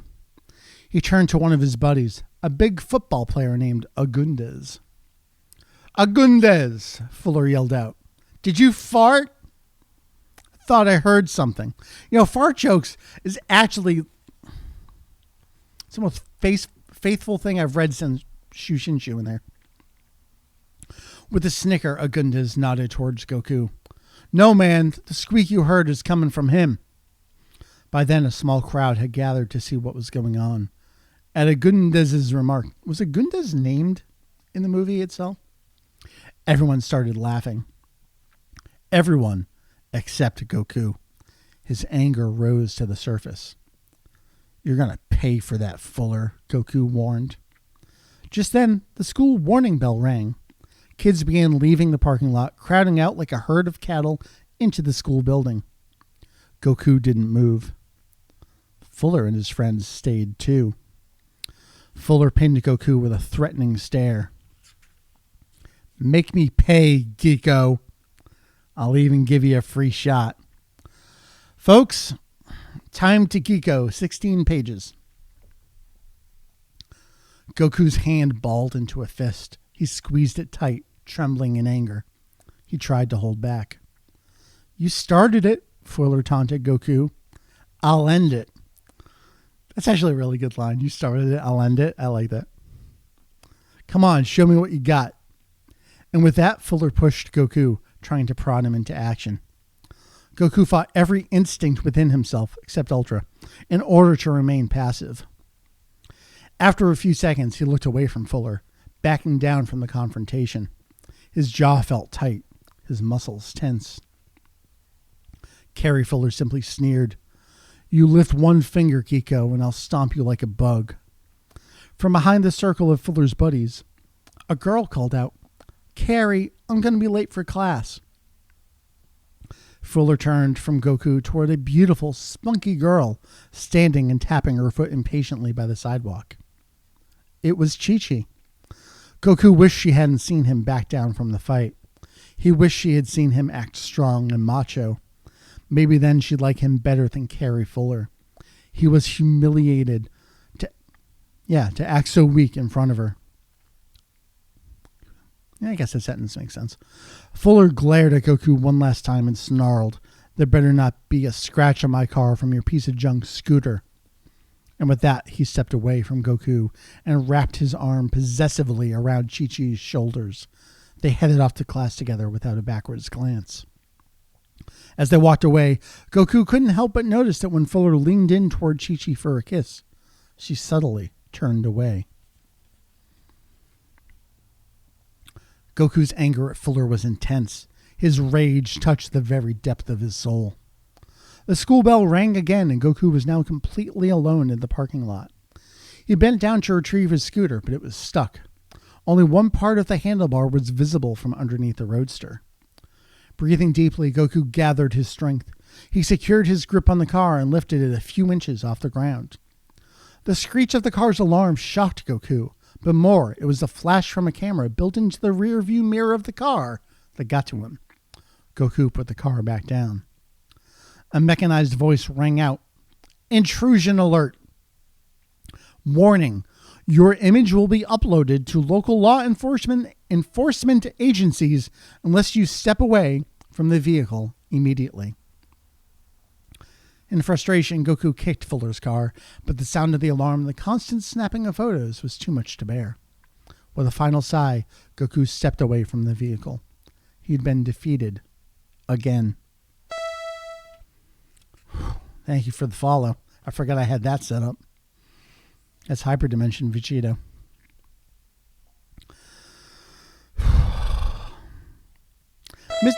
Mr. Kingery? Goku's science teacher. Do we have a wiki article on Mr. Kingery? Kev, you can get on that? Was in the middle of a lecture about the upcoming solar eclipse. The teacher stood at the front of the room, pointing to an image on the screen. This is an astronomical phenomenon known as a complete solar eclipse. JP, pay attention, please. He droned. In 2 weeks' time, we will have the opportunity to experience this rare phenomenon ourselves. What causes eclipse? Goku sank down in his chair, trying to become invisible. The only reason he went to this class was because Chi-Chi was in it too. He stood his textbook up as a cover from the teacher and covertly stared at Chi-Chi, sitting 2 rows away. It always seemed that there was some sort of soft light surrounding her. When Goku stared at Chi-Chi, a chubby know-it-all named Weaver answered Mr. Kingery's question. Goku was so busy checking out Chi-Chi, he barely heard Weaver's reply. A solar eclipse is caused by the moon blocking the sun from the earth. Weaver was right. Of course. Correct, Mr. Kingery exclaimed. From the dawn of civilization, superstitions have marked solar eclipses as a sign of the apocalypse. I am the apocalypse. He went on saying, in India, the eclipse symbolizes Rahu, the demon of darkness, devouring the sun. The Chinese believe eclipses are caused by a dragon trying to swallow the sun. The eclipse marked the beginning of the end. Whatever else Mr. Kingery had to say was lost to Goku as he began to daydream about Chi-Chi sitting in a field of flowers, eating wild strawberries Slam!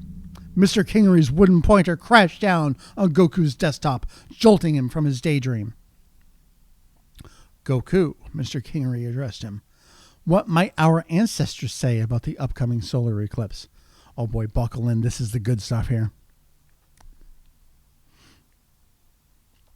Goku flipped through his textbook, desperate to find the right answer. He looked around the classroom, hoping that someone, anyone, would help. No one would even meet his eyes. He was on his own.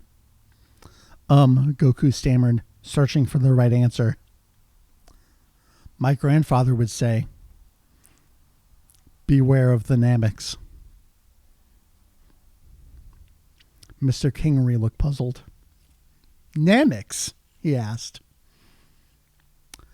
They're an alien race that almost destroyed Earth 2,000 years ago. Goku was suddenly aware that the entire class was looking at him like he was a freak. Mr. Kingery simply smiled. Well, he said, let's hope it doesn't happen again. Everyone laughed. Goku's face flushed red with embarrassment. Would he ever fit in? Much more is in this chapter. Okay. Between classes, there was a mad rush of students going from one room to the other. We need some more donations coming in. This is the stuff. Beware the Namex. Come on.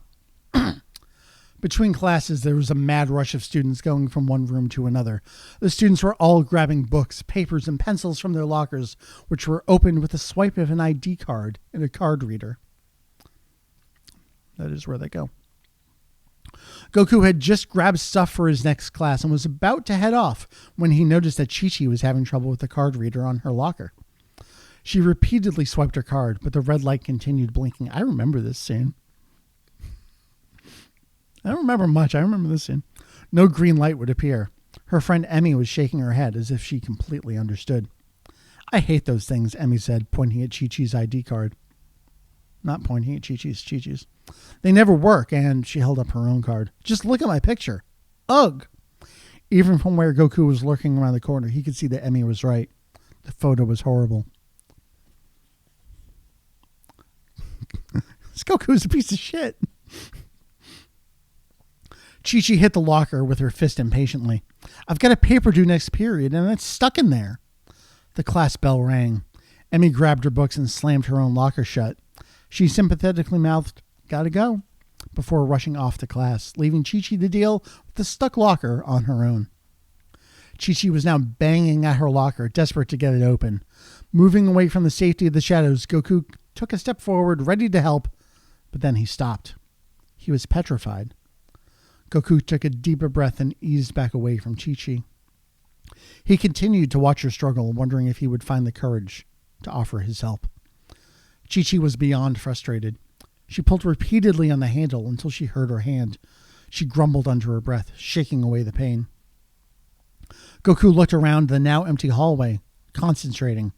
He focused his energy in his chest, just like his grandfather Gohan had shown him. Slowly, he raised his hand, palm out. Goku surprised himself. When he pressed his hand slightly forward, the entire wall of lockers on Chi-Chi's side of the hallway popped open. Contents from every locker tumbled out onto the floor. Goku was shocked that using his key actually worked. It didn't work perfectly, but Chi-Chi turned, rotating quickly on one heel to see who had just opened all the lockers in the hall. She discovered Goku standing a ways away, his palm still raised, facing her. Uncertain what to do or say, Goku dropped his eyes from Chi-Chi's penetrating stare and quickly began to walk away. Stop! Chi-Chi called after him. He froze. Hey, Goku, right? Goku turned to face her and lifted his eyes to hers. Did you do that? Chi-Chi asked, waving her hand across the hall. Gestures broadly, indicating the open lockers. Goku had trouble finding his voice. Yeah, it was something my grandpa taught me. You used your key. Chi-Chi grinned at Goku and he felt his heart melt. You know about ki? He asked, once he could get it together to speak. All-timer line here, folks. Just because my name is Chi-Chi doesn't make me a complete idiot, she responded with a laugh. Goku replied, right, there's lots of more stupider names than Chi-Chi. Not that Chi-Chi is stupid. I mean, it's not normal. Normal's overrated. Not saying you're stupid or overrated. He smacked his forehead with the palm of his hand and groaned. I'm going to stop talking now. Deciding to cut his losses, Goku turned and headed off toward his next class without another word. Chi-Chi called after him again. Hey, she said to his retreating form. I'm having a party tonight at my house. Goku stopped in his tracks. He couldn't help but smile. I'll be there. Chapter 2 of the Dragon Ball Evolution Junior Novelization. Let's check in on donations. How are we doing? Oh, we're on the next page. Oh, we got a Brett. Thank you. We are in for more. Let's see what we got. How are we doing here? What is the current total? We have crossed 1,400. We are closing in on 1,500. $2,000 is the new goal. We cruised past 1,000 so early on. We got to get to 2,000 here. Good questions in chat. What's Gohan's middle name? It's Piccolo.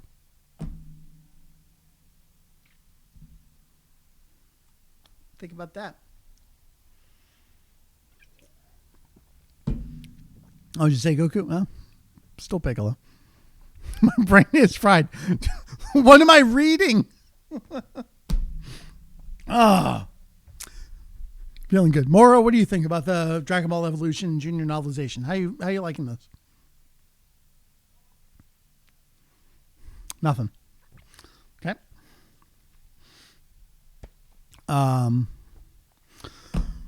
Whew. All right. Let me see how long chapter 3 is before I decide what we're doing next here. Chapter 3 is reasonable. Chapter 3 is the party.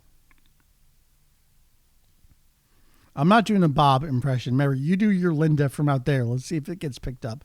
Yell as Linda really loud outside so all the neighbors hear you too.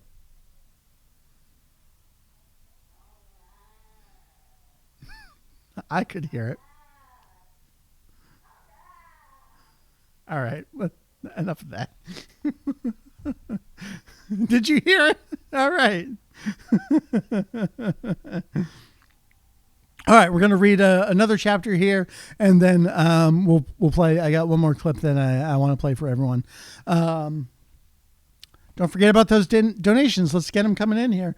Man, what the hell is Cart going to be like tonight? Don't forget, this fundraiser goes until 6 p.m. Eastern, so we got under an hour. I'm going to take some time off, and we'll be back for our regular Mario Kart streaming tonight. Oh, buddy. All right. Chapter 3.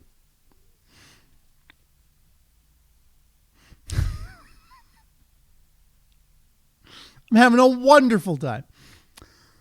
Gohan hummed as he prepared Goku's birthday dinner.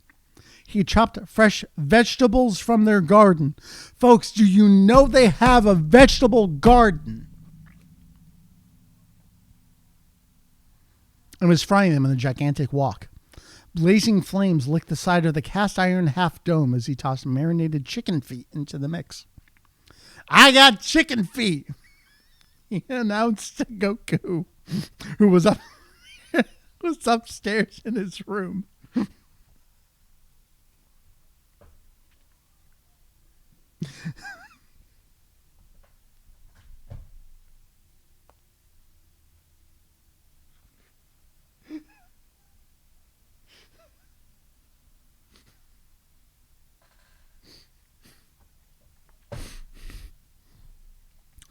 Couldn't find good swallow's tongue, but the squabs were fat.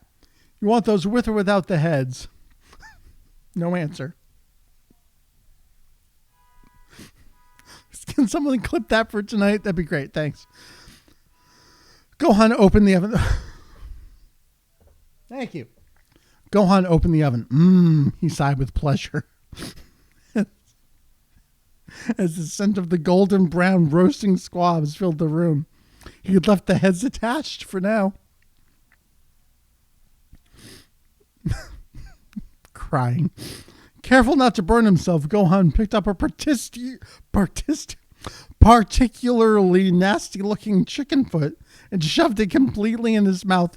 This is too much for Twitch. I don't know that we can read this. Is this against the terms of service?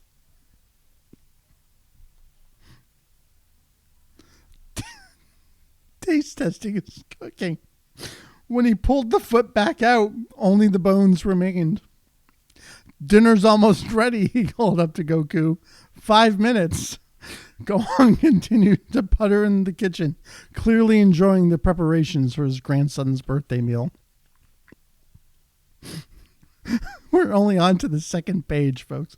Upstairs, Goku slipped a brand new shirt over his head and tucked it into his pants. He was getting ready for Chi-Chi's party. Looking in the mirror, he thought the outfit worked. The problem was, of course, his hair. Yep. And yes, it says YEP. Yep, like always, it was sticking straight up in spikes. Goku grabbed a bottle of extra firm hair gel. He squeezed out a huge gob of the sticky stuff and plastered it on his hair, slicking it back. He admired his work in the mirror, his hair looking great. Tang! With a reverberating ping, like the popping of a spring, his hair sprang back up. He looked like he had porcupine spikes on his head. He'd have tried again, but he knew it was no use. Grabbing his wallet and throwing his school pants on the bed, Goku took one last peek in the mirror, then was ready to take off. Just as he was about to leave, the gift from his grandfather, the Dragon Ball, slipped out of his discarded pants' pocket and rolled onto the covers. He saw the ball and for a split second was unsure if he should leave it or take it with him. His grandfather had told him to keep it safe, so he snatched it up and after slipping it into his jacket pocket, climbed out of his bedroom window and dropped 2 floors down to the ground outside. After one look at his grandfather through the dining room window, Goku pushed away any guilt he might have felt and hurried off into the night. I gotta be real, folks. I don't know the last page that I just read. I hope you're all keeping up with it, because I don't know what's happening anymore. In the kitchen, Gohan lit the last candle on Goku's birthday cake. He carried the cake into the dining room saying, "Goku, happy birthday! Life is short. We eat dessert first." But Goku was nowhere to be found. Gohan turned to the stairwell and called out, "Goku?" Holding the cake, Gohan stood alone in their country house, puzzled. 18 candles silently burned for a boy who had disappeared without saying goodbye. At Chi-Chi McRoberts' estate, the party was already in full swing when Goku arrived. Music blared as groups of kids moved through the gates into a courtyard. Goku sighed when he noticed Agundes, and 4 other jocks standing outside the gate, leaning casually on Carrie Fuller's speedster. Goku steeled his courage and kept walking past them toward the party. Agundes looked up and, catching sight of Goku, asked, "What are you doing here, geeko?" He stepped in front of Goku. "Name's Goku. Just going to the party." Goku pressed forward, trying to step around Agundes, but Agundes' big football player pals spread out, ready for action. Goku's path was completely blocked. "I was invited," Goku told them. "I'm not looking for trouble." Agundes laughed. "Trouble found you, freak. So turn around, walk away, and no one's ever going to know you were here." Goku sighed and looked at his feet. He might as well go back home. As he turned to leave, Agundes and his friends sneered smugly. They knew that they'd won again. Goku paused. "I'm not doing that anymore," he said, as much to himself as to them. Turning back, Goku faced the bullies. "I made a promise I wouldn't fight," Goku told them. All he wanted was to walk past them into the party. Agundes had a different idea. "It's not going to be a fight. It'll be a massacre." Agundes opened with a left jab. Goku's reflexes were so quick it was almost impossible to see him move. "Dragon Ball Evolution, Goku has Ultra Instinct." He simply tilted his head 3 inches to avoid the punch. Agundes came back with a vicious punch. Again, Goku moved faster than Agundes' fist. By shifting slightly, Goku ducked, and Agundes missed him completely. Do they have to keep saying this guy's name? There's too many possessives mixed in. Agundaz's friends jumped into the action. A muscle-bound dude named Hillenbrand lunged at Goku, throwing punches as he led the others into the fight. Goku was surrounded, but not for long. He slipped out of the middle of their circle.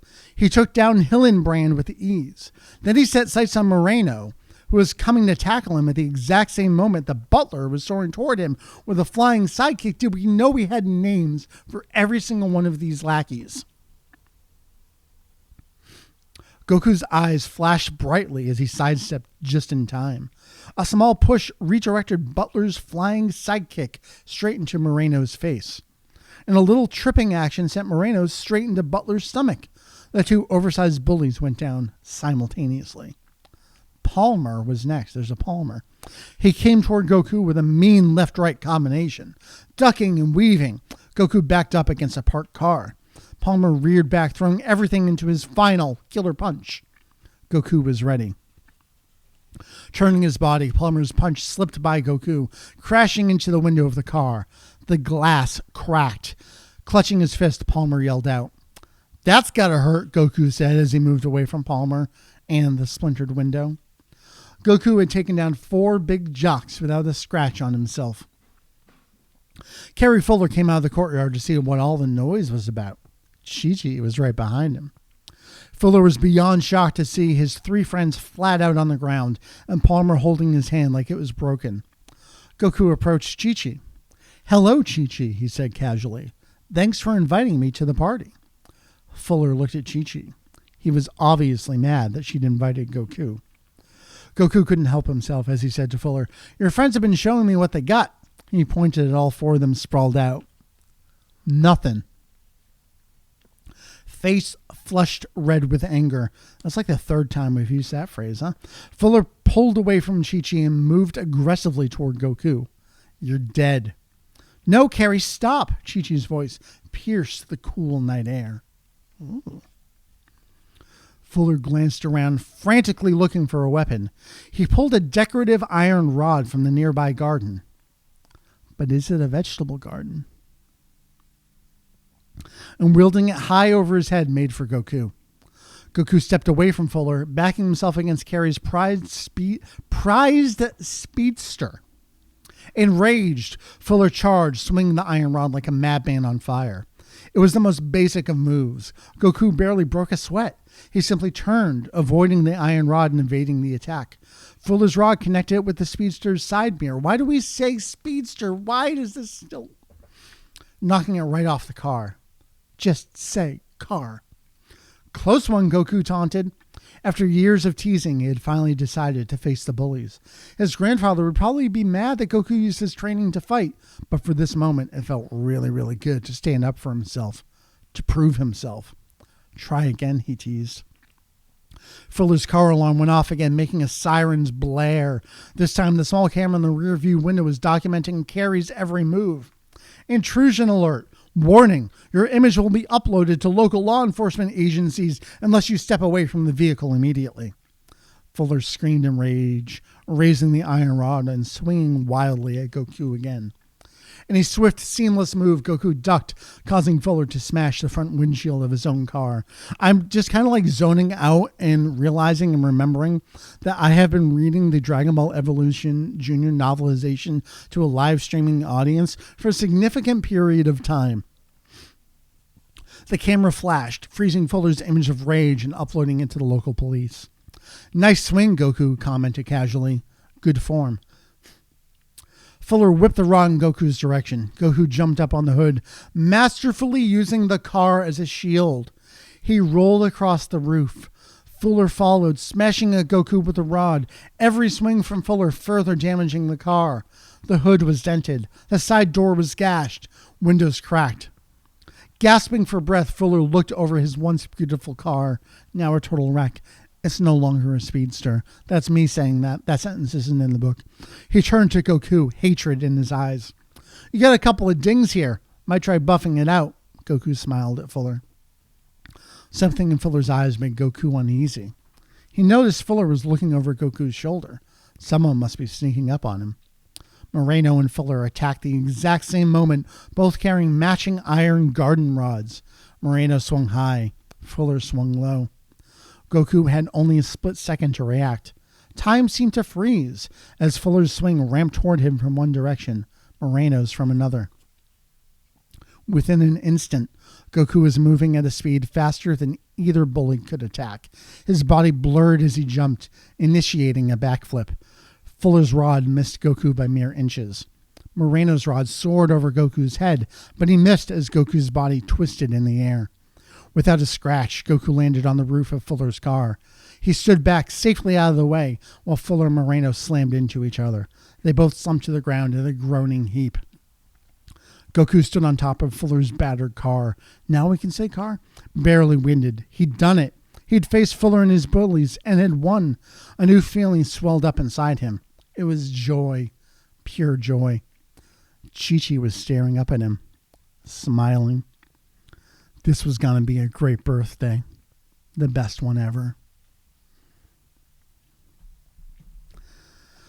Chapter 3 of the Dragon Ball Evolution Junior Novelization, folks.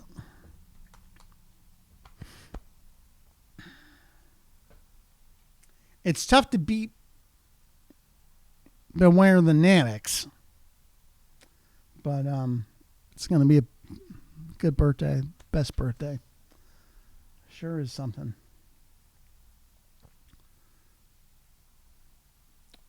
Folks, we are sitting at $1,440.35. I would love, look, we got about half an hour left in us. I do have one more video to play, so we're going to go to that next. And then I'll try to get one more chapter in. I think that'll be the plan here. Why don't we go to that video? We'll come back and we'll read another chapter. Let's get those donations. This is hard work, folks. I've been training for this for 30 years.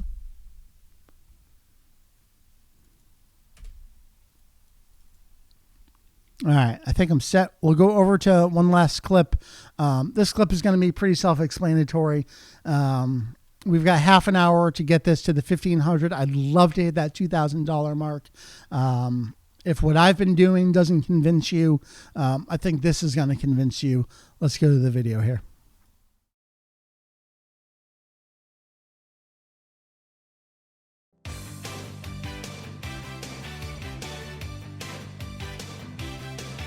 I spent 2025 walking all the way from Maine to San Diego and posted videos of my journey online along the way. I chose to fundraise for Safe Project while I was walking because I believe in the ability of people to change, and nobody reflects that value better than Safe Project. When I was a kid walking next to my mom in the park, I'd always pick her a bouquet of dandelions because I knew it would make her smile. When I got a little older, I would stay up all night listening to Green Day and studying the lyrics because I knew it was my dad's favorite band and I wanted to share those special jamming out sessions with him in the living room. I had great intentions and a big heart, but I had an even bigger problem. I grew up in the 8th drunkest county in all of America, and because of that, I grew up thinking that binge drinking wasn't only normal, but that I should take pride in it. This mindset wasn't my school's fault, it wasn't my parents' fault, and as a kid, it definitely wasn't my fault. But still, 2 years into school at one of the nation's best public universities, I ended up in the hospital with alcohol poisoning. You'd think that would be like the rock bottom or wake-up call moment, but it still took me another full year of drinking about 30 beers a week before I finally got honest with myself that I wasn't happy, I felt like I was wasting my potential, and I had to stop drinking. Safe Project is so important to me because when the rest of the world sees a burnout and a drunk, Safe sees a kid picking dandelions for his mom in the park. When the rest of the world sees a good-for-nothing failure, Safe sees a kid studying lyrics to American Idiot just so he can have some bonding time with his dad. And finally, when the rest of the world sees an addict beyond repair, Safe sees past the addiction and focuses on helping the human underneath. As humans, we all have value to bring to the world. I no longer binge drink, I've reconnected with my love for nature, and I've gotten closer with those around me than I've ever been before. I've walked across the entire country, I found my happiness, and I'm planning to be a doctor in the next 8 to 10 years. None of that would be true if I kept on drinking. Addictions make us lose sight of who we really are and what we really care about, and Safe Project understands that better than almost any organization there is. That's what makes them unique, and that is what makes them worth supporting. Hello everyone, how are we doing? My name is Quisling God, right here on twitch.tv. My IRL name is Jason. A little background. I am 26 years clean from narcotics and alcohol. My daughter is 2 years clean from narcotics. And if it wasn't for projects like Safe Project, there's no telling where we would be right now. We need recovery systems. They do the job that we can't do while we're fighting. We work hard, but sometimes you just need the right tools. And recovery systems act like a bridge between where someone is and where they want to be. And they don't do the work for the people, but they provide everything that makes the work possible. So thank you for supporting this program. Deep down, I love everybody in this community, and I look forward to seeing you guys around. Thank you. Bye. Hey there, friends. My name is John. I am a recovering alcoholic and addict. I went to rehab 8.5 years ago, and I have been sober since. And I would like to take this opportunity to tell you a little bit about me and tell you just a bit of my story. But before I do that, I would like to mention that I post on TikTok. I have a TikTok page where I talk about my experience with addiction and recovery. I will put my handle up here on the screen, and please go check it out. I also talk about cats from time to time. So I went to rehab for alcohol addiction. I also struggled with prescription painkillers on and off. So about the last 5 years or so before I went to rehab, things just got extraordinarily bad. It was easily the lowest time in my life.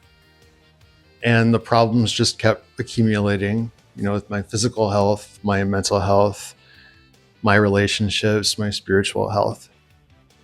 And honestly, if I had not gone to rehab, I don't think I would have lasted much longer. But I did go, and it was the best decision that I ever made, hands down. So the rehab program I went to, I detoxed in a hospital for 4 days, and then I did inpatient for 2 weeks where I stayed there, and then I did intensive outpatient and regular outpatient for another 11 weeks. So it was about a 13-week program. All in all, it was about 4 months. The reason I share my story is because there are people out there that are lost right now. There are people out there and they don't know where to go for help. They don't know who to talk to. And if I can help one person, if I can give one person a little bit of hope, then this is all worth it. And I'm going to keep telling my story. And Selena is telling me it's time to wrap this up. So go check out my TikTok page. Feel free to shoot me a message over there if you want. Thanks for letting me share my story. We'll see you guys. Hey guys, my name is Sam Elliott. I'm a person in recovery from opioid use disorder. I'm also a substance use disorder counselor, and I just finished my master's program in clinical mental health counseling, specializing in substance use disorder. I believe in what Safe Project is doing. I believe that their core values align with my own. I believe that they do a good job of addressing stigma. I believe that they do a good job of addressing prevention. And I believe that they take a person-centered approach to dealing with people struggling with addiction. I believe that addiction is a disease. Safe Project aligns with this. These kinds of beliefs help us create an environment where people can recover. And we do believe that people do recover. Another thing the Safe Project, I think, focuses well on is harm reduction. This is such an important point because harm reduction is aimed at keeping people alive. We need to keep people alive because we believe that people do recover. So when you support Safe Project, I believe that you are taking meaningful steps towards supporting an end to the fatality epidemic in this country. So thank you very much, guys, for all you do. Thank you, Safe Project. I've been grateful to get to know some of these people and to be involved in fundraising. And so, yeah, thanks.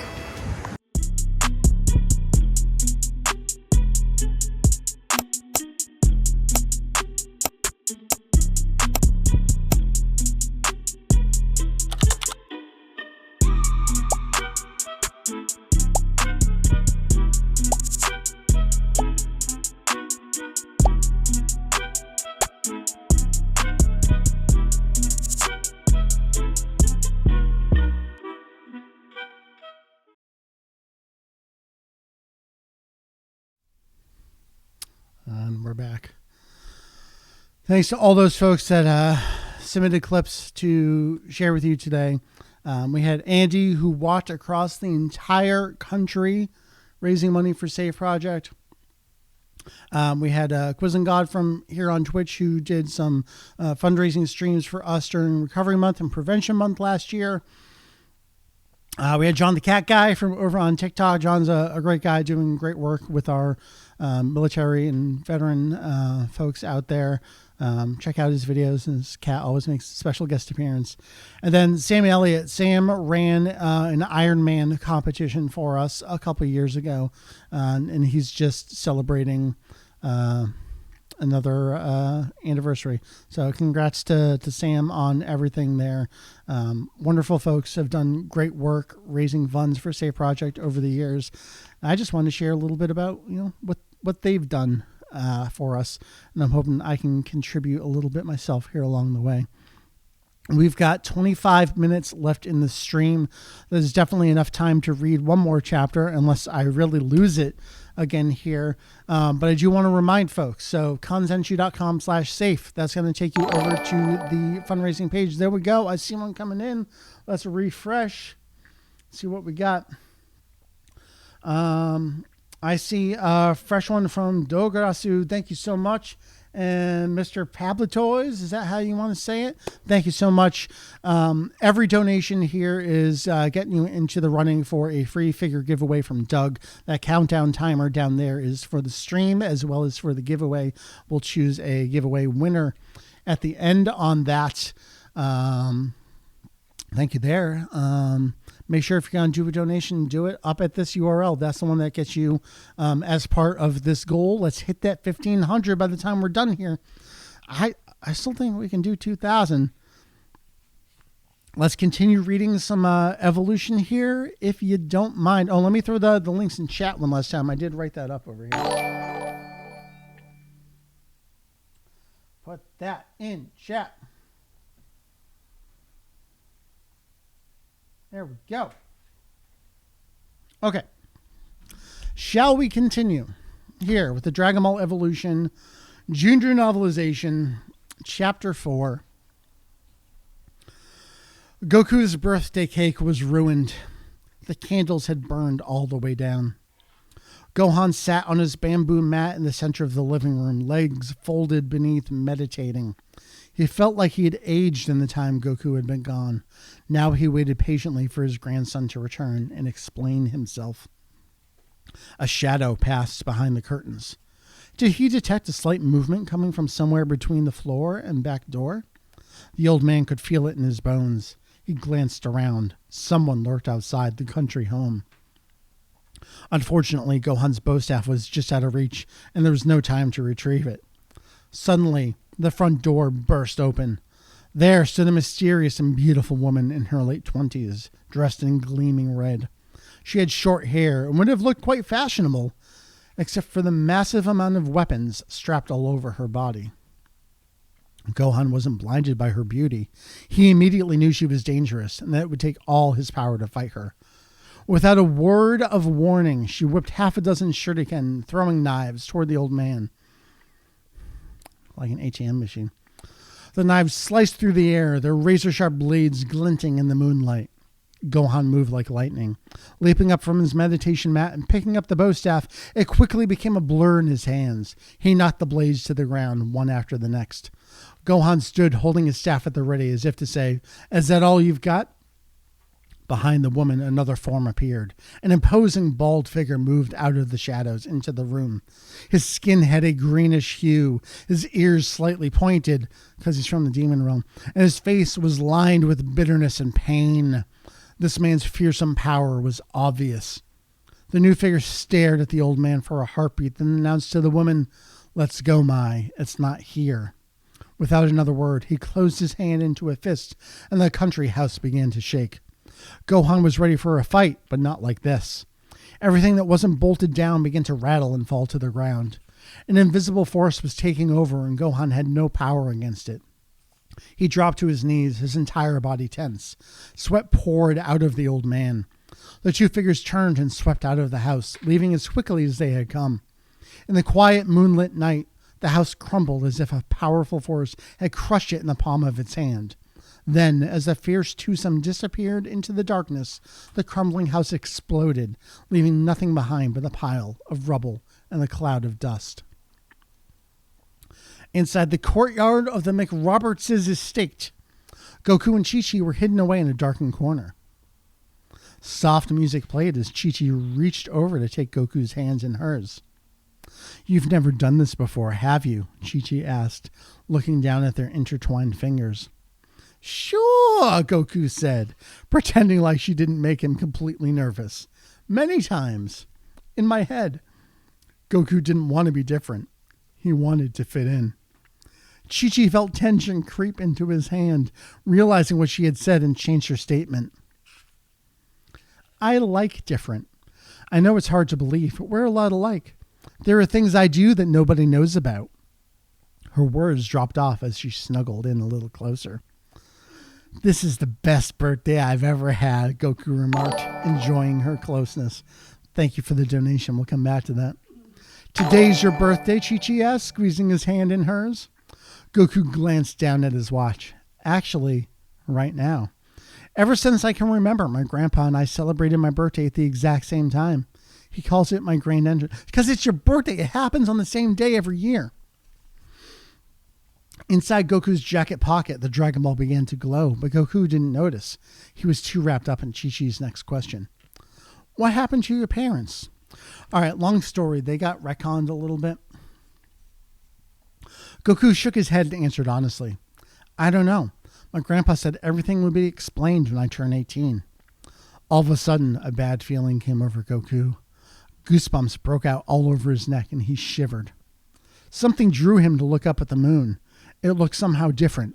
Strange. "Hey, kid, you know what this is?" The book doesn't say that. I just say that every time. And then it flashed. The moon ignited with green flames. Emerald energy shot toward Goku. There should be a semicolon there or something. There's a comma. Proofreader. He shook his head to clear this vision. No, he'd imagined it. The moon looked normal, and Chi-Chi clearly hadn't noticed anything odd. And yet the feeling of dread was so overwhelming, he couldn't think straight. "Something's wrong," he said. "Yeah, I know," Chi-Chi remarked, totally oblivious. "I've never felt this way about anyone else before." She leaned in closer to him, but Goku backed away. "No, Chi-Chi," he told her. "Something's wrong with my grandpa." "What?" she asked, a voice sounding both concerned and confused. Goku pulled his hand away from hers. "He's in trouble. I have to go." "Goku?" "I'll see you later," Goku called back at her as he hurried away, leaving Chi-Chi alone under a very normal-looking pale blue moon. When Goku arrived home, he was shocked to discover all that remained of his house was the foundation and a few exposed beams. Dust filled the air. "Grandpa!" Goku shouted desperately.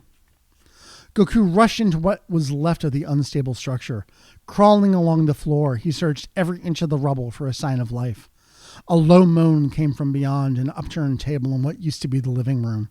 Goku hurried toward the sound. Beneath a stack of furniture, there seemed to be a small face, just big enough for a man to hide. Goku began to dig through the debris. Without warning, a loose beam crashed down toward him. He dove away, barely escaping. He furiously started digging. "Grandpa!" He'd found the old man. Gohan was barely breathing. His battered body was in bad shape. Goku hauled his grandfather outside and gently laid him on the soft soil of the vegetable garden. "Grandpa," he said, reluctant to leave, but knowing that he must. "I'm getting help." "No," Gohan whispered. "Stay here with me. Not much time left." He wheezed and sputtered, laboring to stay conscious. Tears filled Goku's eyes. "I'm sorry, Grandpa. I'm sorry I wasn't here. Who did this to you?" "Namix," the old man breathed. "Lord Piccolo has returned." He locked eyes with Goku. "Shushinshu is safe?" For a second, Goku was confused, but then he realized what his grandfather was talking about. Reaching into his jacket pocket, Goku pulled out the Dragon Ball. It was glowing translucent, the 4 stars within, flowing freely. When the old man looked up at Goku, this time there was fear in his eyes. It has begun. Goku fixated on the Dragon Ball. He could not seem to pull his gaze away. The stars captured. Guys, it's been a long time here. The stars captured within the ball were hypnotizing him. They pulsated as they glowed. The vision came to Goku in a quick burst of form and color. A large asteroid, totally engulfed in flames from entering into the atmosphere. The rock plows into the earth, burrowing itself into the ground. A flash in the cracked, burning rock reveals a monstrous red eye. The eye slowly opens. Startled by the images, Goku dropped the Dragon Ball into the dirt. The glow faded as the ball settled on the ground. Gohan's rasping breaths brought Goku back to reality. Find Master Roshi, Gohan instructed, each breath becoming more and more difficult. In Pautsu, tell him Piccolo has returned. He will know what to do. Gohan's lungs filled with fluid and he coughed wildly. Goku could see that his grandpa was losing his life force. Gohan was struggling to tell Goku something. By the pain on his face, Goku could tell it was important. He leaned in to listen. 7 Dragon Balls must be found, for all men's fate will be bound, to battle forces of death and fear, and compel Shenlong to appear. Shen, space, capital, Long. Gohan was so weak. Goku took his grandfather's hand in his. Grandfather, stop. You have to rest. Gohan tightened his hand around Goku's. He looked into Goku's eyes and said, Goku, you must find the Dragon Balls before the eclipse. I'm sorry. I cannot join you on this journey. Remember to always have faith in who you are. Gohan released his last breath. Overcome with grief, Goku bowed his head. A dirt mound marked the grave of Gohan on the top of the hillside. Beautiful round rocks outlined the perimeter. Goku dug another hole at the head of the grave. There he planted a small tree as the headstone. With a pail of water, Goku nourished the tree's life amongst the dead. Goku stood over his beloved grandfather, knowing what he must do. He had a mission, to talk to Master Roshi, to find all 7 Dragon Balls. When the sun rose, Goku would set out for Pautsu. Chapter 4 of the Dragon Ball Evolution Junior Novelization.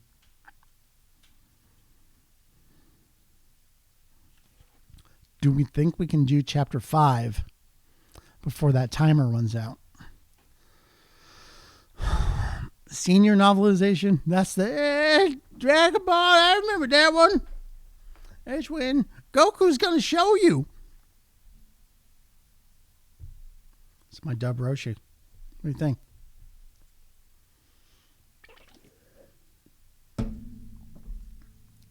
That's all I got. 13:30. Can we do it?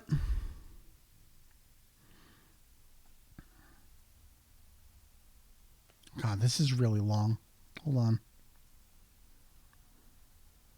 Oh, we got Bulma, though. All right.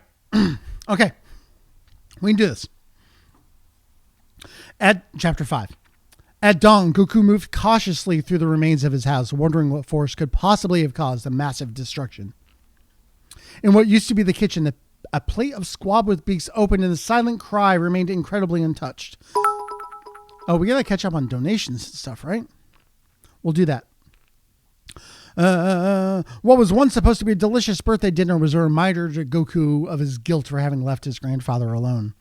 Very little was left of the house or its contents. Goku was overwhelmed by all the damage. In Gohan's room, only one thing appeared to have survived: an old iron chest at the foot of what was once Gohan's bed. Goku had never opened the chest before. He'd seen it, of course, but the chest was private. Remember, the chest was private. The things inside belonged solely to his grandfather, and he'd respected that. Now, with Gohan gone, Goku moved the chest and gingerly lifted the lid. Inside, folded neatly, was a pristine orange gi. Do-gi. Not just gi. I remember when this movie was coming out, people were pronouncing it G-I as well. Dogi. The suit of a great master. Goku took the gi out of the chest and gently touched the fabric. Holding the gi gave him a connection to his grandfather. He felt close to the old man once again. A noise outside startled him, and he quickly put the gi back into the chest and quietly went to investigate. Goku hid in the shadows behind a wall in a collapsed section of the room. From there, he had a clear view of the ground floor. Someone was walking through the house. Goku watched the figure, barely containing his rage. He wondered if he might be about to face the person who killed his grandfather and left their home in ruins. Keeping to the shadows, Goku moved stealthily toward the fallen beams where he'd last seen the intruder. Striking an offensive pose, he readied himself for a confrontation. When Goku leapt into the room, no one was there. But within a second, a bright red dot appeared on Goku's forehead. He knew immediately that he'd been tricked. No matter how good his combat skills were, there was no way Goku could fight against a laser-guided high-tech weapon. Resurrection F. Where is it? A pretty but intense girl in her 20s demanded. Why is every woman in their 20s? Specifically. I know it's here. She shifted her gun hand slightly. The laser now focused directly between Goku's. Oh, that's so you know they're adults. Goku wasn't afraid. Are you Piccolo? He asked her. No. She didn't lower the gun. My name's Bulma. Did you kill my grandfather? Goku asked, unsure how he'd react if the answer was yes. But it wasn't. Listen, idiot. Bulma was practically shouting, annoyed. If I was a Piccolo, whatever that is, I wouldn't tell you. And if I killed your grandfather, I would have shot you by now. She didn't lower her gun. Somebody stole the Prometheum orb, and I'm here to get it back. With her free hand, Bulma pulled out a handheld device with a radar grid. She activated the locator. It beeped, blinking wildly. You have it, she declared, eyes flashing angrily. Bulma tightened her grip on her weapon. Goku refused to stand there any longer with Bulma's weapon pointed at his head. In a swift move, he leapt out of her line of fire. Bulma shot the gun. Goku dove away. The gun blast missed him, but in the chaos as he tumbled, the Dragon Ball flew out of his jacket pocket. How would you do it on time? 9 minutes. Goku performed a neatly perfect spinning back kick. Nearly perfect. Neatly as well. Dislodging the gun from Bulma's hand. But Bulma was prepared. As the gun flew from Bulma's right hand, her left arm whipped out another weapon from the mechanical slide. The Dragon Ball thumped to the floor, rolling between them. They both dove for it. Bulma got there first. She jumped back from Goku, raised her new weapon immediately, and trained it on Goku's forehead. Nice move, she told him, but I'm not going to miss again. My father found the Prometheum orb 20 years ago. You stole it from me last night. I'm not leaving here without it. Goku looked at Bulma intently. I don't know what you're talking about. This is a Dragon Ball. Sushinshu. 4-star ball. See, Goku got the ball part there. I promised my grandfather to keep it safe. No one's going to take it from me. I'm adding contractions where there weren't any because it feels like it would be right. He bent his knees slightly, preparing to do whatever it would take to get back the Dragon Ball. Bulma paused. Did you say 4 stars? She breathed deeply, shaking her head. The Prometheum orb has 5 stars. Who's the idiot? Goku smirked. Look at it. Bulma checked out the Dragon Ball. Goku watched her counting the stars. Oh my goodness, she declared, horrified. I could have killed you. You weren't even close, Goku said with a confident smile. Bulma looked up at him, but only for a second. Her attention was centered on Sushinshu. I knew it, she declared, rolling the Dragon Ball over in her hand. There are others. 7 to be exact, Goku told her. Bulma opened her palm to reveal Goku's Dragon Ball. What do you want for this one? She asked. It's not for sale. Goku snatched the Dragon Ball back from her. Everyone's got a price, Bulma informed him, keeping one eye on the Dragon Ball. Not me, Goku responded. What happened to your Dragon Ball? A thief broke into my father's company, the Capsule Corporation. She drifted into memory as she told the story. Someone hacked a 3rd-level secured vault and stole the Dragon Ball. There's no way I would let it go without a fight. Bulma had been there when the break-in occurred. She'd seen the thief ignite a jetpack, and Bulma had fired her gun. But it was no use. The thief rocketed through a skylight, escaping with the Dragon Ball. I swore to my father I'd get it back, Bulma told. How are we doing? 7 minutes? We can do this. I swore to my father I'd get it back, Bulma told Goku. I followed the signal here. That's when I ran into you. She paused. I'm not going to pause. Sorry I fired on you. I thought you were a thief. Goku laughed. I'm just lucky you weren't a better shot. Then he asked, how do you know I have a Dragon Ball? Look at this. Bulma showed Goku a small handheld gadget with a high-tech screen. Bless you. I invented it. This little machine can detect and locate the signature wavelength emitted by the Dragon Balls. She turned the screen so Goku could see and activated the device. I will put a comment there. When placed next to Goku's Dragon Ball, the locator went crazy. The radar grid flashed and beeped. Goku was impressed. You made a Dragon Ball energy locator. Dragon Ball energy, Bulma repeated the phrase. DBE. That's a catchy name. I've been calling it the Promethium Energy Extractor. PEE? Goku chuckled. That's nasty. Are you some kind of scientist? I have a PhD in applied dynamics with a minor in tactical weaponry. She paused for Goku's reaction. He gave none. So she went on. I'm close to a breakthrough. I could feel it. The key must be the other Dragon Balls. Her expression... How am I doing? Okay. Her expression cleared as Bulma became certain what she needed to do. I have to get them all, she declared. What good will the Dragon Balls do you? Goku asked, curious about the look on Bulma's face. They're going to make me famous. Goku didn't believe her. Bulma explained, who invented the light bulb? Thomas Edison, Goku replied, rolling his eyes. Everybody knows that. When I harness the energy of the Dragon Balls, it will become an unlimited source of energy. Then everyone will remember my name, Bulma Enchanto.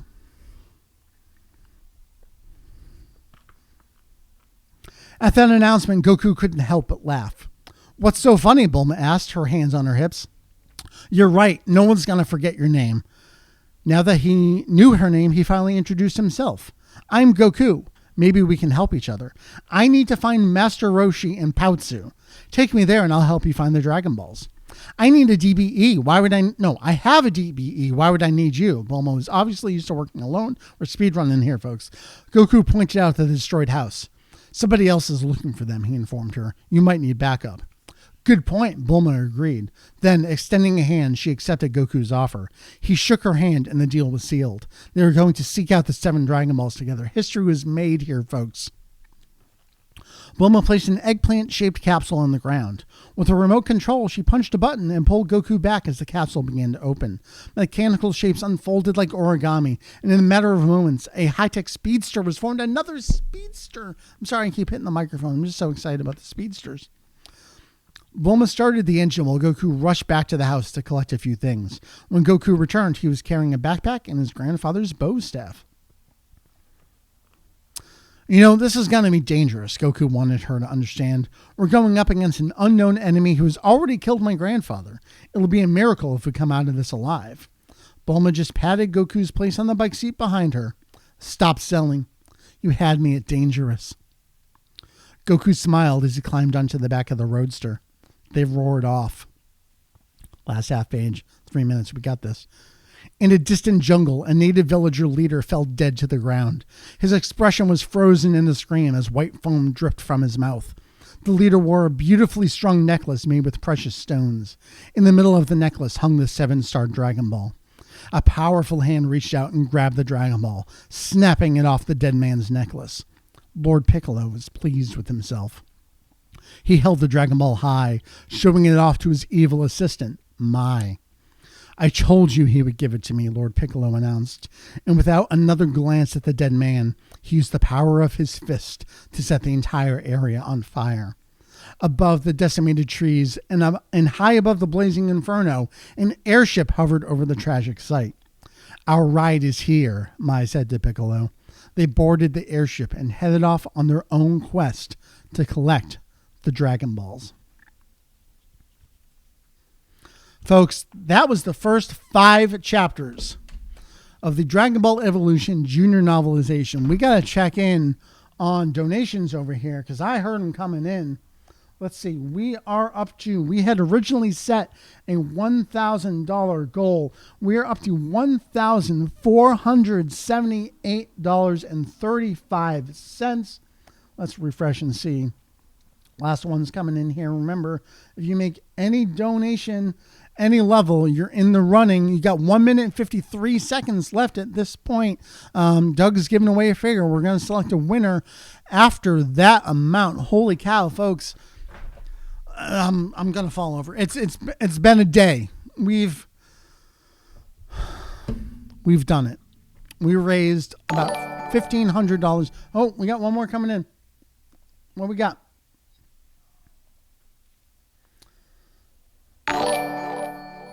We got Jake. Jake, thank you. This super exciting fundraiser is truly super exciting at this point. 1,500, 1503.35. We have crossed 1,500 with a minute to go. Folks, I'm blown away by the generosity and fun that we've had here over these last several hours. I can't believe that I'm playing Mario Kart tonight, too. My back really hurts from sitting here. I don't know how people do this all the time.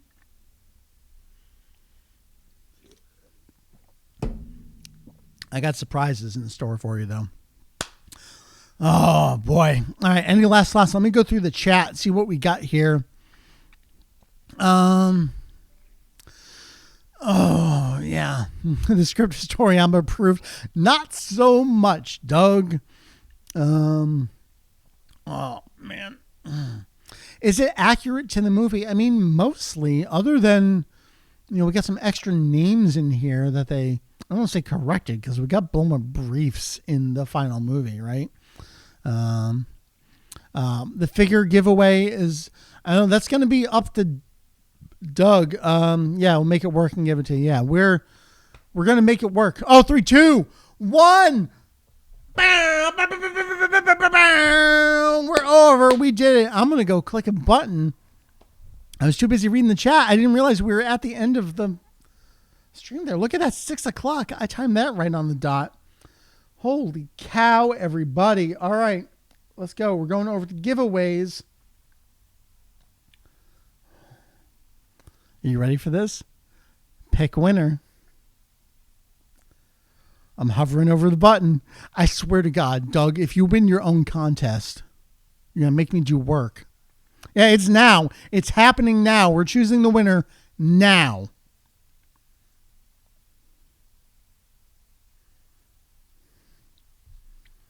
Successfully stopped giveaway. Server error.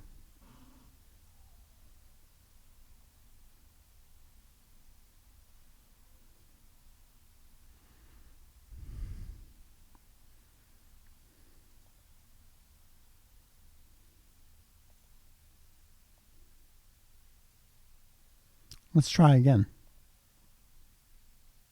Successfully stopped giveaway. Server error.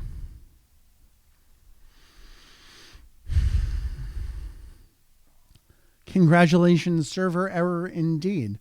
Let's see if I can do it on a different browser. Will that make a difference?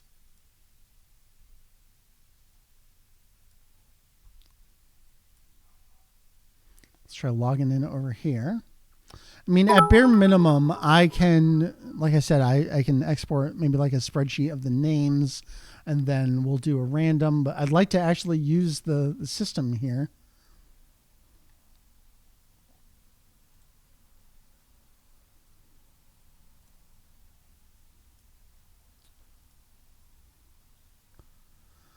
Folks, wouldn't you know it, just asking, hold on, let's go back up. Who is asking about this? So we had a question earlier from Dokarasu Film. That figure giveaway isn't going to be for people outside America. Doug answered, we'll make it work. Dokarasu, wouldn't you know, you are the winner of the figure. We will make it work. Maybe Doug and I can combine magazines and stuff for you. Maybe I'll send some stuff down to Doug. We'll do a care package on this. So yeah, congratulations. That was awesome. Great job. Yeah. I love it. I love it. We did incredible work here, everybody. Let's go in the final. I want to say the final total. I'm going to leave the fundraiser open for a little bit. If folks are just finding the stream, You can absolutely still keep donating. Let's go. I'm still looking. Oh, I got logged out. Right. Let me come back over here. Let's go to donations. We're closing it out, this campaign right now, at $1,503.35. Look at that. That's truly, truly, truly incredible. Some might say outrageous. I wouldn't say that, though. Folks, I do have one last surprise for you, though. There's something very important that Doug said would happen, that I didn't say would happen, but it is going to happen once right now. You can destroy planets, but you can never destroy what I am, friend. What are you? I am the hope of the universe. I am the answer to all living things that cry out for peace. I am protector of the innocent. I am the light in the darkness. I am truth.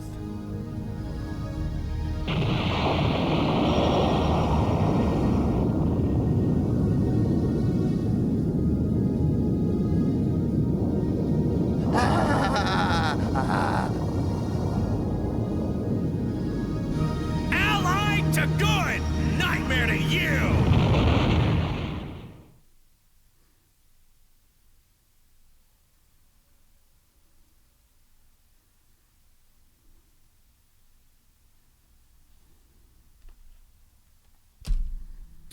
Folks, I want you to know that I ripped that clip myself from the actual single disc 4x3 DVD. It's not just audio. I watched it myself over here. Doug, thank you. I hope that was worth it. I'm not sure if it was. Folks, 6:05. I had a truly, truly, again, incredible time. We beat Dragon Ball GT Final Bout on the hardest difficulty. We played a little bit of Dragon Ball Z 2V on the PlayStation 2.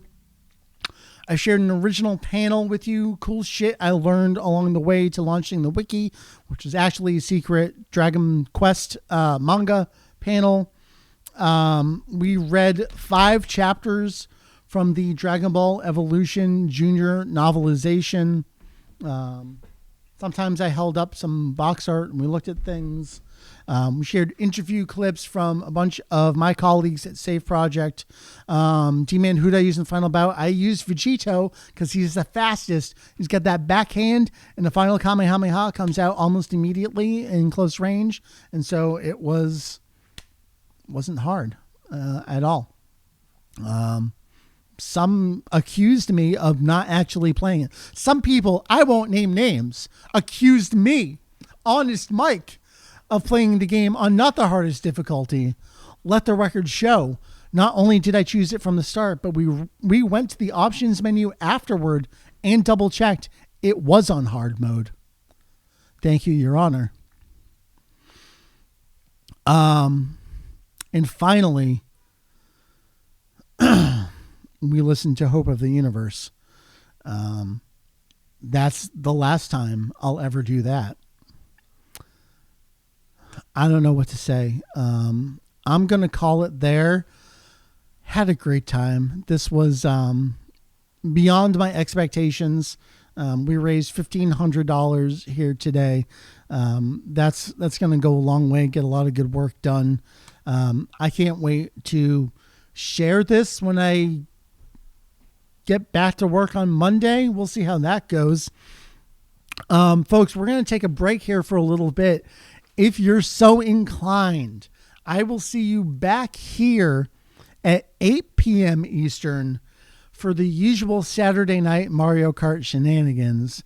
It's Podcast All-Stars, AMV All-Stars, Dragon Ball All-Stars. We're just going to play, and maybe we'll debrief a little bit about how this stream went, what we learned today.